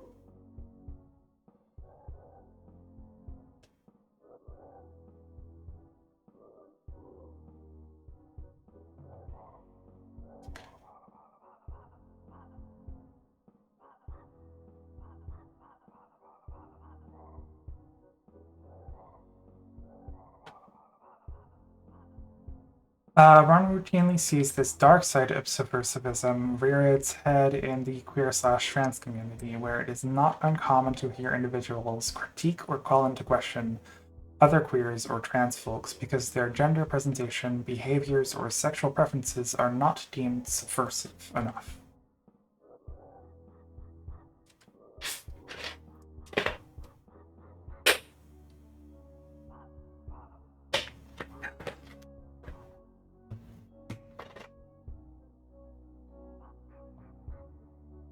And 81 fails to sufficiently distinguish oneself from heterosexual feminine women and masculine men.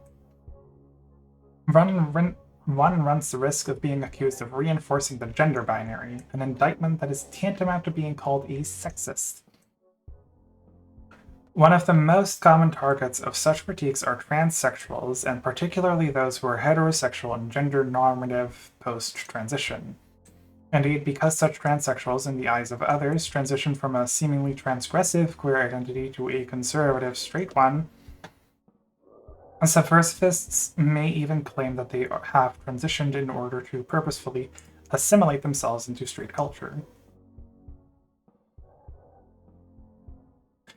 This book had a blind spot with regards to non-binary trans femininity, which isn't like especially surprising given that it was written in 2007, and like half the work she's using for this discussion, she scorned herself for this book.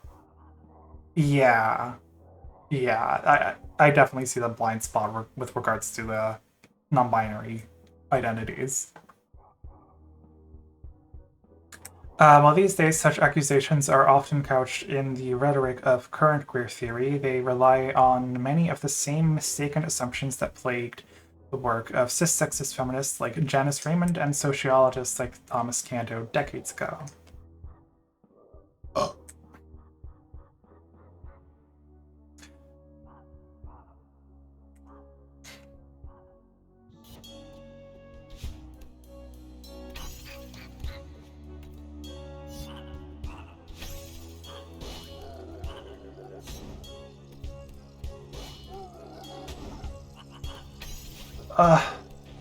Why do I get so nervous? I need to jump there. Ugh.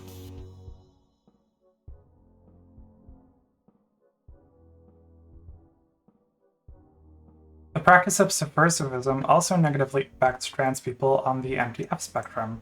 After all, in our culture, the meanings of bold, rebellious, and dangerous, adjectives that often come to mind when considering subversiveness, are practically built into our understanding of masculinity. In contrast, femininity conjures up antonyms like timid, conventional, and safe, which seem entirely incompatible with subversion. Therefore, despite the fact that the mainstream public tends to be more concerned and disturbed by MTF spectrum trans people than their FDM spectrum counterparts, subversivism creates the impression that trans masculinities are inherently subversive and transgressive, while their trans feminine counterparts are lame and conservative in comparison. Subversivism's privileging of trans masculinities over trans femininities helps to explain why cis-sexual queer women and FDM spectrum folks tend to dominate the queer trans community. Their exceptional gender expressions and identities are routinely empowered and encouraged in such settings. In contrast, there is generally a dearth of MTF spectrum folks who regularly inhabit queer/trans spaces.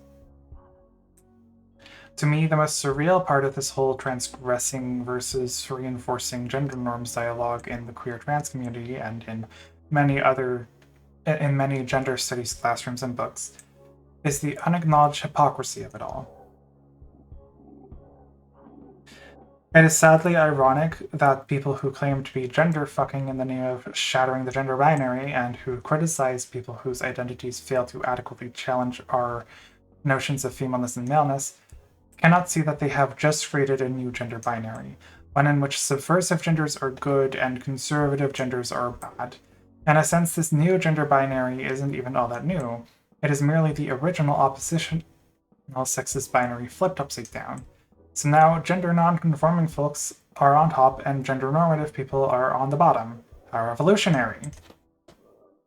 Now, I understand the temptation for a marginalized group to turn the hierarchy that has oppressed them upside down, as it can feel very empowering to finally be atop the pecking order, but it's absurd to claim that such approaches in any way undermine that binary. If anything, they only serve to reinforce it further.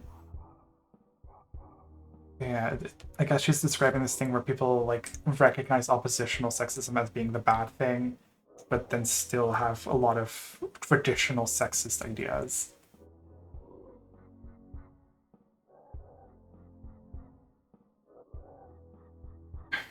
Creating a new gender binary is what frustrates me so much. Like the application of ambiphobia as a term by TME trans people. Like, was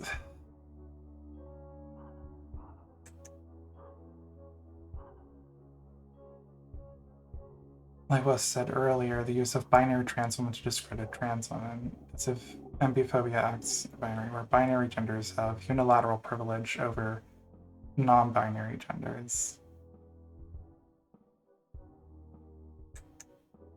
I'm gonna be fucking real, I don't know what you're talking about.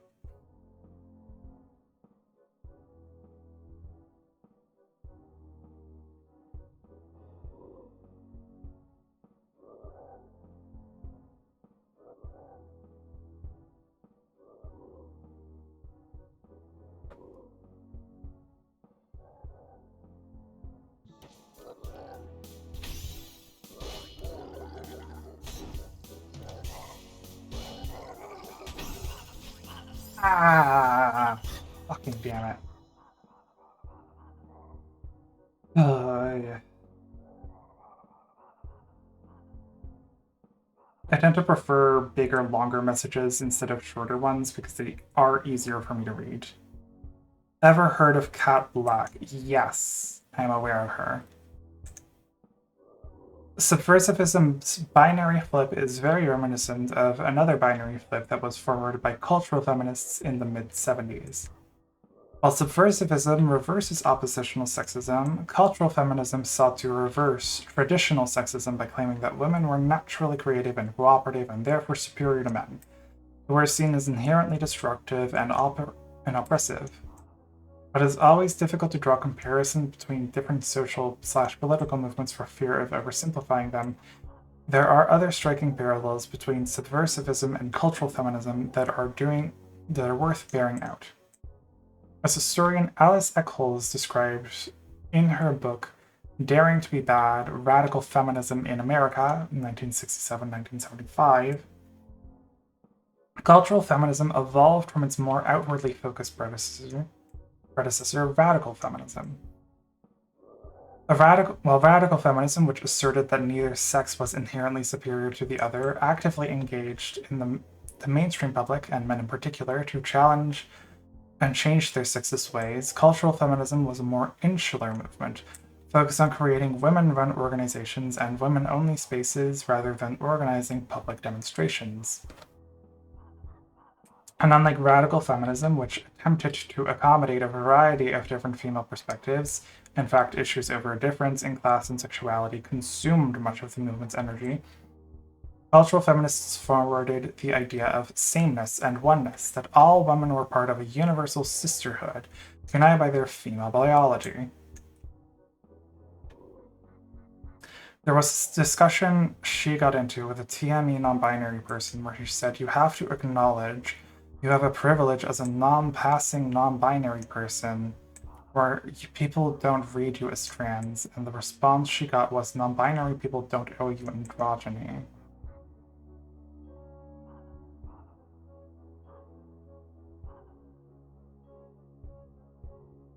I still don't get it.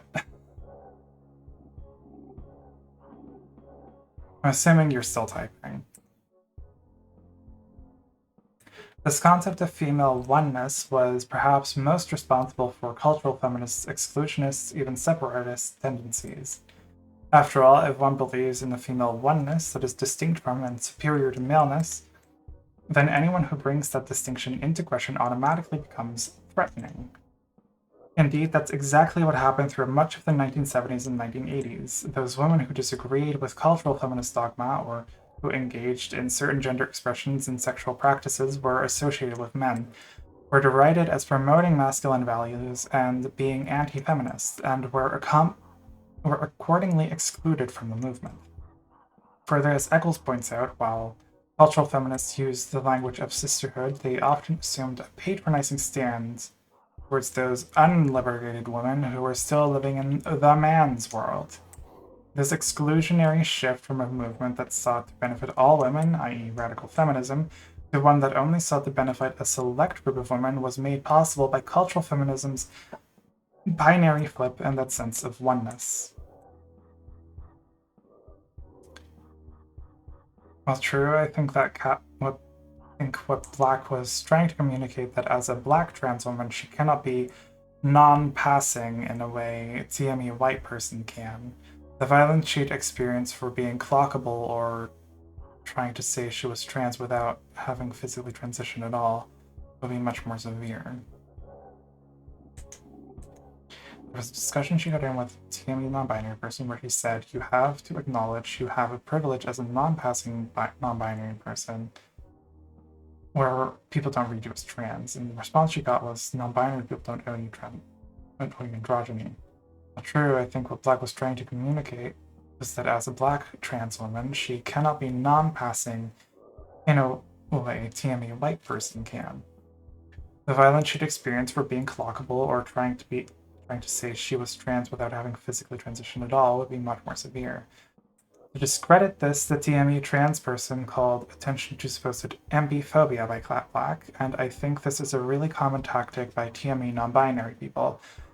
The proclaimed non-binary experience is this amorphous thing that is the same across all non-binary people, where they're less privileged than binary trans people.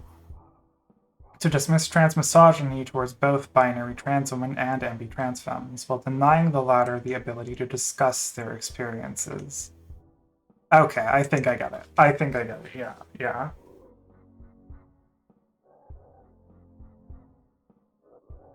Like this assumption that because a person's gender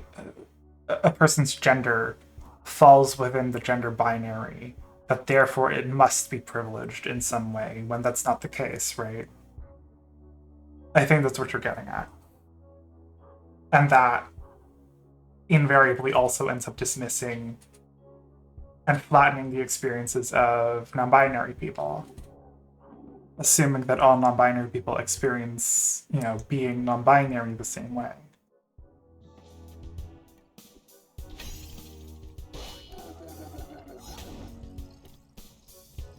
Kevin, please work with me here. Okay. Cool. Ah! I did it. Almost. I almost did it. Fucking wrong button. Okay. I don't have to do that again anymore, though.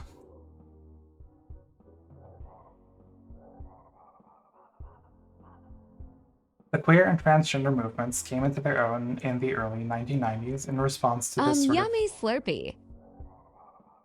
Alright, we'll do that right now then.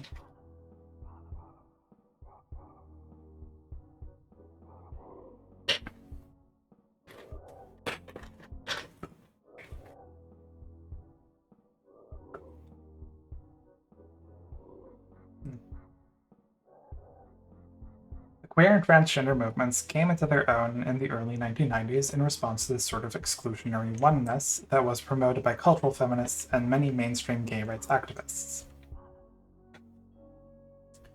The words transgender and queer came into vogue during this time as umbrella terms. Queer attempted to accommodate lesbians and gays as well as the growing bisexual and transgender movements, and transgender was used to promote a coalition of distinct groups, including crossdressers, transsexuals, butch women, femme men, drag performers, intersex people, etc., that previously believed they had little in common with one another. These alliances were not based on a presumed shared biology or a set of beliefs, but on the fact that these different groups face similar forms of discrimination. In fact, the notion that transgender people transgress binary gender norms came about to create a cause for its various constituents to unite behind, not as a litmus test or a criteria for them to meet. At the time, the idea of shattering the gender binary was outward focused. If we could push our culture to move beyond the idea that female and male are rigid, mutually exclusive opposite sexes, that would make the lives of all transgender constituent subgroups far easier.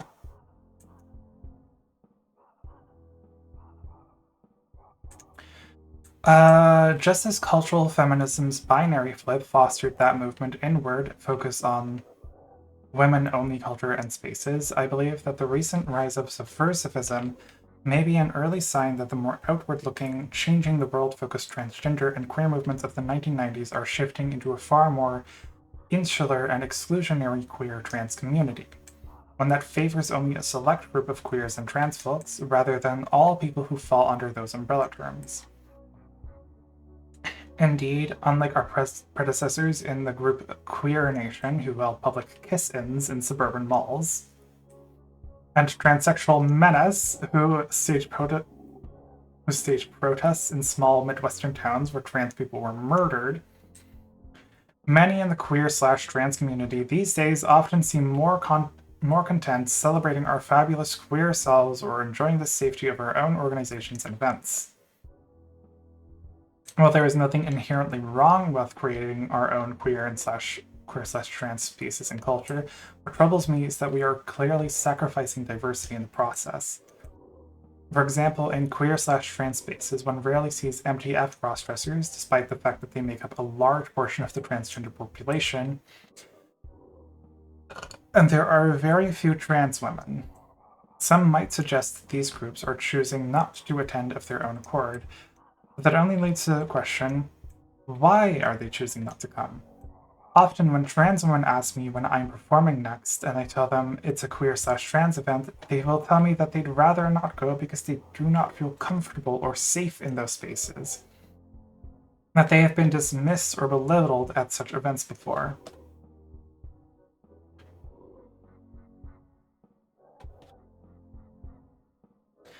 I would say that binary trans women have a little bit of leg room to shit on MB trans femmes. Like, I do think ambiphobia is a thing, but that it does not operate in a binary black and white function.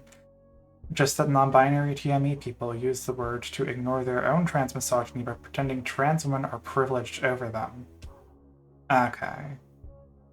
That trans women are, like, unilaterally privileged over them. It's like autistic man, neurotypical woman kind of thing. Something matrix of domination. This page covers another thing. Oh, frustration is like a thing she wrote. I thought you were talking about, like, she was frustrated when writing this. This page covers another thing Serano mentions in frustration. I think this segment is actually pulled directly from frustration. No idea.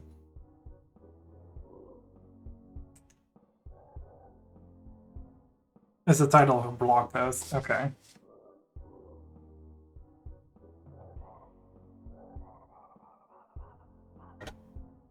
I was gaming, right. No, it wasn't.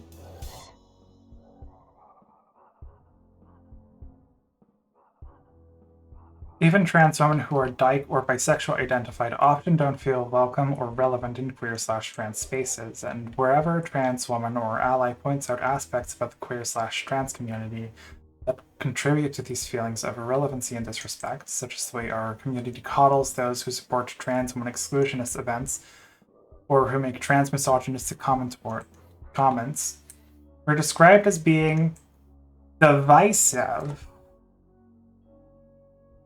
Wowee. Wowee. People have been doing this shit for ages, huh? 2007. I see this shit today. People tell me I'm being divisive when I talk about trans misogyny. It's fucking crazy. Where heard that before? I know they have this. I know they fucking have this brain blast in me.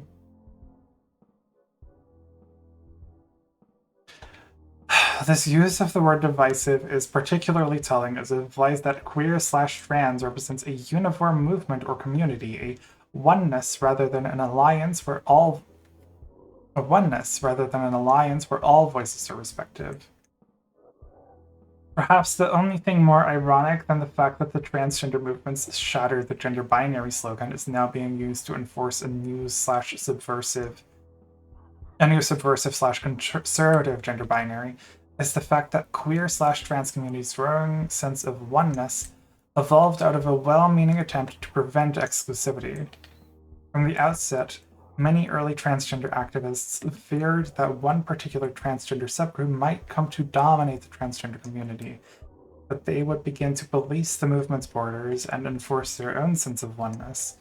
Because the exclusivity of cultural feminism and the mainstream gay rights movement seem to center on disputes over identity, who counts as a woman or who is legitimately gay, many activists have advocated the idea that the transgender coalition should be borderless, one where there was no set criteria for an individual to join. Many also worked to play down or blur the distinctiveness of individual transgender subgroups in order to prevent any kind of hierarchy from developing. Transgender movement, in effect, became an anti-identity movement. I feel like I still see this kind of sentiment today, a little bit.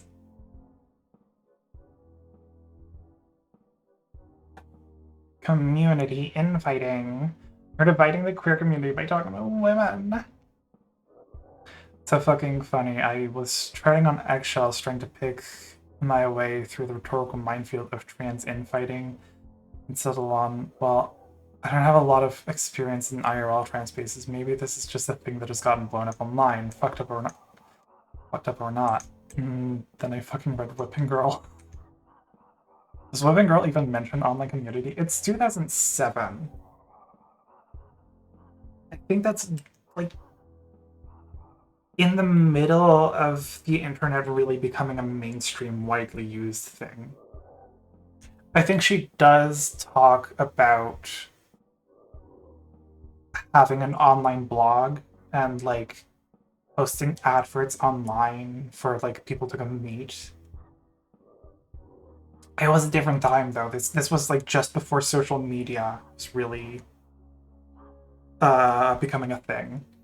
2007 would be like some trans forums, I think. Absolutely.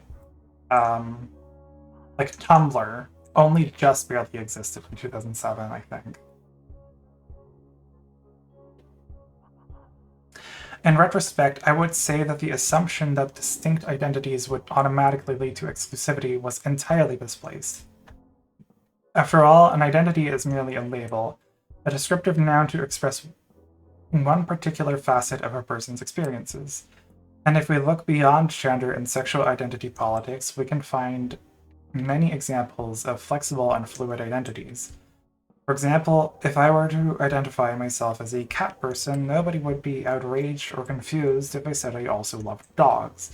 Further, when I tell people that I'm a musician, no one makes unwarranted assumptions about what instruments I play or what styles of music I prefer.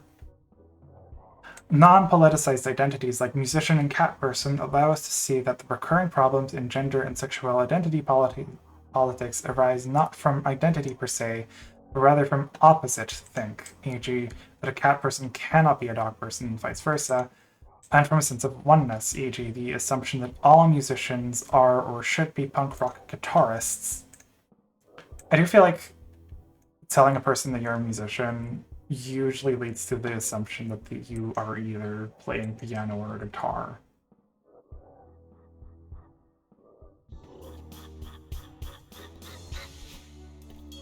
Okay.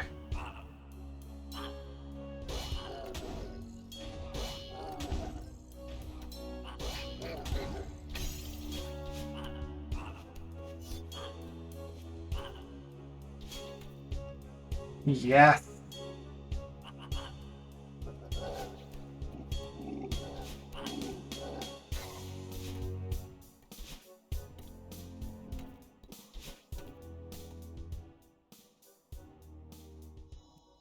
I'm gonna skip cutscene. Sorry, dude.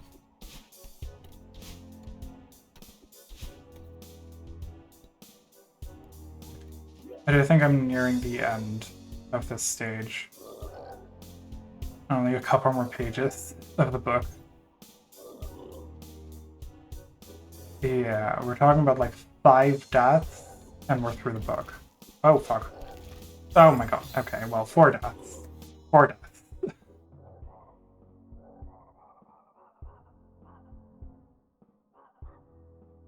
Good, I think I'm actually gonna call a quick break. I need it.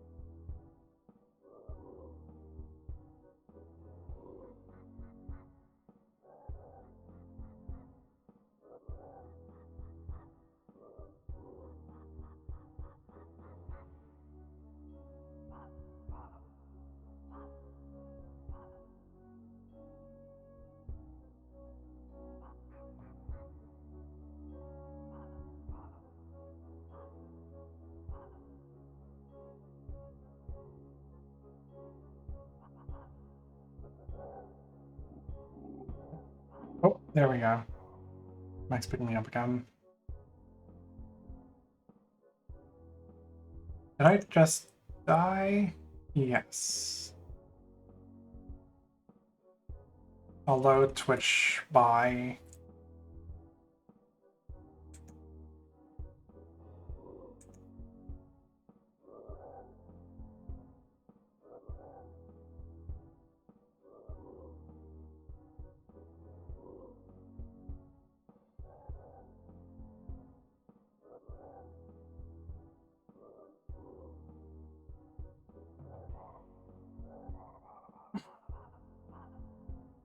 I believe that if the transgender movement had simply continued to view itself as an alliance of disparate groups working towards a shared goal, like making the world safer for gender-varying folks, it would have avoided such exclusivity while respecting the distinct differences and specific concerns of its various constituents.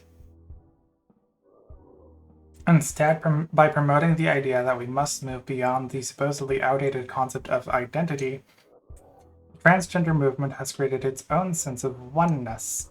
Rather than viewing ourselves as fragile political coalition of distinct subgroups, some activists instead encourage us to see ourselves as one big homogeneous group of individuals who blur gender boundaries.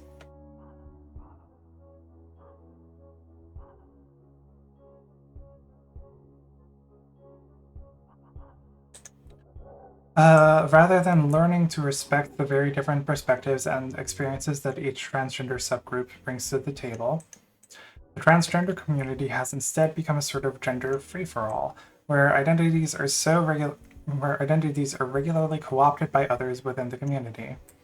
These days, many transsexuals assume that they have the right to appropriate the language of or speak on behalf of intersex people. Similarly, many cissexual genderqueers feel that they have the right to do the same for transsexuals. This needlessly erases each group's unique issues, obstacles, and perspectives. This sort of gender anarchy, where individuals are free to adopt or appropriate any identity as they please, might seem very limitless and freeing on the surface, but in practice it resembles gender libertarianism, where those who are most marginalized become even more vulnerable to the whims of those who are more established. In this case, it leaves those of us who are cross-gender identified susceptible to negation at the hands of the greater cissexual queer community.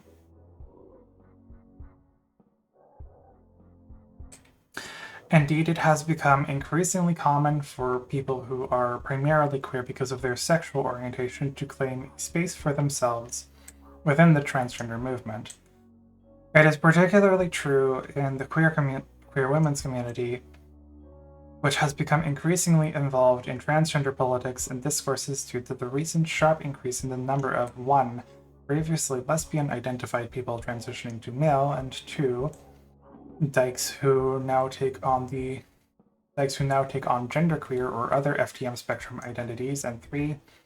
Non-trans queer women who seek a voice in the transgender community because they are partnered to MTF spectrum individuals. Or FTM spectrum individuals. I keep mixing up the acronyms.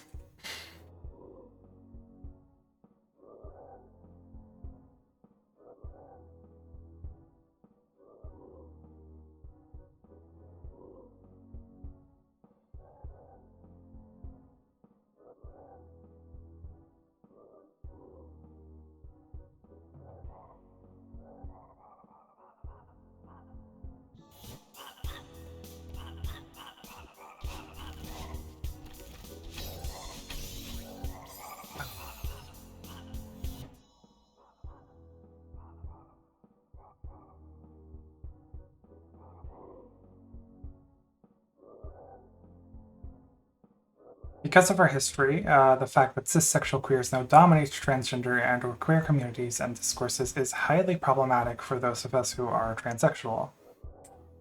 During the 1970s, transsexuals and other cross-gender identified queers were banished from the gay rights movement as began to focus solely on sexual orientation. And this was a calculated maneuver. By jettisoning cross-gender queers, who were typically seen as most deviant by a reluctant mainstream public, sexuality queers could make the case that they were just like normal people except for their sexual orientation. And from the perspective of a lesbian or a gay person, this strategy was highly effective. Sexuality queers, while still marginalized to a certain degree, have made tremendous legal gains with regards to domestic partnership.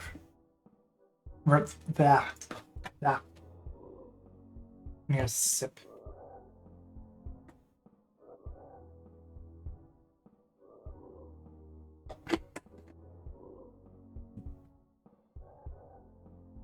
Sexuality queers, while still marginalized to a certain degree, have made tremendous legal gains with regards to domestic partnership, including reversing sodomy laws and gaining protection against discrimination. They now have their own social and political organizations, cable channels, university departments, and even their own Olympics. Wait, for real? There are out lesbian and gay politicians and celebrities, and popular TV shows that revolve around lesbian and gay characters. Gay-themed jokes in the media are now more likely to make fun of someone for being homophobic than for being homosexual. Perhaps most significant of all, it has become generally accepted among most Americans, even among those who are stern opponents of gay rights, that there is natural variation in human sexual orientation. Or, as the popular saying goes, some people are just born that way.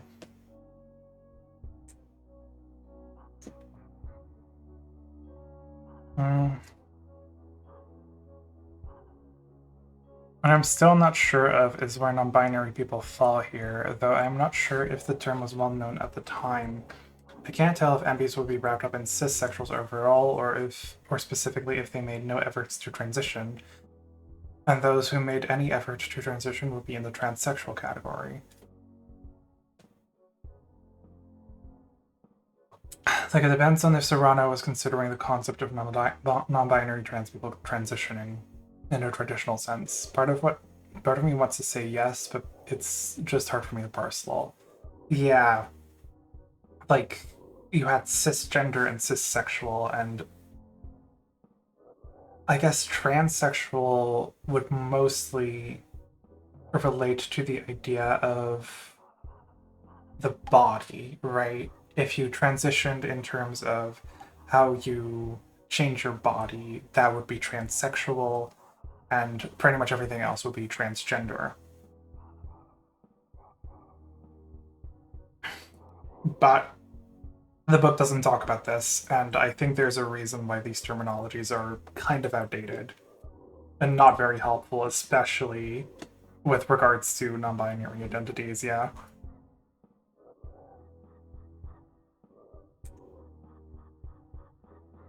As a direct result of the exclusion of cross-gender identified trans people from the gay rights movement, public awareness and acceptance of our identities and issues were about 20 years behind those of lesbians and gays. Because the transgender movement didn't gain momentum until the 1990s. Because of this exclusion, our cross-gender identities and perspectives are not acknowledged to nearly the same extent as lesbian and gay identities and perspectives. For example, when I come out to people as transsexual, I am often barraged with highly personal questions about my motives, my motives, my physical body, and my male past. In contrast, I've never once been interrogated by someone upon coming out to them as a lesbian. That aspect of my person is generally accepted as face value. In other words, I am allowed to exist without question as a lesbian in ways that I am not allowed as a transsexual. In a climate where same-sex attraction has become a given while cross-gender identification is most certainly not, the merging of sexuality queers and gender queers, as seen in the queer/trans community, essentially subsumes transsexuals within the more well-established cis-sexual queer community. The more inclusive the word transgender becomes, the more thoroughly the voices of transsexuals and other cross-gender, cross-living individuals are drowned out by those who do not share our perspectives and experiences.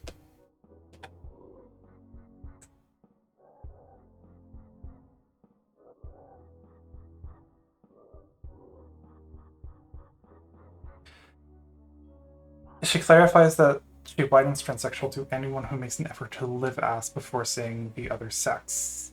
Right, yeah. It's funny because transgender has become less of a broad term since this book came out. Yeah. At the same time, transgender now includes people who transition to quote unquote the other sex. It's much more restricted to people who specifically identify as a gender identity other than the one they were assigned at birth. Whereas in this book, she explains that transgender basically includes anyone who transgresses gender norms at all. So she's saying that cis genderqueer people take away visibility from trans. No, that's oversimplifying it a lot.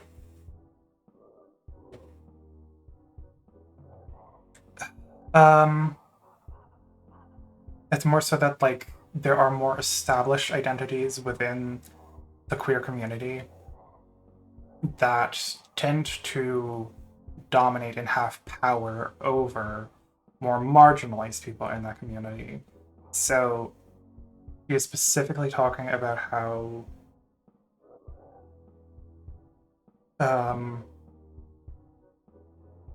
like cis people tend to appropriate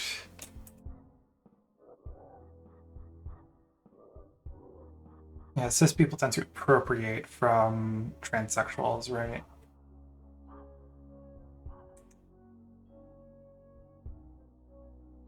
This cissexualization of transgenderism has taken a devastating toll on the ability of transsexuals to articulate our own perspectives and vision. Wait, was I supposed to read? Or game? Fuck, I don't remember. That's just game.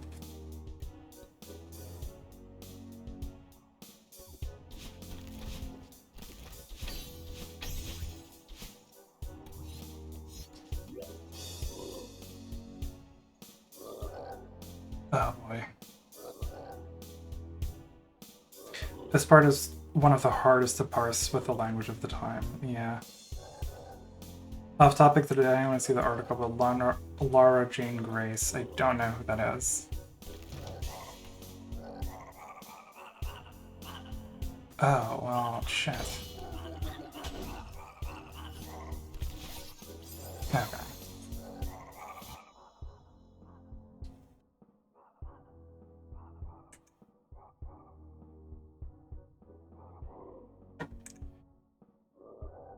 The cissexualization of transgenderism has taken a devastating toll on the ability of transsexuals to articulate our own perspectives and visions for gender activism.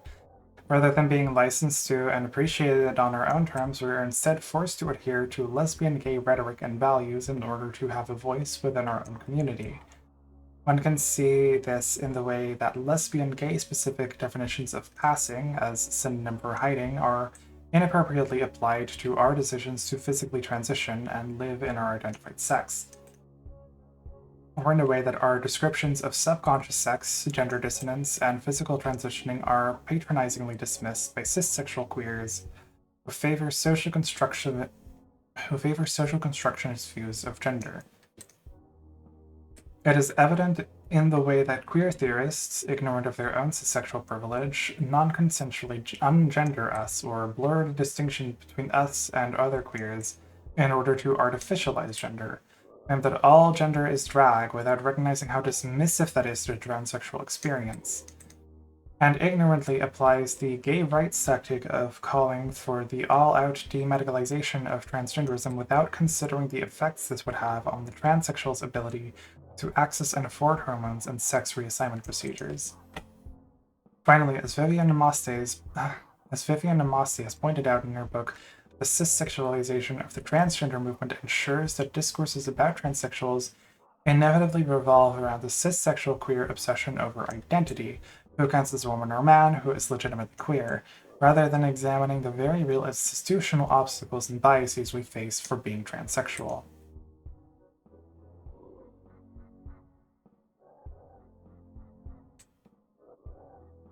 I worry that the dominance of cissexual voices in the queer/trans community and the exclusionary practice of subversivism are together fostering a sense of queer/trans oneness that excludes trans women such as myself. My fears stem not so much from my own concern about being excluded, or for the many other subgroups not mentioned here, who also feel increasingly left out of this community. Rather, I feel that this inward homogenizing trend represents a lost opportunity to learn from one another and to change the minds of the public at large. If we hope to correct this insular exclusionary trend, then we must begin once again to think in terms of alliances rather than monolithic communities. Alliance-based activism begins with the recognition that we are all individuals, each with a limited history and experiencing a largely unique set of privileges, expectations, assumptions, and restrictions. Thus, none of us have superior knowledge when it comes to sexuality and gender.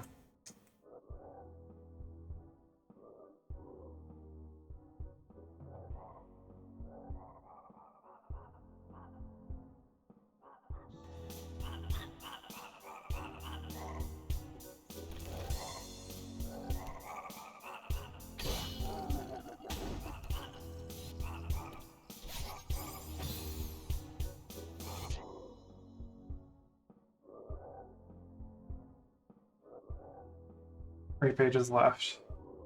We're currently on page 266. By calling ourselves an alliance, we explicitly acknowledge that we are working toward a common goal. How about making the world safe and just for people of all gender and sexualities? Safe and just for people of all genders and sexualities, while simultaneously recognizing and respecting our many differences.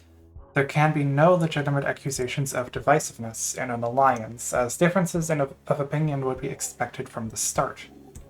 Thinking in terms of alliances can encourage us to move beyond the single goal of creating safe queer/trans spaces to recognize that in reality there is no such thing as a safe space. After all, the very notion of safety is often predicated on a presumed and exclusionary sense of sameness and oneness, and unlike subversivism, which fosters a grim and belittling view of the heterosexual gender normative majority, alliance-based gender activism recognizes that the only way we will change society is by engaging the mainstream public and working with, rather than against, our straight allies.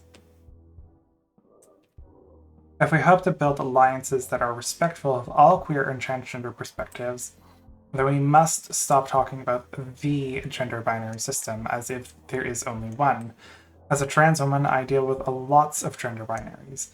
Male/female, heterosexual/homosexual, cis-sexual/transsexual, cisgender/transgender, and so on. As someone who is marginalized in queer/trans spaces for not being subversive or transgressive enough, I find that calls to shatter the male/female gender binary sound hollow. And when cis-sexual queers try to frame all forms of gender/sexual discrimination in terms of heterosexist gender norms, they deny the fact that, as a transsexual woman, I experience way more cis-sexist and trans-misogynic animosity and condescension from members of my own lesbian community than I ever have from my straight friends and acquaintances. The truth is that whenever we enter a different space or speak with a different person, we are forced to deal with a somewhat different set of binaries and assumptions. Indeed, in my experience living in the San Francisco Bay Area, where most straight people I know are very comfortable with queerness, yet many queer people I know harbor subversivist attitude towards straightness, makes it clear that there needs to be a more general strategy to challenge all forms of sexism, not just the typical or obvious ones. I think you're starting to hear my voice get tired.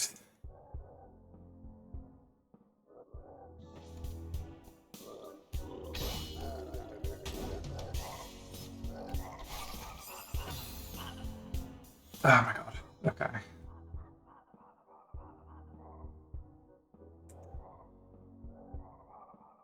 Rather than focusing on shattering the gender binary, I believe that we should turn our attention instead to challenging all forms of gender entitlement, privileging of one's own perceptions, interpretations, and evaluations of other people's genders over the way that those people understand themselves.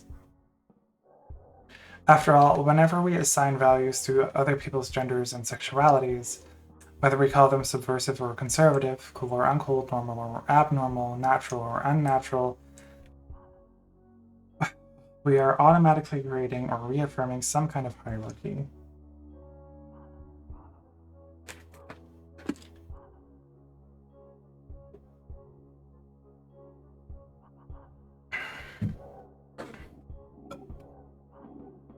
In other words, when we critique any gender as being good or bad, we Yummy Slurpee. are by definition being sexist. After all, isn't what drives Yummy Snack. After all, isn't what drives many of us into feminism and queer activism in the first place our frustration that other people often place rather arbitrary meanings and values onto our sex bodies, gender expressions, and sexualities? Is there really any difference between the schoolyard bullies who teased us for being too feminine or masculine when we were little, the arrogant employer who assumes that we aren't cut out for the job because we're female, the gay men who claim that we're holding back the gay rights movement because we are not straight acting enough, and the people, whether lesbian feminists of the 1970s and 80s or subversivists of the 2000s, who decry us for not being androgynous enough to be true gender radicals? Isn't it right that many of us young snack? So true. Food motivated. That's me, baby. I should get that on a t-shirt. Most might argue that it's simply human nature for us to assign different values to different genders and sexualities. For example, if we tend to prefer the company of men over women, or if we find androgynous people more attractive than feminine or masculine ones, isn't that assigning them different worth? Not necessarily. There's a big difference between rightly recognizing these privileges in terms of our personal predilections, I find androgynous people attractive, and entitled claims that imply there are no other legitimate opinions. Masculine and feminine people are not sexy, period. Similarly, there is a big difference between calling yourself a woman or genderqueer because you feel that word best captures your gendered experience and using that identity to make claims or presumptions about other people's genders, e.g., assuming that men or gender non-conforming people are your opposites.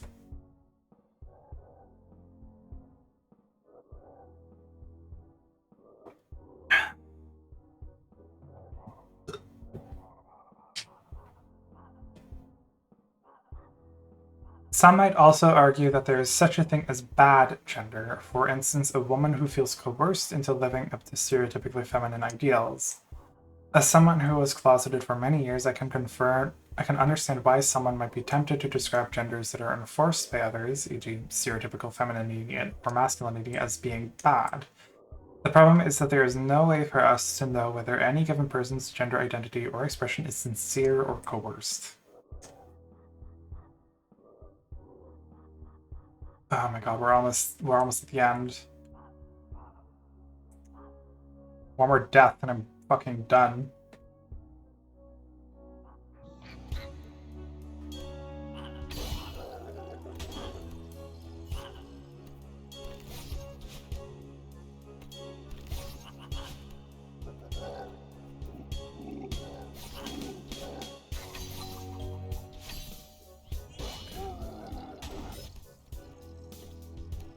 And I will never die again.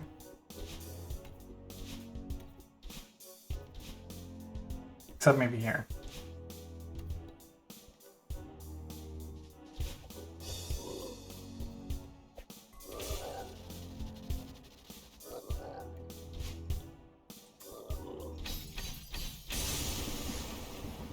Oh my god, I actually... The Temple of Covenants is now free! It was nothing.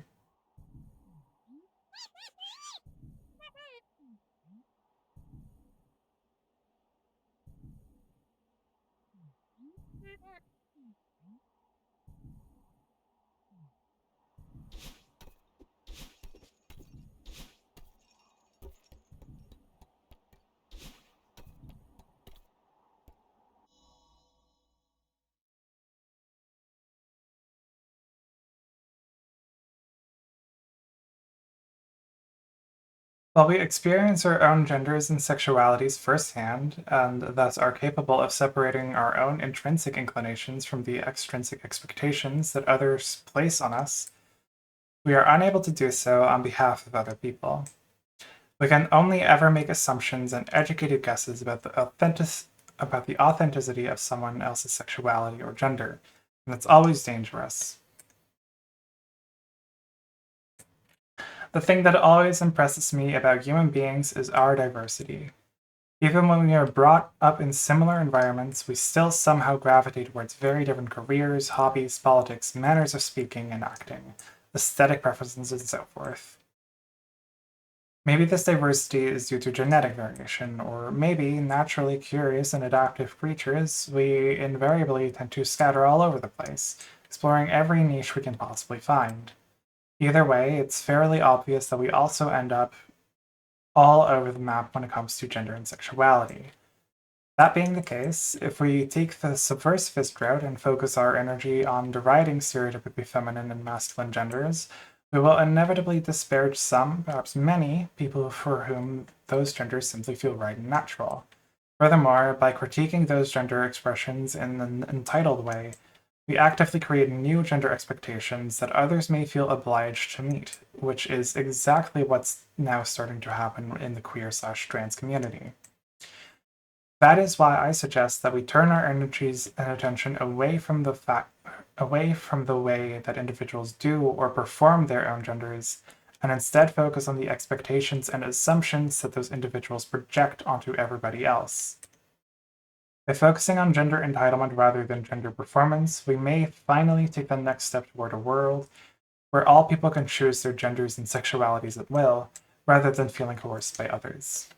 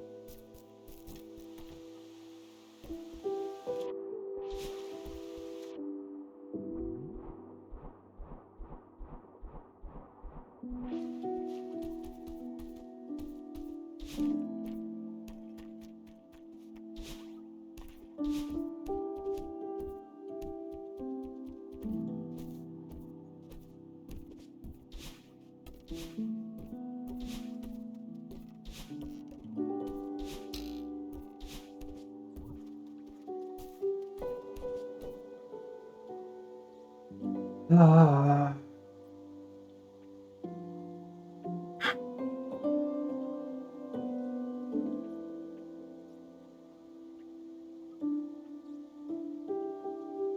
Oh my god.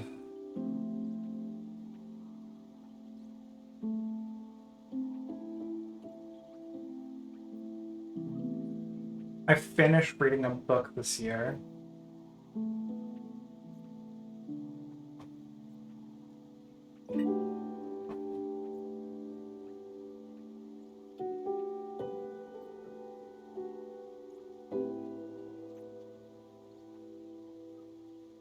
This was fun. I'm really glad I got a chance to ramble about the book with others.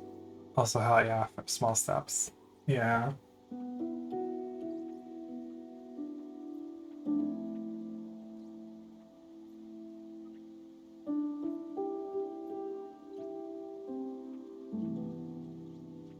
Let's see, is there any acknowledgements about the author, credits, selected titles from Seal Press?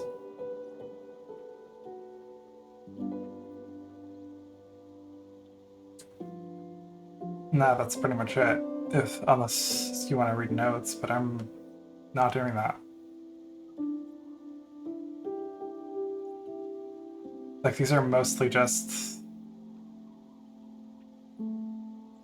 citations, basically.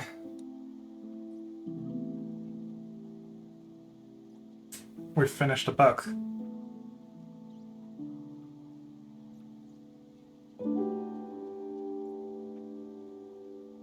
There are some notes that are additional commentary, but the book is understandable without it.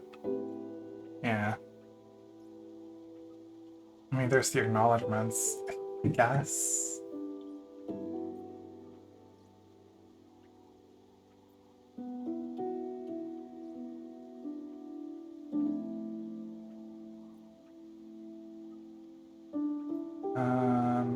What Where are the acknowledgements?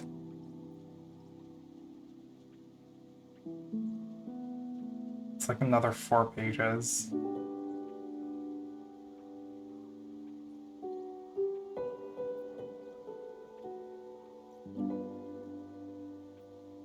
I'm not reading the acknowledgements. I'm sorry. Like, climb the metaphorical mountain of Julia Serrano's Whipping Girl, 2007.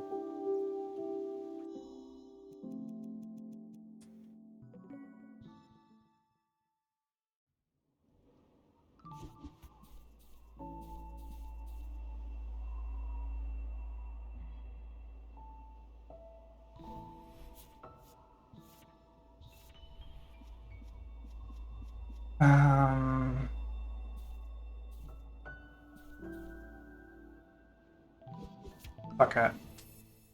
I'm showing the map I made.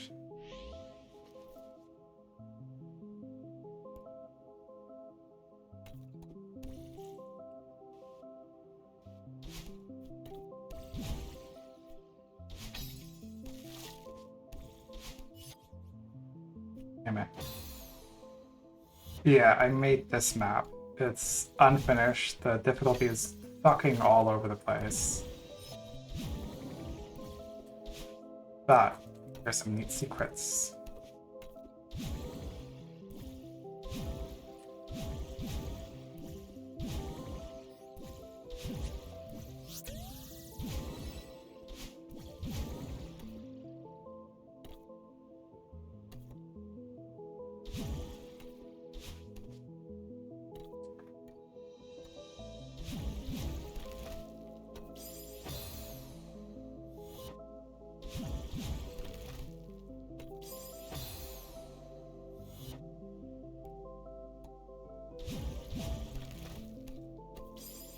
Ew.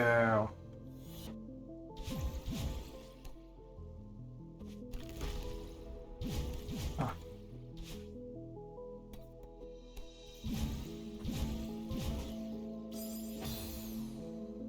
Why did I design this map like this? Oh, look at me. I just beat Celeste. I'm gonna make the hardest fucking shit ever. Okay. There's another secret up here, I think. Okay, never mind. I think I planned one, and I didn't put one there.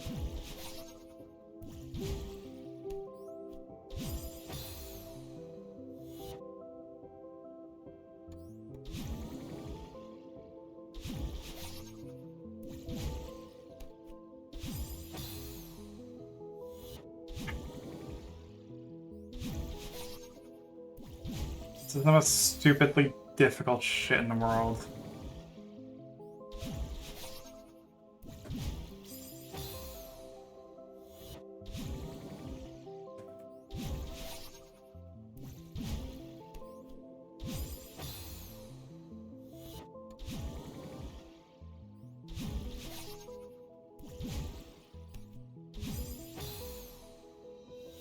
I don't know I can do this.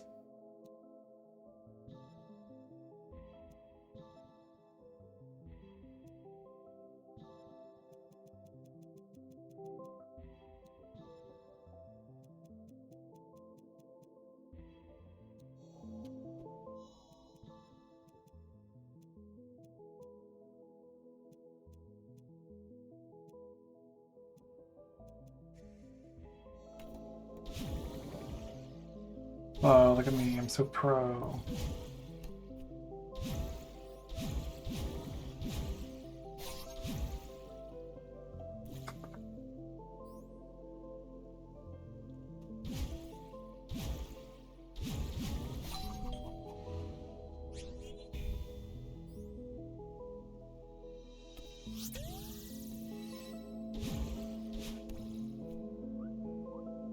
Oh, right.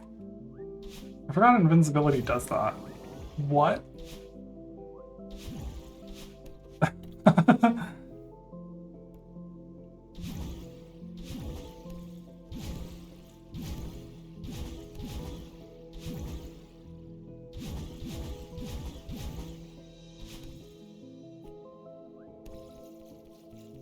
didn't see that.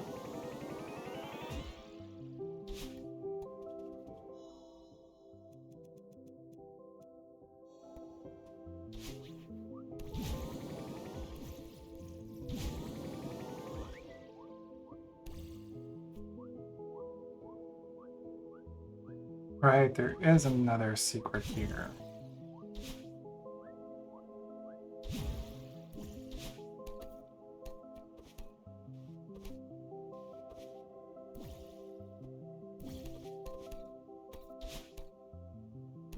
Over here.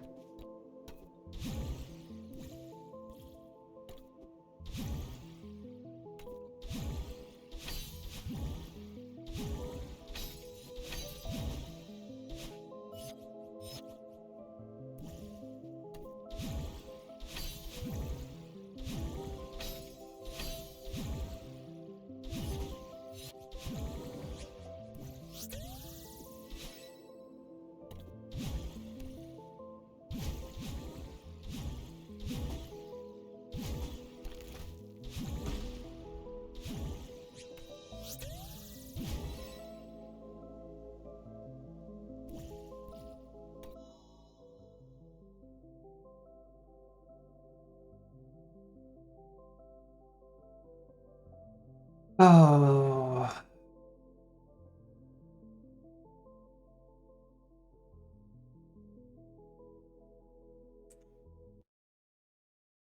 Okay. This has been Celeste, but every time I die, I have to read a page of Julia Serrano's Whipping Girl, 2007. Nearly 5 a.m. Don't worry about it. Don't worry about it. We're fine.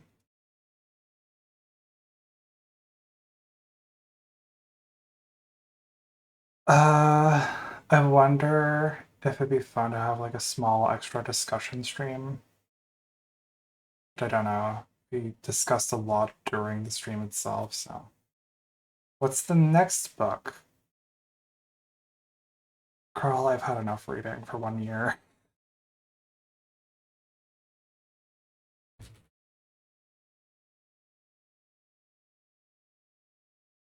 I will sleep well in spite of the night night. Yeah, I'm fine. This is like pretty normal for me anyways. Um I don't know what we really discussed in this specific stream for again. Let's just do this discussion now. Thoughts about the book that we just finished reading. Anything. Anything at all.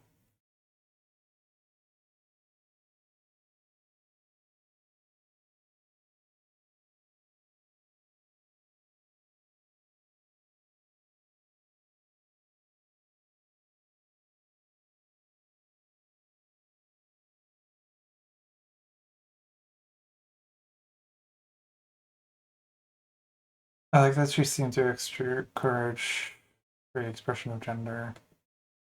Definitely earned its place as a seminal piece of trans feminist literature. Oh, absolutely. It's, I would argue it's like required reading. Very well written in the sense that a lot of the theories brought up really led into one another. Oh, absolutely. I think its flaws are overstated by many of its critics. Probably. Won't be too surprising. God forbid women do anything.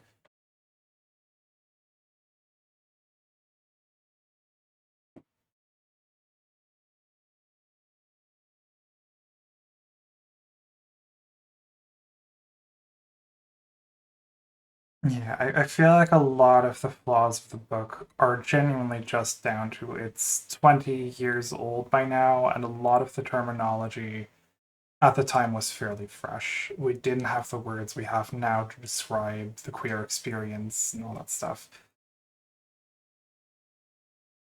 I like when we discussed a paragraph, often what we brought up was the next paragraph. It's pretty densely packed, and this leads to its strongest and weakest moments, in my opinion.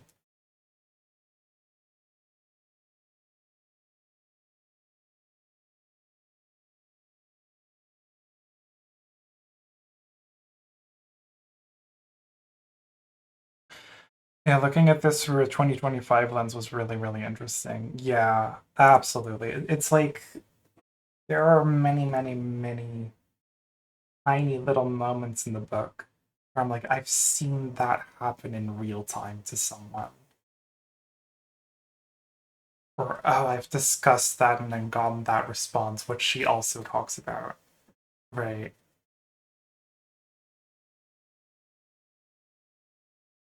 Very much a relevant text. So much stuff has changed, mostly terminology, but so much persisted. Absolutely.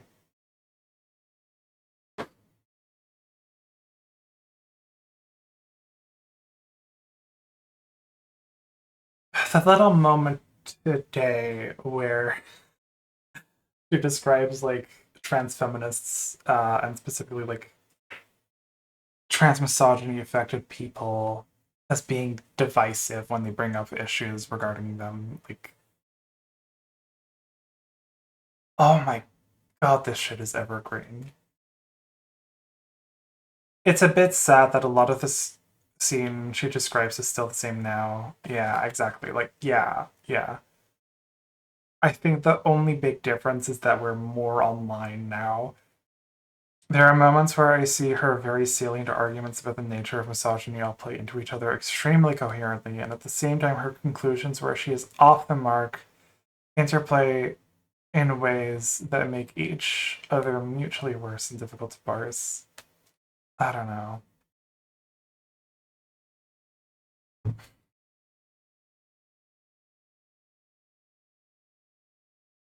I'm certainly glad I read it and stuck with it.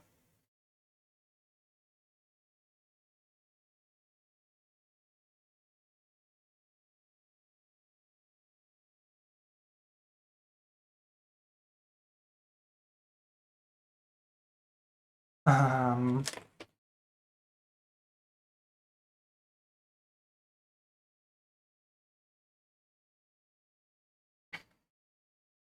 Great book, far more good than bad. Yeah. I'm honestly glad a little bit that it's over because wow, these reading streams are intensive. Now I can focus on fun shit. I did the work, sort of. This was definitely work for me.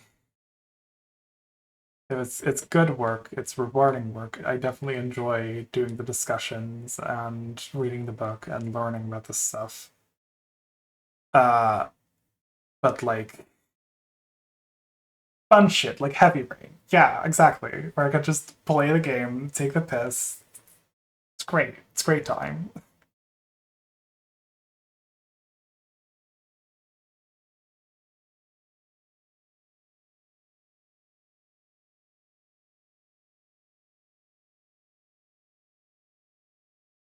What if it rained really hard? It would be sexy.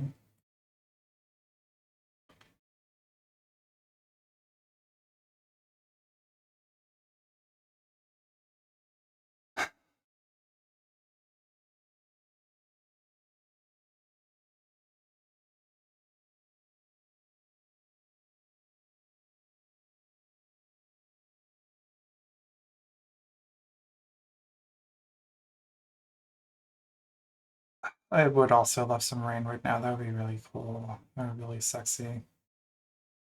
It's got wet. Okay. I think I'm seeing the discussion part kind of peter out a little bit.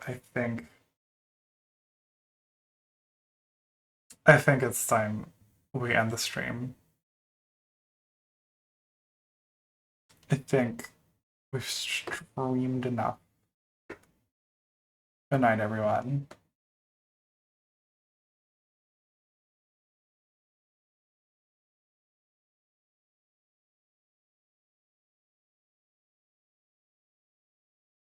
Good night, everyone. Bye bye.